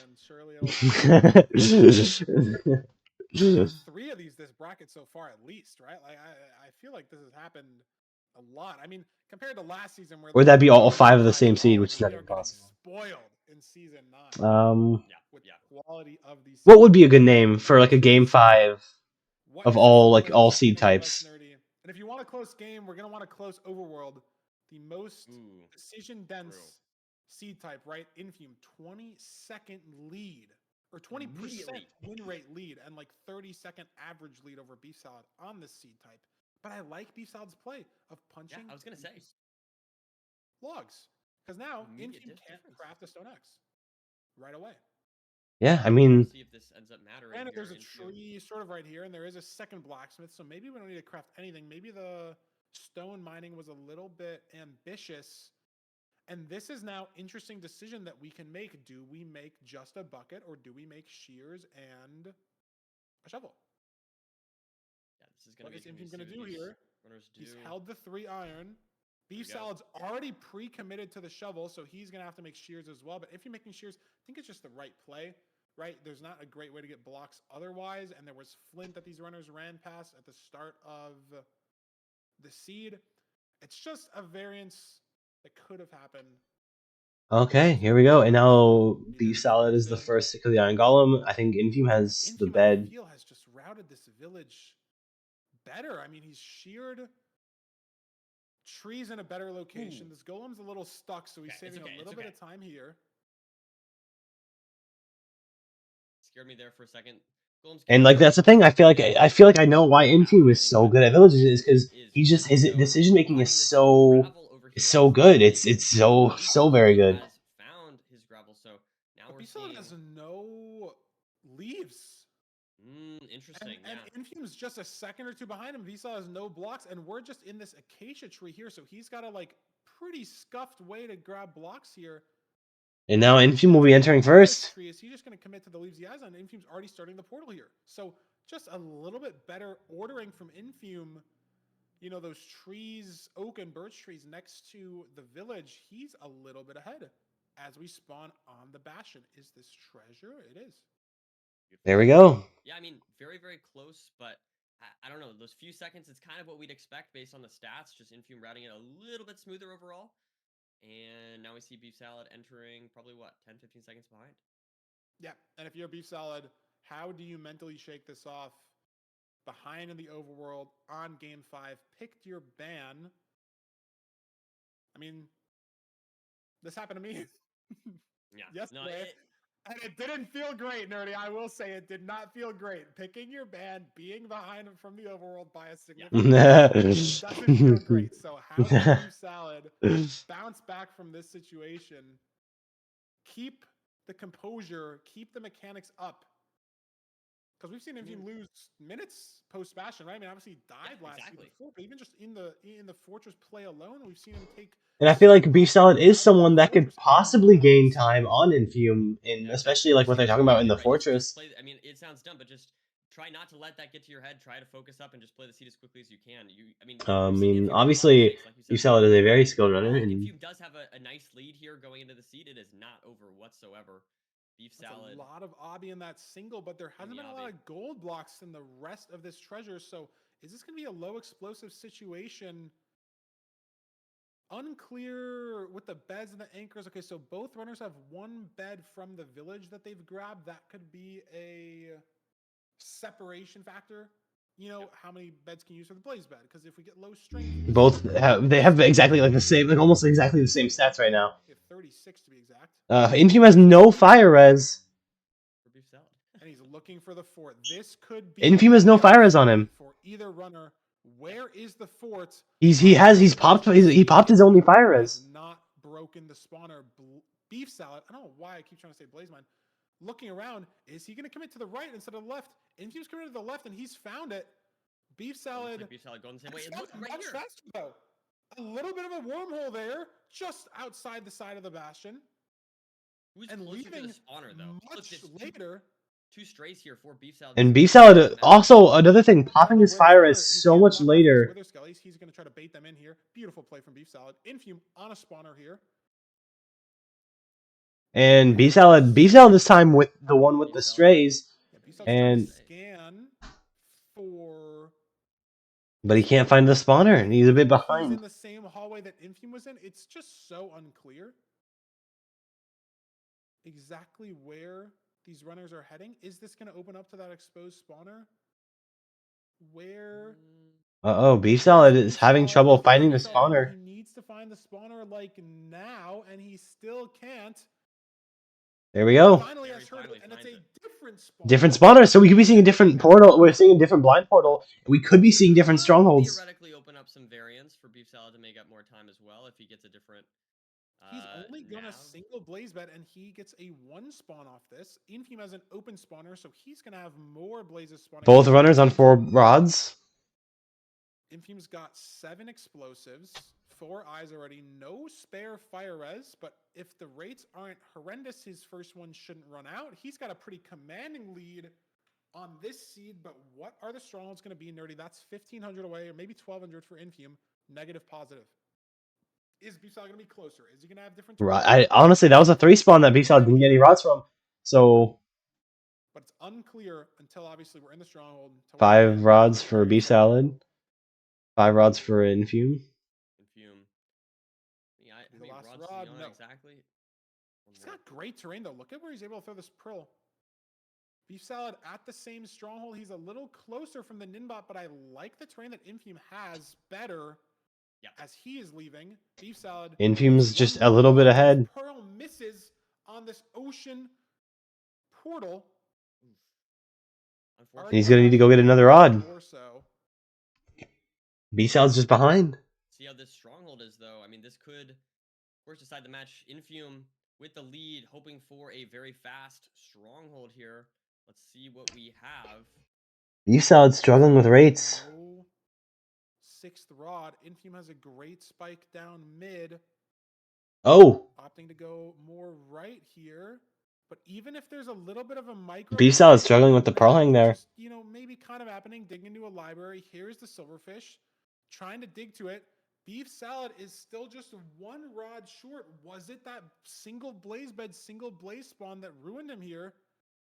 As this is not the portal room from Infium. So very... Oh, Infium's struggling here with the portal room. To find the right way to go. Found it. Finally does top right. And it was a 2-eye, so hindsight, Beef Salad could have sent the 2-eye. 056. Let's see if Infium can close out this seed, Feinberg. Front 85 be very, very hard to mess this up for Infium. Hits the Pearl. Doesn't miss the tower. A lot on the line, though. Nerves could get to him. Let's see. Very clean setup so far, though. True. I mean, all it takes is one missed arrow, one missed double bed. But Infium's done the 0 hundreds, if not thousands of times, and this is going to be the 1001st already winning 3-2. And now Infium, I think Infium closes out the seed, and that's going to be... On seed 5, in the final moments, just finding that spawner faster. Yeah, and honestly, like, Beef Salad was in the lead, and then... Sort of the difference maker, as Beef Salad's dragon will be dead, if not very close to, as the portal opens for Infium, but it's just too late. And Infium takes the win. Moving on, keeping his podium streak alive, potentially moving on to next weekend, and Beef Salad in the final moments couldn't get it done. Made up a lot of time there at the end. Look, 25 seconds on the nav. Infium just so far ahead in that fort, finding the spawner much, much faster on that enclosed fortress. And the strays that Beef Salad had couldn't make up enough time. Yeah, overall, I think Infium had a pretty solid day. Definitely a little bit of shakiness here and there throughout from both runners. But And that would put... That's going to finish off that part. So Infium's moving on to face either Nathan or Loki, which is our next matchup. And you love to see it. I mean, great stuff. Infium moving. Let's reload Twitch because I think my stream's struggling. and I'm just grateful to have those. Let's see what Infium has to say about that. Infium interview now. Experiences, thoughts were Infium. Welcome to the booth. How are you feeling after that nerve-wracking Game 5 series against Beef Salad? What are your initial thoughts?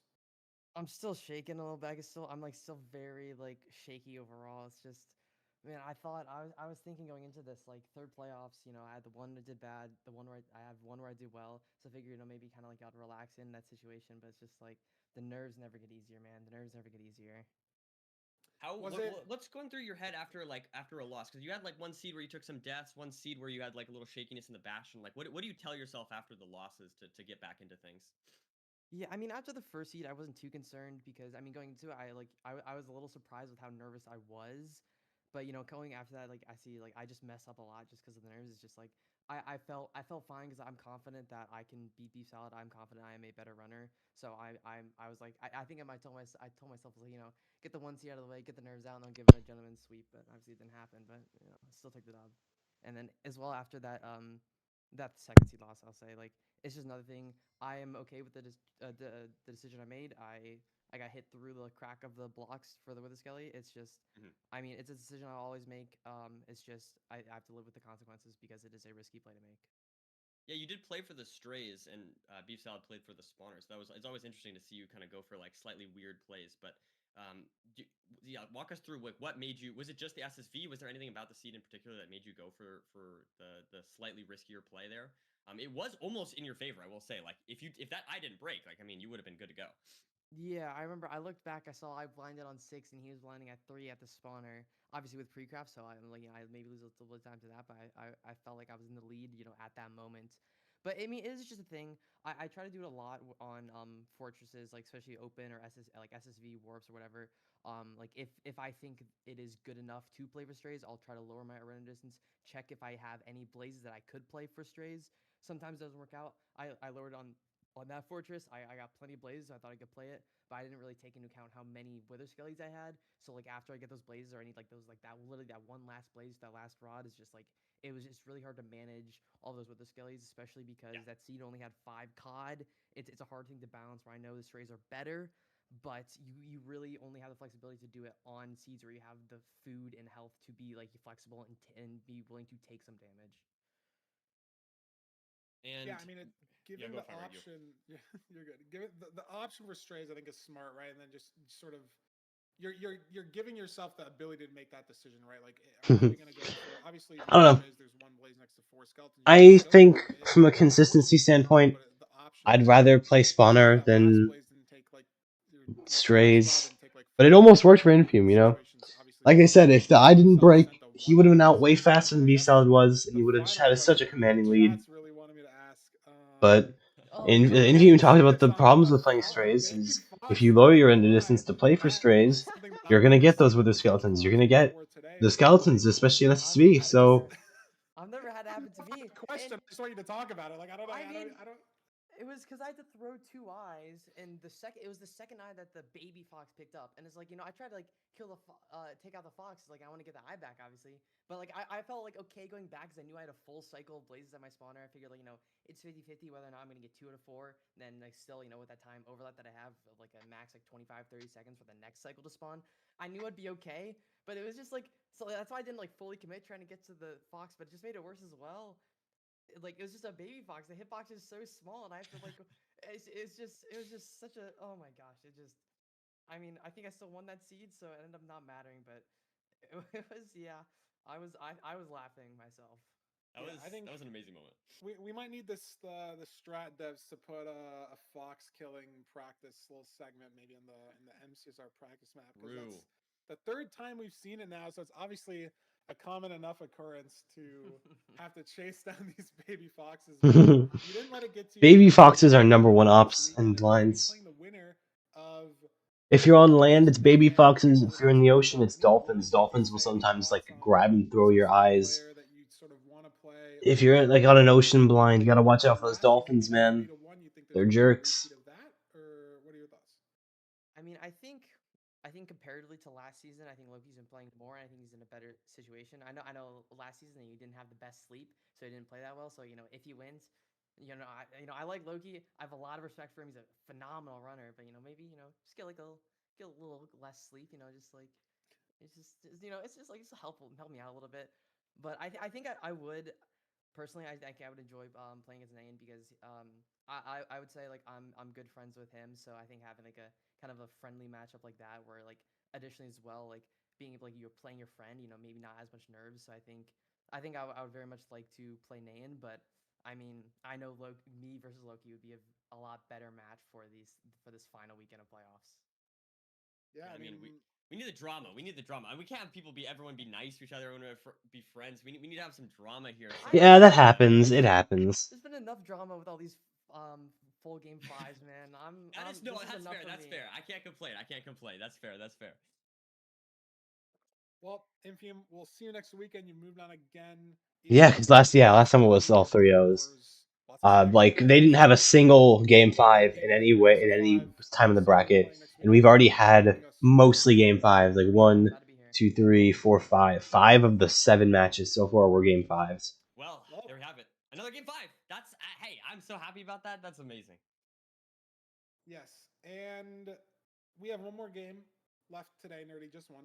Nahan versus Loki, Battle of the Steve Skins. Let's look at the bracket, see exactly how it's shaping up for the last match of the day, the last player to fill out our quarterfinals.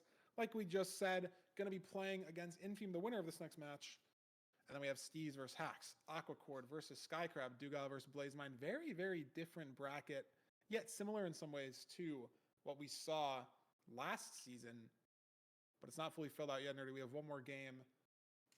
And we will be taking a 2-minute intermission just so we can make sure things are 2-minute intermission. For our Loki versus Nahan match. And then we're going to get right into it.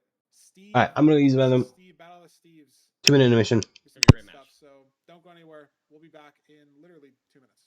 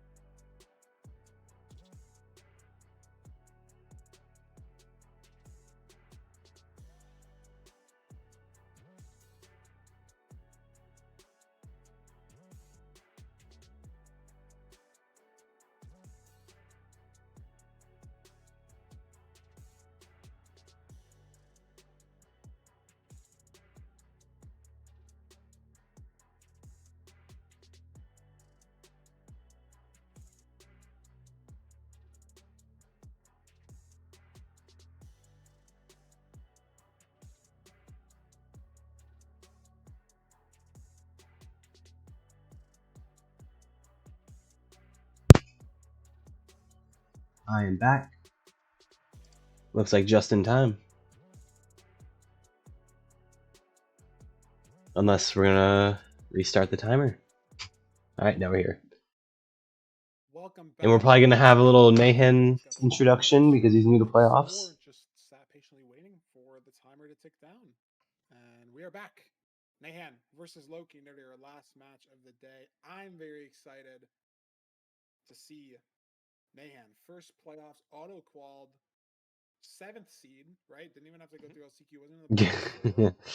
We're probably gonna have a little Nahan interview here to start out because he's new to playoffs, so in the last couple seasons. So I'm assuming they're gonna get around to that eventually. In season 9 and avoid a first round exit to playoffs newcomer. Nerdy, what are your predictions for this match? How are your predictions shaping up overall? Oh, I'm gonna be honest. Okay, yesterday I had an amazing run. I got 4 to 4 right on the guessing, like the winner, and I got 3 to 4 right guessing the score.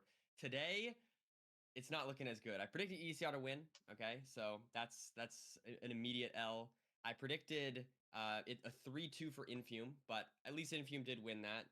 I did predict a 3-0 on HDMI cable, so I guess not a horrible prediction for today, but definitely not as good as yesterday. But my prediction for what it's worth for today was a 3-2 for Loki.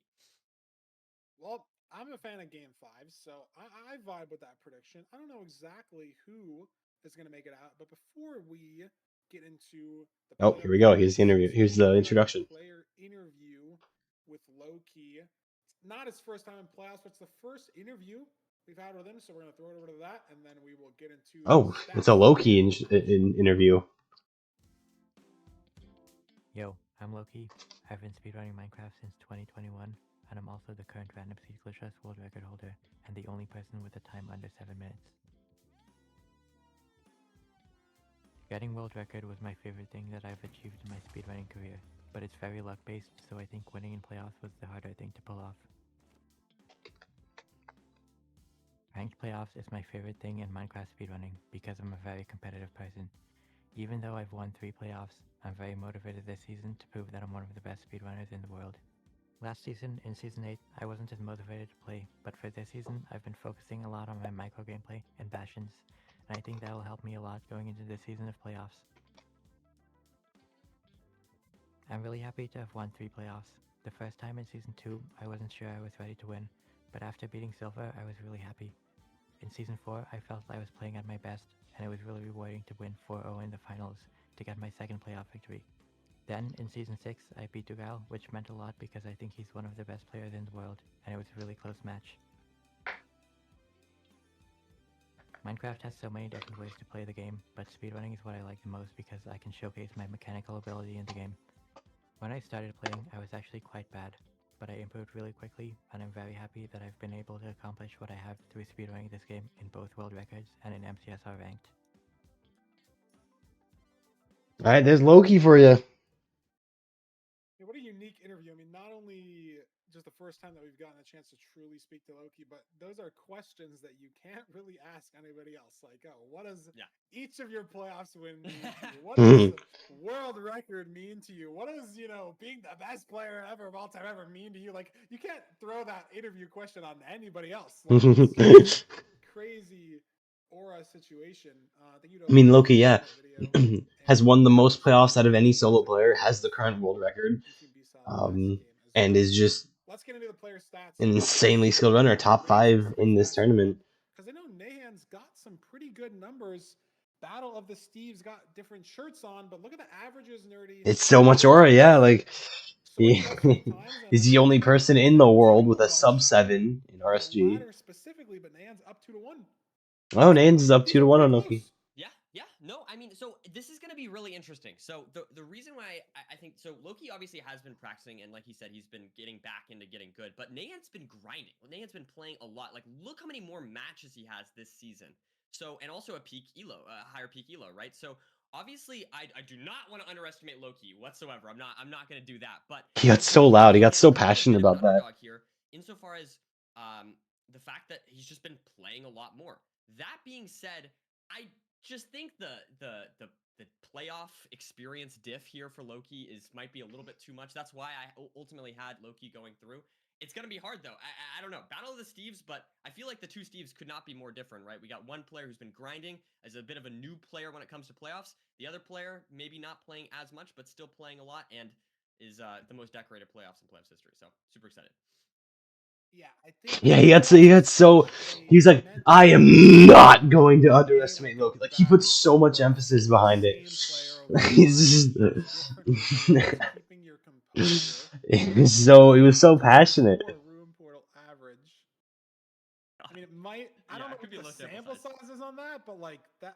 Ugh, that's pretty disgusting. That is it. Okay, that might be the new shortest average time. Shipwreck and Village. That's something we don't see too often, and basically almost there on Desert Temple. So very like biased. He has the exact same win rate on Shipwreck as he does Ruin Portal. Seed types, right? Ruin Portal, BT. I don't know.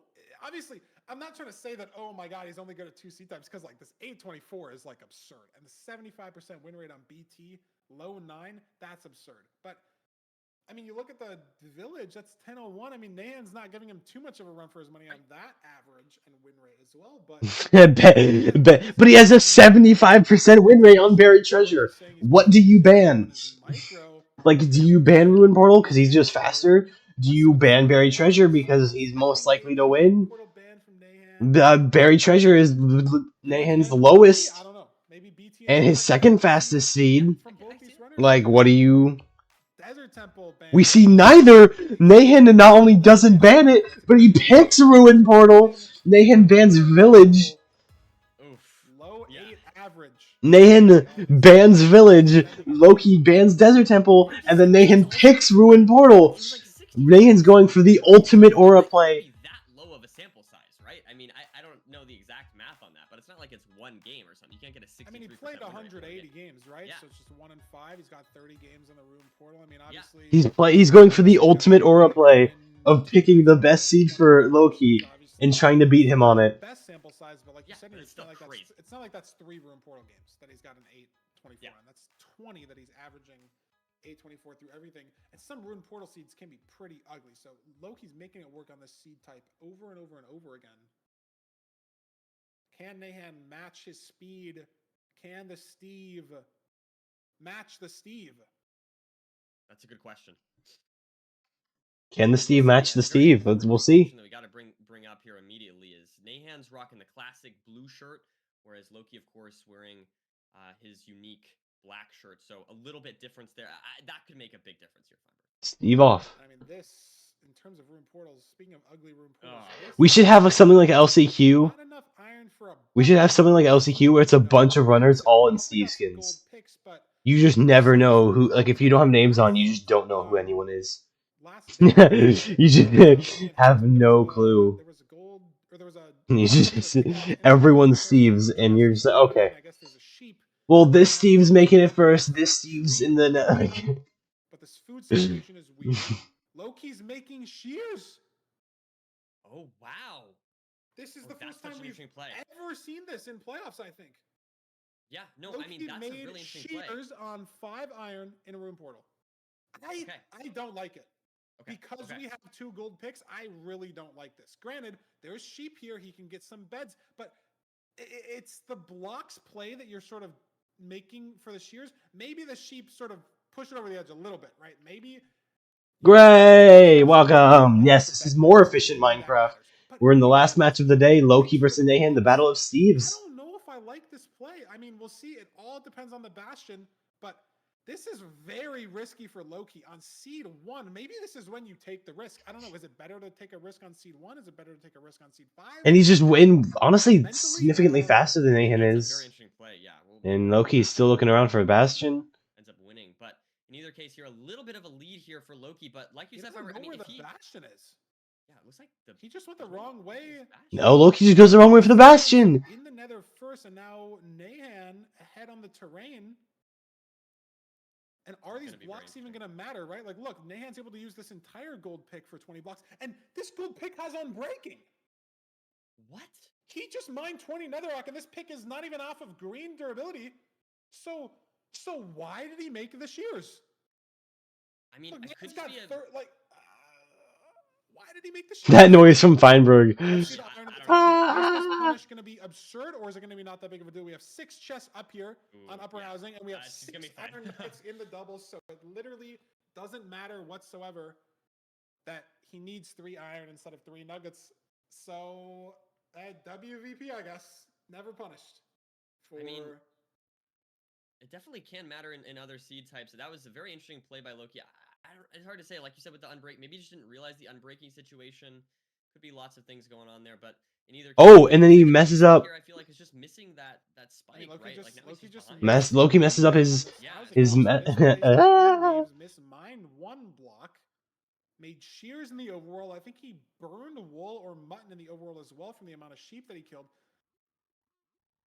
The micro's not looking good, Nerdy. Yeah, like I will say, Loki is not looking too clean as we would normally see Loki. It's kind of uncharacteristic for him to not be playing at the level that he normally is.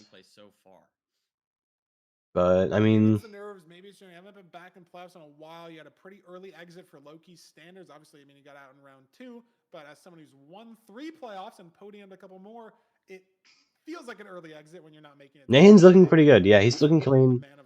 Blocks off the Piglins with the gold.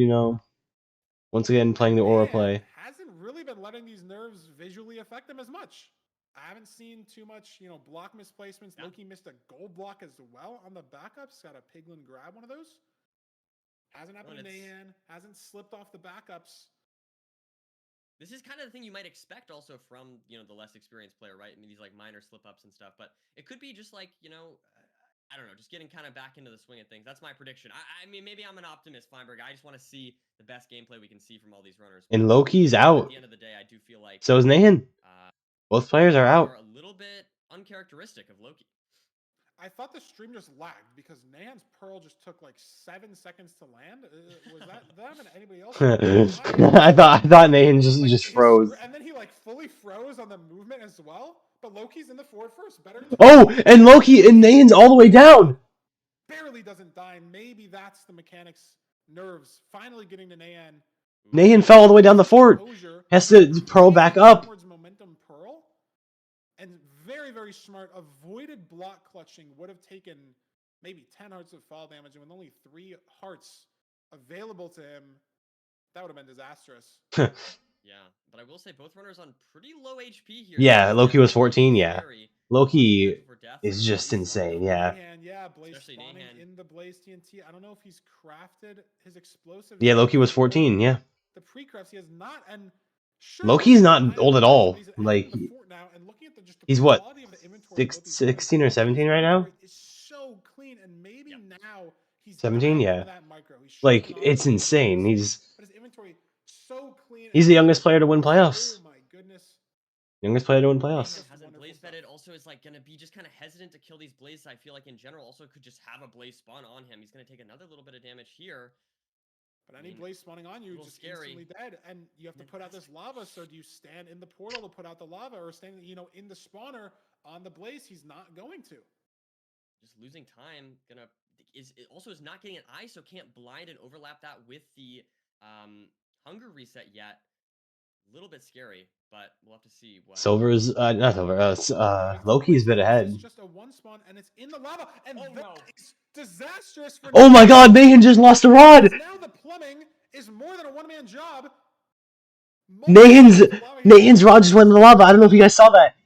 He has to hunger reset. A trip to the sauna for a few seconds. And it's gonna use it as burn anchors. The one spawn, the one rod from the one spawn goes into the lava that he didn't plumb in time. Oh man, this fortress just going an absolute disaster. Did another rod go in the lava for Nahan? I feel like it all just kind of spiraled. It snowballed from just being on low HP from those pearls. Just the pearl mistake. Yeah. 1 bad pearl. A little bit too far off the block. Second one. Loki's up to 4 rods. These rates are horrible. Yeah, another rod went in lava. So like, not only are the rates horrible, Loki's been in this fort for like minutes and still only has 4 rods. But Nahan has lost 2 rods already to lava because he didn't plumb in time. And now he still can't blind. He's getting 2 rods now, but he's only able to 3 for 3 there. Is able obviously to catch up to some degree. But like he's still he's just now blinding, like minutes behind. And now Loki's going in for his That's 4 spawn. rods Is he for gonna get Loki. the 2 rods he needs? He Nahan get has one's it there. He yet. gets one Loki there. just needs one more rod to Loki just needs get one more right rod. there, but he's gotten so many more blazes off of these spawns just from not having the lava mishap situation. So Nahan might need even an extra spawn cycle no matter what. This is that rod. This is the 6th rod. Gets the He's 6th rod. he's out. And there's really not that much variance that Nahan has in his favor, right? The shears play for Loki obviously didn't punish him in the Bastion, but the explosive play now rewarded. Nahan 6 explosives heading to Nahan 7 explosives, 6 bed, 1 anchor. So Loki can hit a harder 0 than Nahan can, which is not good news to your Nahan fan because you're behind. Yeah, exactly. And Loki once again just showing off his like mechanical skill, like able to like he messed up in the Bastion a little bit, messing with his route a little bit, but like maybe heading the wrong way a little bit, but yeah, he's got 4 gold picks pre-crafted right as he left the spawner, and we're on chords right now. Nahan, and what a beautiful buried portal. As far behind as we might have thought. So it's not free for Loki. Wrong pie. Very colorful there, but nice spike. Wrong pie. Checking. Maybe knows he has a pretty good lead, right? It took Nahan so long to get that last rod. That's a weird wormhole for Loki, but he finds the portal room. That was very weird. Yeah, that was awkward. He's misplaced. I think it kind of looked like the portal room is why he went up there, but it ended up working out. It did kind of look like the portal room. That like here. Nahan not even in the stronghold yet. Loki's in the end. If Loki can close this seed out, it's back. Despite some mistakes, is in the end significantly back caged. due to that fortress not the 4-leg cage. The sometimes like I've seen people like throw their pearl at like a caged pillar, and just like their pearl goes through the iron bars, and they just hit. They're stuck inside the cage with the crystal. Loki taking C1. Yeah. Yeah, and able to just, recover from the small micro mistakes, like for example, not. And I think like Loki was very clearly worse in the Bastion split, but like Nahan just making some crazy mistakes and losing 2 rods in the fortress to the lava was just so insanely a huge setback. I'm excited to see where we go from here. But I would say definitely not like all good from Loki. We saw, especially like we said at the beginning, like some shakiness, maybe some rust, things like that. But it's Loki at the end of the day, and he clutched up. It's so interesting. Look at the blind split area. Just from Ender Fortress to Finding Stronghold, that's 1 minute and 20 seconds. But Nahan saved a good amount of that time back. I'm not sure how. Maybe just a lot better terrain to get to the Stronghold, and then saved a little bit of time on the nav as well. But it was just the cascading issues that Nahan had at the spawner. He was keeping it close throughout the first half of that. Yeah, and everything just started spiraling out at the spawner in the fort. So in Nahan's favor, if that first chest in the Bastion didn't have 6 iron, I cannot believe Loki made shears. Yeah, that is a true point. Like if he could have gotten punished a lot more, I guess, for those mistakes or those decisions that he made. So that is definitely. I don't know if we've ever seen anyone make shears on in that situation before in playoffs. So I don't know. No, it's never happened before. I don't think I've ever seen anyone ever do it in any stream that I've watched or any match that I've played. I've never seen that. But Loki's been known to do this. Sent 6 rods, seed 7 against Dugile, made an iron axe. Yeah. Played a shipwreck on another seed. I can't remember because he's been in so many playoffs, so many seeds. He's made these out of the box plays in playoffs before. Yeah, that's what he's known for. And like Loki, it is very interesting. I mean, he makes decisions. He's an RSG player. He makes decisions that most people in MCSR would not make. That, like making shears, I feel like that's not like a mental math error or something. I feel like that seems very deliberate.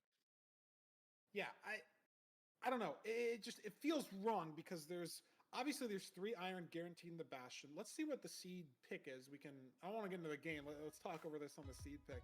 And as we wait for the runners to get into it, we're getting to a BT, so Buried treasure. We have this shears debate on this seed. Maybe shears versus iron axe could be a situation, but usually we're just gonna get some TNT out of the BT that'll solve the problem. But Yep. It's so interesting because the Bastion guarantees 3 iron in the chest, but there can always just be iron nuggets around, right? And especially in housing, when That was the an insane iron first can seed. be in the Nahan was doing pretty well in the beginning, and then everything, like they said, just started spiraling, started avalanching at the spawner. Like everything was just going so incredibly wrong. He took so much damage in the, like getting to the fort, and then he gets to the spawner on low health, and lava's there, and he's trying to like plumb the lava, but take care of the blaze spawns he got. And he gets to the one spawn, and the rod goes in the lava, then another rod goes in the lava, and it was insane. Infinite chests everywhere. If the iron's in the last chest, you know, the back bad gap left side chest, and then there's just a few nuggets in the top. Like, it's so interesting of a decision that ended up working out in Loki's favor. Did end up working out. I'm excited to see if he makes any weird decisions on this seed as well. You never know. But one thing I will say about Loki is I feel like he's really good at recovering from. Nahan Orifarm failed, yeah. He tried to play the seed that Loki plays, and then not have it cascade into a bigger mistake, right? Not taking any more damage than he needed to, really. and Loki's the first to find the chest. We see from Loki regularly is after putting himself in potentially a scary situation on accident, he is able to recover from it. So let's see what happens here. We've got the TNT. We got an advantage here right away for Loki. Finding that chest. Yeah, Loki is just find it so much faster. Good to go. But he doesn't have that much wood. That is true. That is true. Boat and doors off of different log types wasn't the best place for the TNT. Not like Nahan has a much better place either. So both these runners are gonna have to mine a little bit of logs, but Loki was just so fast finding this. Yeah, Loki found that buried treasure so insanely fast. This ravine as well, so that's even and then he has a dolphin. Micro time save. The Does dolphin it have? lets you overlap the downwards movement. I think is what's so underrated. You know, people think, oh, dolphins, you know, a block or two faster per second. So maybe like just on raw horizontal movement, you save half a second only. But being able to overlap the and then like you're going down to the ravine as opposed to just going forward to a point. And now he's just in the nether faster. Bastion's right there. Such a linear seed right here. Can we see fort? That's on the fortress nerdy. This could be a sub 7 dare. And it's bridge. Do we have two TNT? Do we have a TNT for this chalice? I think we do. We do. You're right. Yeah, this could be crazy. The fort is on the triple, basically. I feel like Nahan right behind, but Loki just has just Loki's playing this so incredibly fast. So takes a little bit of damage there from the flint and steel, but not from the Hoglin, luckily. Now building out the bridge, very clean routing overall. Great double stacks for Loki. He's got a gold pick that he crafted as well. Not like you really need it in bridge, but he's just saving the half a second here and there in these blocks. Oh my god! And Loki with such clean routing there on bridge. Shot by a blaze, for all I know. Like the fort is right here. Yeah, and like that's the thing that you're worried about is like Loki could. Yeah, no, like that's the thing that I want to learn to do against Hoglins. Check out these chests here. No obby, so we're gonna have to go to the other rampart, and Loki is almost spleefed himself. Loki almost spleefed himself. Gonna just help that routing a little bit, overlapping all the trades you can. And this was a triple. There's the obsidian. That's a little bit obby. Yeah, that's enough. It's obby. It's interesting though. Yeah, both runners going to the left side. I guess just because it was exposed. Loki's trying to make a stone sword with 1 stone and 1 blackstone. Not sure if I've ever seen that. 1 stone, 1 blackstone. Stone and blackstone. Equality sword. We have the equality sword. Yeah, Loki was just such a smart player here. Such a clean route. Is just several seconds ahead of. And look at that pearl. This is a low 3 fort. With 32 wool, it's SSV. Is he going to lower his render? He is, nerdy. This could be very fast if these rates are good. And there's the rod. First rod from one of those strays. I mean, like you said, 2 rods already. That's rod number 2, and the strays aren't looking great. He's going to prone the spawner here and maybe give up on the strays. So many wither skellies here. Can he get a couple of these guys off? Overlapping the spawner time. He's got 2 blazes here. This that was nothing. Rods. Luckily, a lot of those guys with a 1 wide gap preventing them from getting over 2 hands. 4 rods already. Now he is No, Loki's nuts. Like, this is genuinely like. And that zombie piglin mad at him, but that's going to be the only guy in this fort. Yeah, he's safe. So not that big of a deal. And the pace nerdy has fallen off a cliff just a little bit. Not the best strays for Loki. Nahan opting to not play strays at all. He's going to be doing Blaze Bet and TNT just like Loki did here on the spawner. So if the rates are really bad, this could be good for Nahan. You know, fast spawner cycles. He did go to the spawner right away. At 5 rods there. He has 3 blazes to kill to get 1 rod. 6 rods. And a 7. So he's. It's 7 rods, and like Loki's up to 7 rods already. I mean, this oh, but he gets it with a wither skeleton. There was a wither skeleton here. I almost just assumed Loki would have handled that already, but yeah, it does take a little bit of damage there, and that could slow things down just a little bit for him. Maybe not able to pearl as aggressively. We'll have to see. He's throwing 2 eyes. He doesn't have to pick these up, which is good news. But you're hoping it's that closer offset, and it is. Loki, you don't have to pick these up, buddy. Unless he threw 2 eyes. Maybe he threw 2 on that last. It's possible. So that Loki just is out. Yeah, it looks like he threw 3 in total. Nahan only has 4 rods. 5 stronghold. Is this on chords here? So close. Struggling a little bit here. Yeah, literally on just chords. Oh no, he misplaces. It's okay. I think he's okay. 20 obby. Oh my god. Okay, Nahan. Oh my god. Loki almost misplaced Obby there.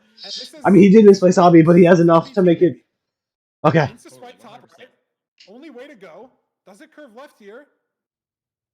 Is this the right way? He sees it in the ravine, but he has to hunger reset now, which is just a little awkward. And he's What a pearl! Oh my god. He's just so tasked. And Nahan's dead! Nahan was shot by a skeleton! This is the problem. This is why I love SSV. This is why I love SSV forts. 7 BT seed nerdy. Wow.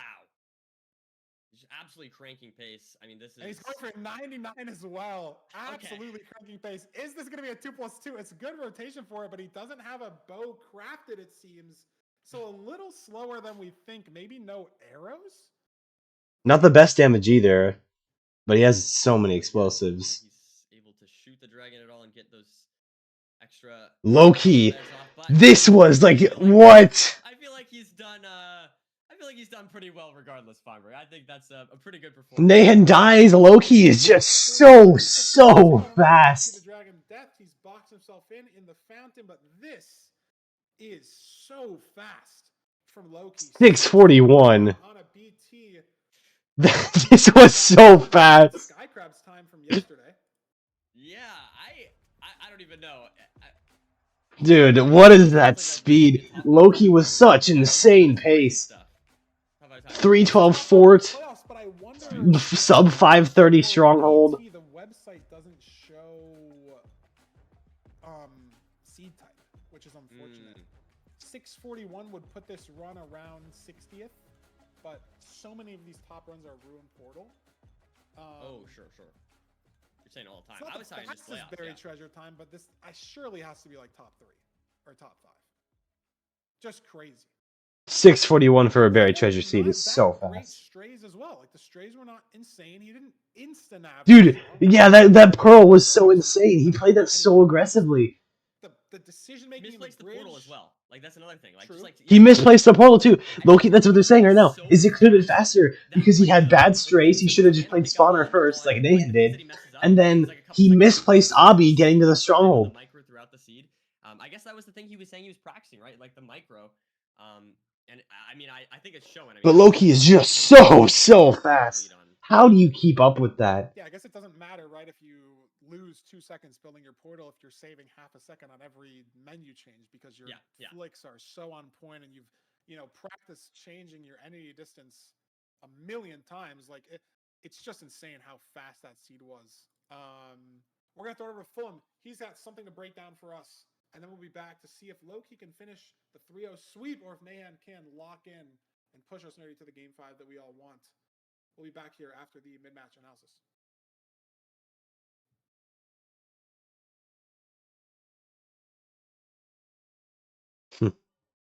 Amazing. So Lewis Fulham with like the 5-second silence of trying to see if you swapped. Loki is 2 seeds to 0 up.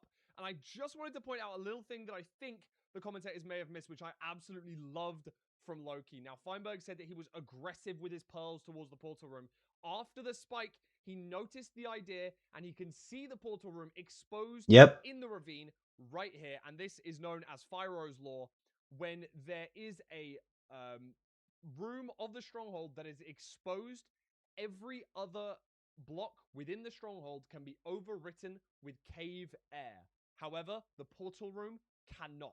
So if you see a room that is clearly jagged out of a ravine that looks very unnatural, not dissimilar to this, obviously we can see the iron bars which give it away. However, it's still a very, very useful strategy here to allow him to be able to find this. But that's not the main thing that I wanted to talk about. So he pearls here towards it, leaving himself on half a heart, and then pearls to hunger reset, resetting his health and his hunger. So after this, grabs his pearls, instantly pearls towards the portal room, and because it's within his 3-second respawn window, he takes no damage, as he is invulnerable to damage before the pearl. Because he had just spawned in, he was invulnerable to damage, and he doesn't take any pearl damage. So that's just free distance that he gets, because he still has the spawn protection from hunger resetting. He instantly pearls. In his interview, he was talking about how much he was caring about the micro at the moment. Yeah, like he still has the spawn protection, so he knows to instantly pearl because he still has spawn protection. And then look at him instantly block clutch as well. Downside, no damage taken, and just one less pearl, but he's got 10 for the zero cycle. And of course, the zero cycle was very clean, able to take things out without needing a bow, had the advantage over Nahan, and brings himself to a 2-0 lead so far. Nahan is just one of those people who, while you have people like Duke out, like hacks like Infum that are still in this thing, Loki, I think, out of everyone here, can register and read information the fastest out of anyone in this tournament. Loki's ability to read a situation and realize what is happening before anyone else does is just so top tier, and it's why he has the RSG world record. Because what happens with RSG is the thing that you just saw. It's that ability to go at the pace that he's going, but also be able to read every new situation and be able to just register everything at such an insanely incredible pace. And he just is able to absorb information from a seed so much faster than anyone else. Left the shipwreck. Nayan has to win, and then he has to win out, which means Loki gets to pick the next 2 seeds if Nayan wins both of them. So, back against the wall, Nerdy, and this graphic, honestly, couldn't be more confusing, thank God. Wait, who's winning? Who's... Hey, luckily they have the names there, but like, alright, Steve won first seed, Steve won second seed. I wonder which Steve will win third seed. The times are so funny, right? 9:42 and 6:41. If you ask people, who's winning? Without the names, no one would know. This graphic couldn't be more confusing. But it's just crazy that sub 7 on the BT and then 9:42 on the room portal, so different. Showing that Loki can just make it work no matter what, as we get into potentially the final seed of the first playoffs weekend. And Nahan doesn't see the shipwreck immediately. Nahan still doesn't see the shipwreck. The shipwreck yet. There's already Loki so immediately. much time lost. Nahan just saw the shipwreck. Loki's already seen it. 12 seconds. And we haven't even done the crafting. We haven't even done the portal. We haven't even found the ravine. I mean, Loki's gonna take 3 pieces of damage here, but like, still. That could end up mattering a little bit. Taking heart and a half there. He just made a rotten flesh and carrot shears. Rotten flesh, carrot shears, food shears. He's making food shears. And there's some shears, no iron axe coming out from Loki. You're not going to expect that from Nahan either, right? You mine down, get some stone. We have 10 iron, so don't have to make the shears, but blocks are so impactful. Nahan opting for the same play. Doesn't think it's worth the VP. Loki with the food shears, and he's just ahead here. Off of just finding the shipwreck alone, right? You know, even if you have advancements off, even if you're not fully sure, it's like the mental of, oh, I just spun around on the island for 10 Drop the nuggets, Loki. You don't need 2 nugs. But Loki's missed the ravine. Ooh, yeah. Oh, now Loki doesn't see the ravine. Does Nahan see the ravine? He does.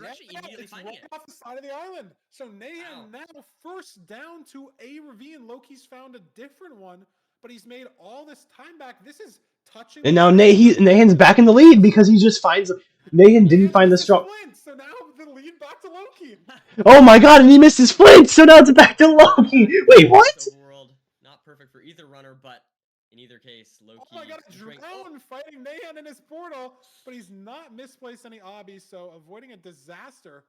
Oh my god, what an overworld nerdy. Nahan misses the shipwreck, so Loki gets the lead, and then Loki misses the ravine, giving Nahan the lead, and then Nahan misses his flint. Loki's back in the lead. Let's see what we have in store for us this time. What are we gonna miss next? Definitely not as good of another as last seed, at least so far. Loki taking an awful route here. I know, Nahan's found the back of housing right away. Loki has found the wall. Where's Loki going? This is playoffs. You have to go to the Bastion. And Nahan's already in. Heading to top-down housing as we speak. Loki got a bad spike in the Crimson. Nothing on his screen. No Blackstone whatsoever. Absolutely nothing. And not sure if he did anything wrong necessarily, or if it's just Trace. Oh my god! And then Loki's back in front! Wait, so Nahan gets into the Bastion first, but Loki is able to just route his way around through the wall. He takes a huge hit going down. And look at Loki, a heart and a half. Rotten Flush only hasn't crafted the carrots. He's safe for now. Yeah. On 6.5 hearts. Nerdy, what a seed we have already. Nahan punched a sword pig. I'm going to keep note of that. Could be scary. He's got a sword pig mad at him. Get the block off. There we go. Safe. Loki, pre-crafted golden carrots before heading down to the trading hall, being as safe as possible. I like the play. You know you're up 2-0. You don't need to push it necessarily. What a crazy scene. It's just been back and forth. Nahan misses the shipwreck. Then Loki misses the ravine. Nahan misses Flint, but finds a better terrain to the start of the Bastion. But Loki's terrain takes him immediately to the part of the Bastion he wants to be at. So he's back in the lead. Then he gets hit a bunch and has to pre-craft golden carrots. So is Nahan back in the lead? We don't know. Feinberg knows that we have to go to a Bastion in order to win. Did they know that? We don't know. We don't know. Is Feinberg relaying news? We don't know. That's the thing. Is that a common thing? I feel like usually I see people go for both triples, but I don't know. The fact that they had 5 obby heading down to the bottom is weird because I don't know if I would commit to. Did they know that? Some other things that can matter. There's an extra gold block. Get you an extra fire as an extra pearl trade. There's some extra string there, but it's mainly the obby that you're looking for. And so it's interesting that those runners both skipped it while only having 5 obby heading down. Loki's only on 19 obby.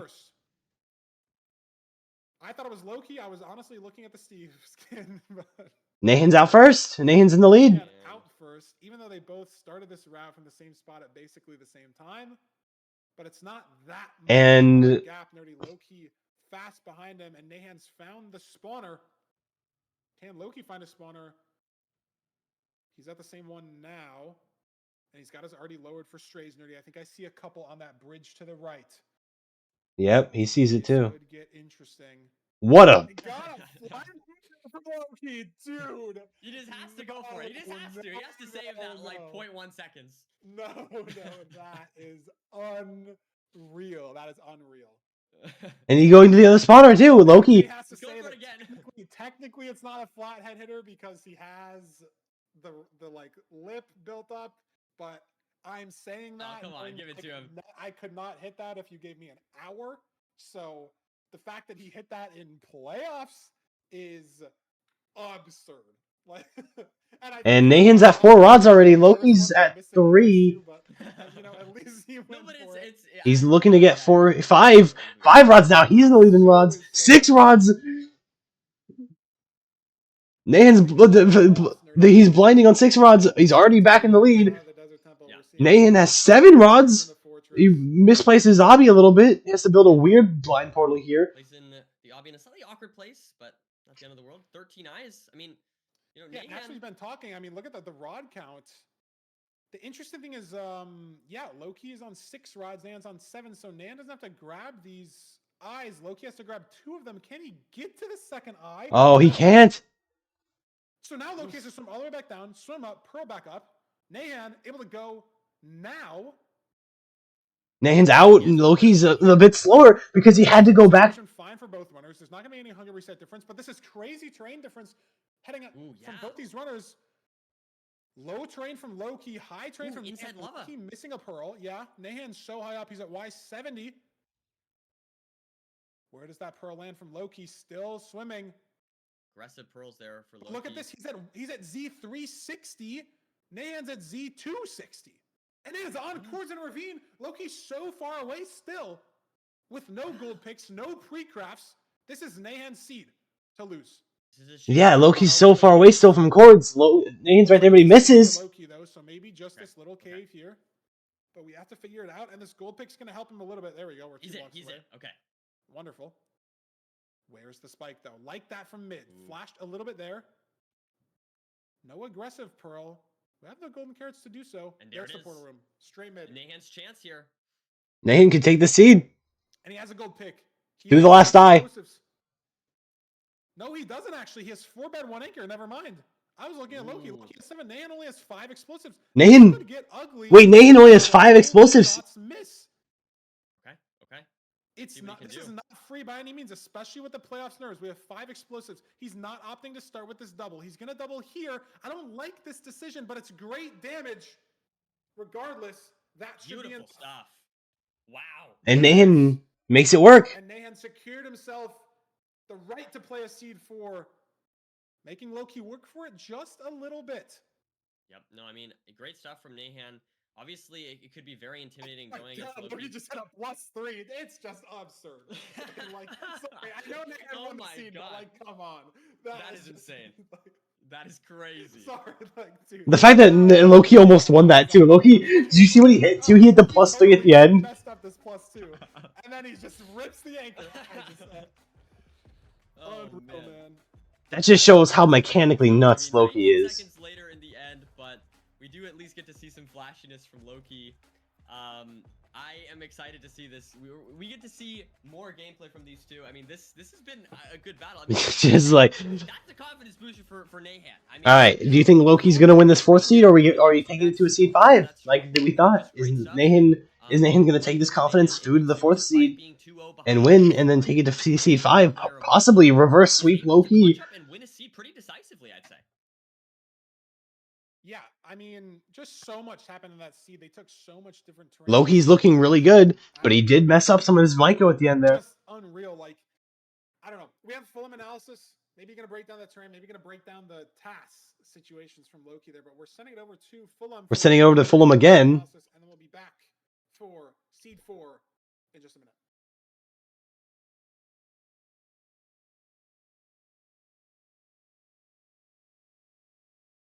Okay, I'm going to keep it super short. I know you guys want to get back to the runs, and so do I. I don't want to keep this at all. Just one tiny thing that the commentators missed in the overworld that I think allowed Nahan to take a tiny bit of an advantage into the nether with.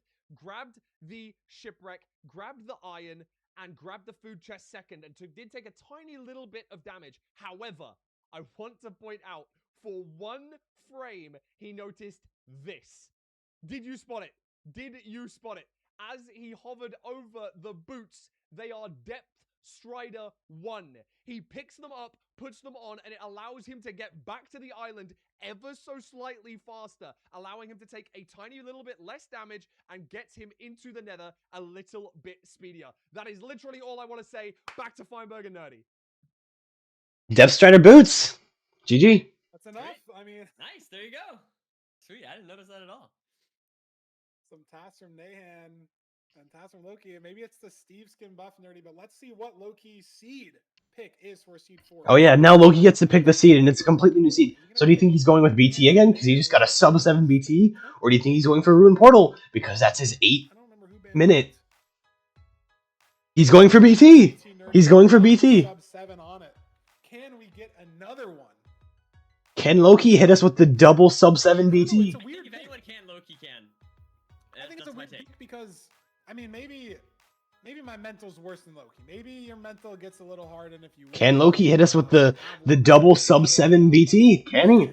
Loki lost that last seed by 10 to 15 seconds. he didn't go to the right ravine. Yeah. He had a 10-second lead on just looting the shipwreck. Yeah. And he lost all that time back, missing the ravine over, and we're going back to It would be peak though. C-type.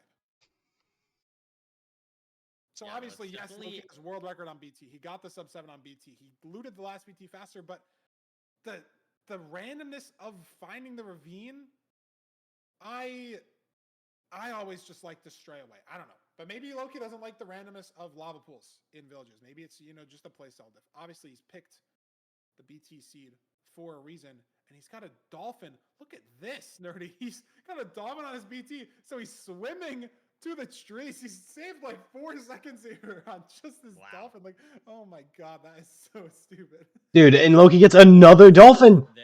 This is why he's the RSG world record holder. Rafting come out immediately. Very clean stuff. I mean, I think this is pretty standard, what you'd expect. Don't need the shears because of the TNT. Just need to get a few more logs here, and then we should be good to go. Meanwhile, on Nahan the coast here, not going for the gravel. Loki being very intentional about looking for this ravine. Nahan heading a little more right than Loki is. Same direction, but just a little more offset. Maybe not, actually. I think they might be going in slightly different directions again. They are going different directions, and Nahan's found a ravine that Loki hasn't. Loki's at a different ravine now, and he finds one, but it's farther away. So again, nerdy, Loki off the island first, at the ravine second. Nahan's flint also again flies away from him a little bit. So both these runners very reminiscent. ravine at the exact same time again.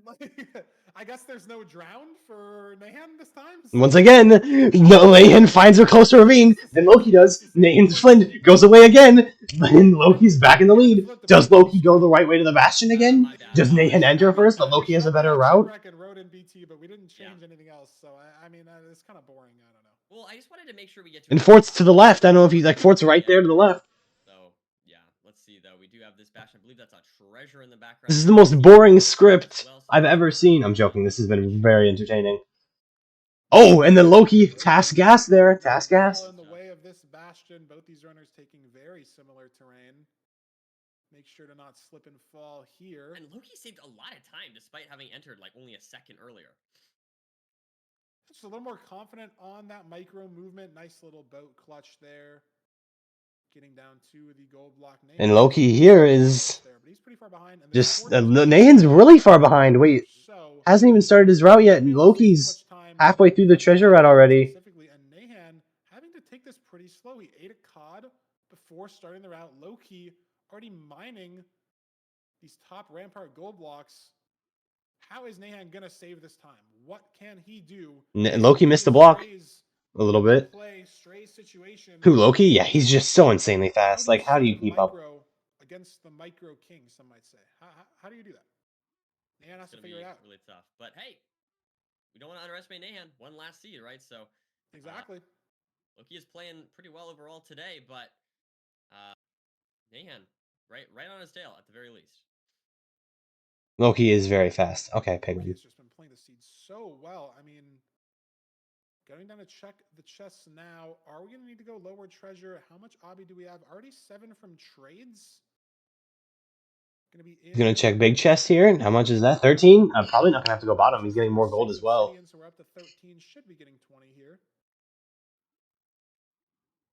And again, the fortress, overall. 1 pearl away. We have a stack of string, 2 stacks of pearls. We have TNT for the blaze bed plus. And low-key, his inventory management is just so so insanely fast.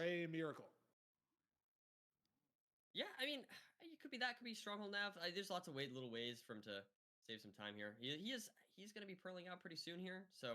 Loki's at spawner. Basically, pretty similar. I don't think he lost too much time in the Bastion.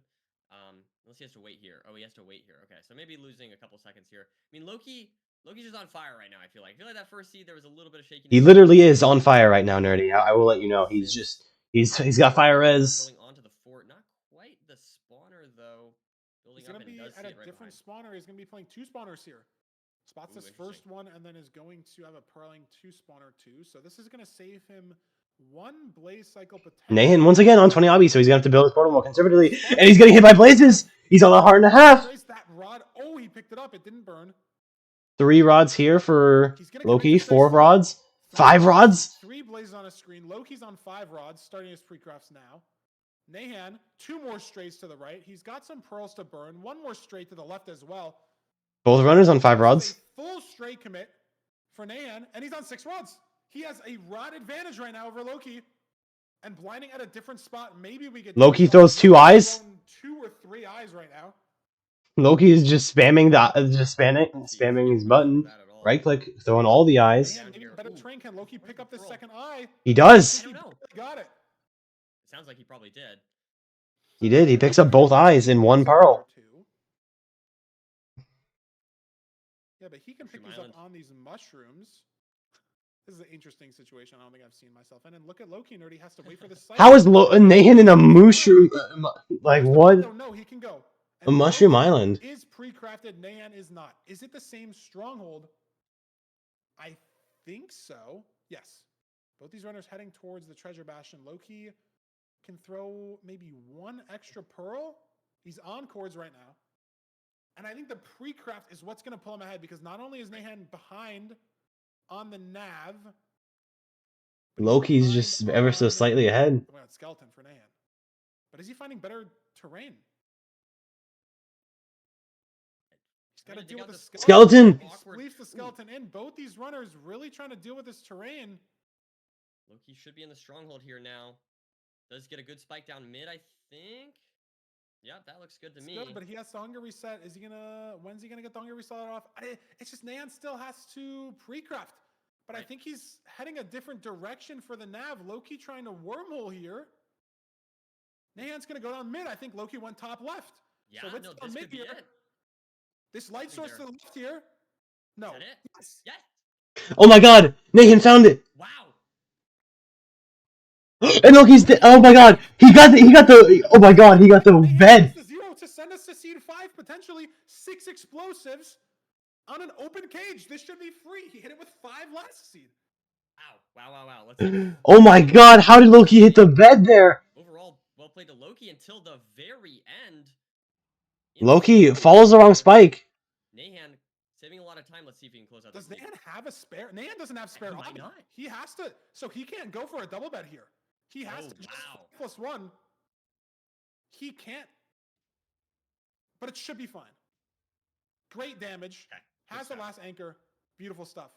But that's so interesting because Loki, if he was in this situation, would have been able to go for those +1s. That's like a relatively slow 0, right? 6 rotations for Nahan. Loki could have potentially 2+2, or I mean, we saw him 2+3. It's just the nav. Loki got the spike mid and he never sent mid. He finally now heads mid and finally now heads the light source. He just never went here off spawn. And that's insane. Down to the stronghold. And now we're on another game 5, Nerdy. It's another game 5. I mean, that's crazy stuff. 5 seconds into the stronghold. I honestly thought he saved more time than that. You can see 20 seconds faster into the fortress. So Nahan doing a very good. And that was like an insanely close match the entire time. And then Loki, just like I said, gets the spike down mid. I thought I liked mid as well. And then I don't know. I feel like Loki just didn't trust it. Tried to wormhole because he thought he could wormhole down, maybe down from the top left to down mid. But it just didn't happen. And, you know, Nahan's now taking to a game 5, and Loki gets another pick.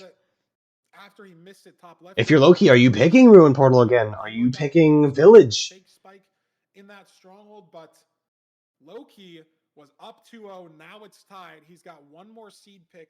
Are we seeing the reverse streak? The reverse sweep from Nahan going down 0-2. Now it's 2-2. It's tied. We're going to game 5. A land-based overworld type. Where are we going? 4 seed 5. Shipwreck. Wow. 4 ocean seeds. Dude, and then this 5-game series. Battle of the no, you can't. They can't play BT. They just play BT. But Loki taking it back to Shipwreck. Nahan won against Shipwreck last time. On the last 2. Yep. So hopefully, from Loki's perspective, hopefully, you know, you see those hitboxes off the rip. You see something to indicate maybe just Not back to back. You can't play back to back. Yeah, it has been kind of. You can't play same seed back to back. Finding those ravines, as you said, Feinberg, and we'll have to see if. I think like the only time you can play seeds back to back is like is after seed 3. We're gonna have to get into the Because then like everything becomes, because like they ban until seed 4. Just depends on what the seed looks like, and cannot believe Nahan is in this. After Loki being ahead towards the stronghold on both these last 2 seeds. Yeah, I mean, I think maybe we've been just underestimating Nahan overall. I mean, on that last seed, right? Yes, Loki did mess up the nav, but I mean, Nahan was only 5 seconds behind going into that stronghold, so he's been playing really well. Saved a lot of time on the strays and maybe a little bit on terrain to cords as well, even with dealing with the skeleton. Loki not grabbing the gold nuggets, that might be a big play or a big difference. Is Nahan going to grab them? It looked like enough for 1 ingot, maybe even 2. He didn't even grab the gold. Couldn't even grab the gold. Nahan's 2 gold up now. What? Which you can't craft anything with, but that's distraction gold in the Bastion. I feel like that's a big deal. Yeah, honestly, I don't like the play from Loki to not grab the gold. I mean, it's faster slightly, but like we'll have to see if it ends up mattering. But and he looted the iron chest first and the site. So it wasn't like he looted the iron chest and then was leaving the shipwreck. He had to swim back towards it anyways. So now he's just 2 gold down. And again, this probably won't matter. He was 2 iron down on seed 1, and that didn't matter. But it could, right? They could need that for distraction in a stables triple, in a top-down housing, in a manhunt housing. Could need that gold. Could be the difference on this seed, Nerdy. Yeah, and I'm very curious to see if they go in like a similar direction, because I feel like both Ocean Seas before we saw them go in completely different directions. Loki going off towards the back left here. We'll have to see. Does Nahan go this way? Nahan looking like he might not. Finally, but Nahan just has to find the direction and then he will commit to it, but just ran a little bit around the island. So finally, Nerdy, they're at the same ravine. We didn't see this since seed 2. Yes. But they are here, and Loki's flint being dragged down by the magma here. Is Nahan going to save his flint? I think maybe he's 1 gravel off. And then, wow. And then it looks like, once again, Loki is in the nether faster. Good seed type pick, and we are on... We're on the Bastion with the fort right there. Next to the fortress. With so much obby. That's 10 obby in 1 chest on bridge. And this gold just does not matter. Yeah, and this seeded... Loki kind of messing up his movement there. Loki going from Nahan going from the top. I kind of like that play. Like the terrain that Nahan's been taking, and look at this. He's going to grab these crimson logs intentionally here. 4 blocks for the route. This is he's grabbing a lot though. Okay, Nahan, this is maybe too much. I don't know why we have 32 and we also have 30 logs for the route. That's a lot of blocks that he grabbed here. But Loki's wood oak planks can burn on this route. True, true. It's rare, but it can happen. Nahan grabbing those logs. Crimson wood cannot burn in the nether. But I feel like Nahan grabbed so many. I would have just grabbed, like 1 or 2. And what happened? Loki 3 hearts. Oh, Loki! Loki half a heart! Oh my god, that could have been Loki's entire playoffs right there. I still feel like this is a little scary, but I think he's okay. It's getting pushed towards him by another piglin. What piglin? Oh my god! Loki's dead! Oh my goodness. Oh my goodness. Massive mistake from Nahan. I mean, the nether portal is on the Bastion. The ravine is right here. Right. He has some gold trading. Oh but Loki, but Nahan has been right behind Loki this entire day. It's not like he was that behind. Yeah, exactly. Oh my god. And that could be Loki's playoffs right there. But I mean, Nahan has to keep his composure, right? Right. No, Mine starts racing. You were down 2-0. Now you're tied 2-2. You just in chat now. Nahan doesn't have advancements on. Maybe this is going to help him. He doesn't know that Loki just got O-Shiny, right? That'd be such a tell on the advancements. He would know that Loki's dead. Loki has a stray pearl trade. What? To get a pearling off, obviously it doesn't matter because you're on the fort. Nahan now on the spawner almost. But he had some gold trading. It's not the end of the world for Loki. Nahan needs to keep his foot on the gas. The nav can still make a difference. The zero can still make a difference. That's insane. And now Loki's just behind. Out of this, it's just such a time loss. At least a minute on this death. Yeah, and as we said last seed, I mean, yes, Loki was faster into the stronghold, but only by 5 seconds, right? So now that full minute or whatever it ends up being for Nahan is absolutely huge. Yeah, this is insane. Like, not having that information about the O shiny, like you said, Feinberg, I feel like that could make him potentially not feel as comfortable as he could otherwise. I was thinking maybe it doesn't make him feel as nervous. I feel like maybe being true. I guess that's maybe fair. being ahead here, I feel like would be bad. You know, you start thinking like, oh, I'm down 2-0. I'm playing low keys, 1-3 playoffs already. Like, this is my first playoffs. I'm playing my best. What can you do, right? And then you win seed 3. You win seed 4. Now it's like, wow, like this is real. This is like this could happen. I could beat Loki. And then you see that he dies. And then you start overthinking. It's like, oh my god, if I don't make a crazy mistake, I'm going to throw. And then you start overthinking every micro thing that you do. That's insane. Loki dies. 6 you're rods already for Nahan. I don't know. 2 rods for Loki. Depends on the person, yeah. 3 rods. Oh, Loki gets pushed off by the dead blaze. That's the way that I would kind of think about it. It's just like, can you keep your composure finishing out the seed when you kind of know it's almost 4 rods. Nahan on 6 eyes or 6 rods, excuse me, has to throw 2 here in the ocean, and Loki's making him work for it. He's on 4 rods. He's not that far behind. Nahan is throwing a 3rd eye. Oh my god, Nahan. At this point, so he cannot pearl down and pick up all 3 of these. He's gonna have to swim. None of them break, so a little bit lucky for him there that 3rd eye doesn't break. Loki is going to be on 6 rods after this. 7. On 7 rods as well, so he doesn't even have to pick up this last rod. And that's... Nahan is still ahead, Nerdy. 7 explosives, so most 0 is going to be hittable. Has a gold pick for cords. It's still going to come down to Nav. And that's the thing is, like, it's going to all come down to Nav.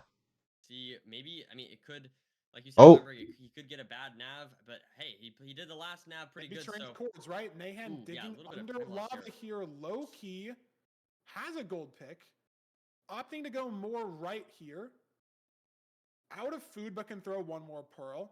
Nahan, gold pick is not doing much against these magma blocks, and look at the terrain that Loki's found here on the right. Nerdy, this is closer than we think. Oh my god, is Loki... Loki's lined up on X. Loki's digging to cords. Loki's first! Loki's back in first! Loki's back in first! He took better... Oh my god, he put a better terrain! And Nahan's stuck in gravel! Nahan is inside a block! Nahan's stuck in gravel! That spawn or something. What is going on? No, not room pearl. I'm sorry. I have no idea. And Loki, Hungary sets takes some fall damage in the stronghold. Nahan's just now entering the stronghold. If he misses, he can't take that fall like Loki did. Good spike. Nahan still caved as well. Loki looking for the spike. He can't take this fall. He can't take this fall. Loki absolutely. Oh my god, he took half a heart. Nahan on half a heart in the same situation, and no spike as well. Where are they gonna go? And Loki finds it. Loki finds it. Oh my god, Loki died. Open. Wow. 94, 97, not a great pearl. Slips a little bit.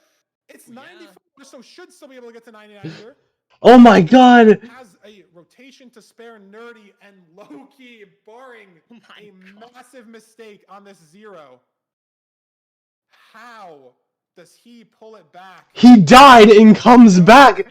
And Loki just made up so much time on that blinding split and on the 4th split.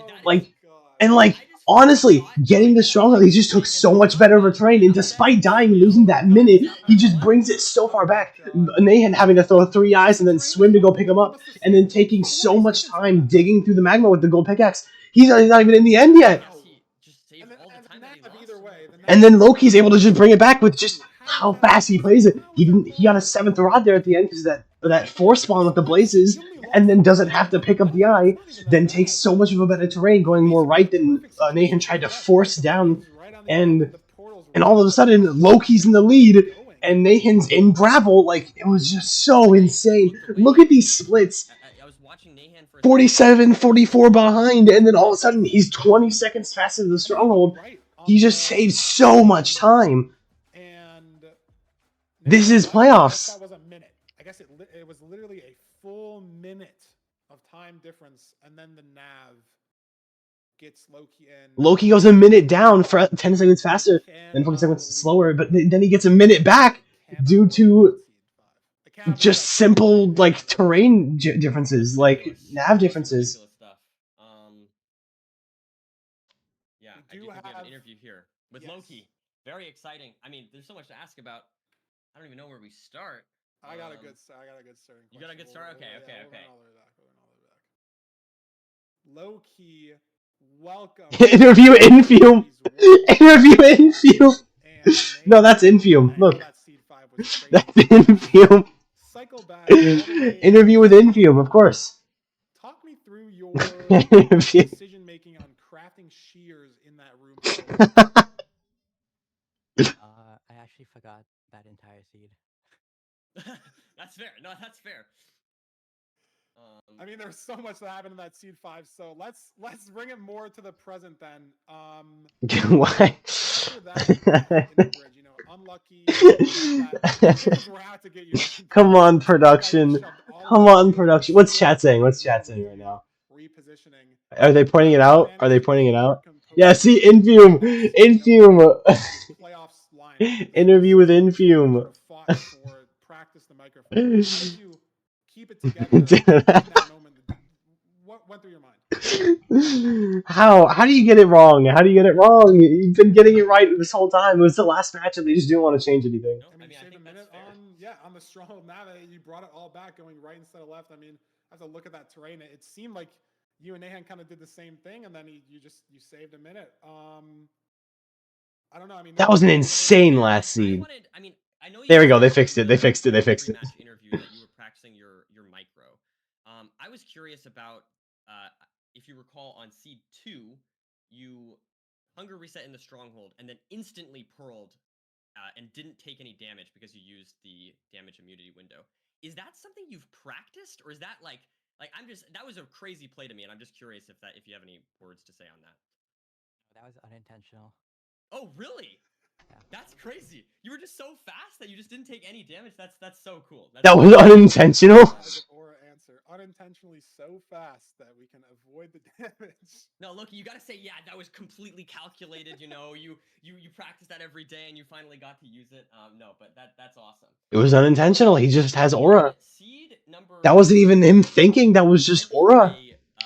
You got a +3 on the 0. You did not win that seed, but I guess I also have to ask: was there any reason for that? Was that for style points? Was that just because you like what made you go for the +3? It's really easy. I don't know.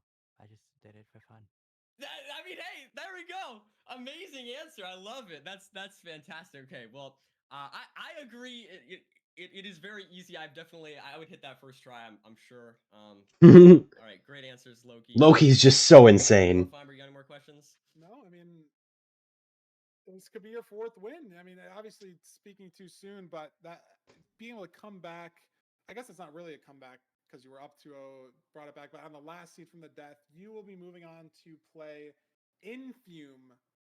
We're gonna see. Wait, are we gonna see Infume Loki again in quarterfinals? So, any words for him? Any different way? Yeah, we saw it last season too.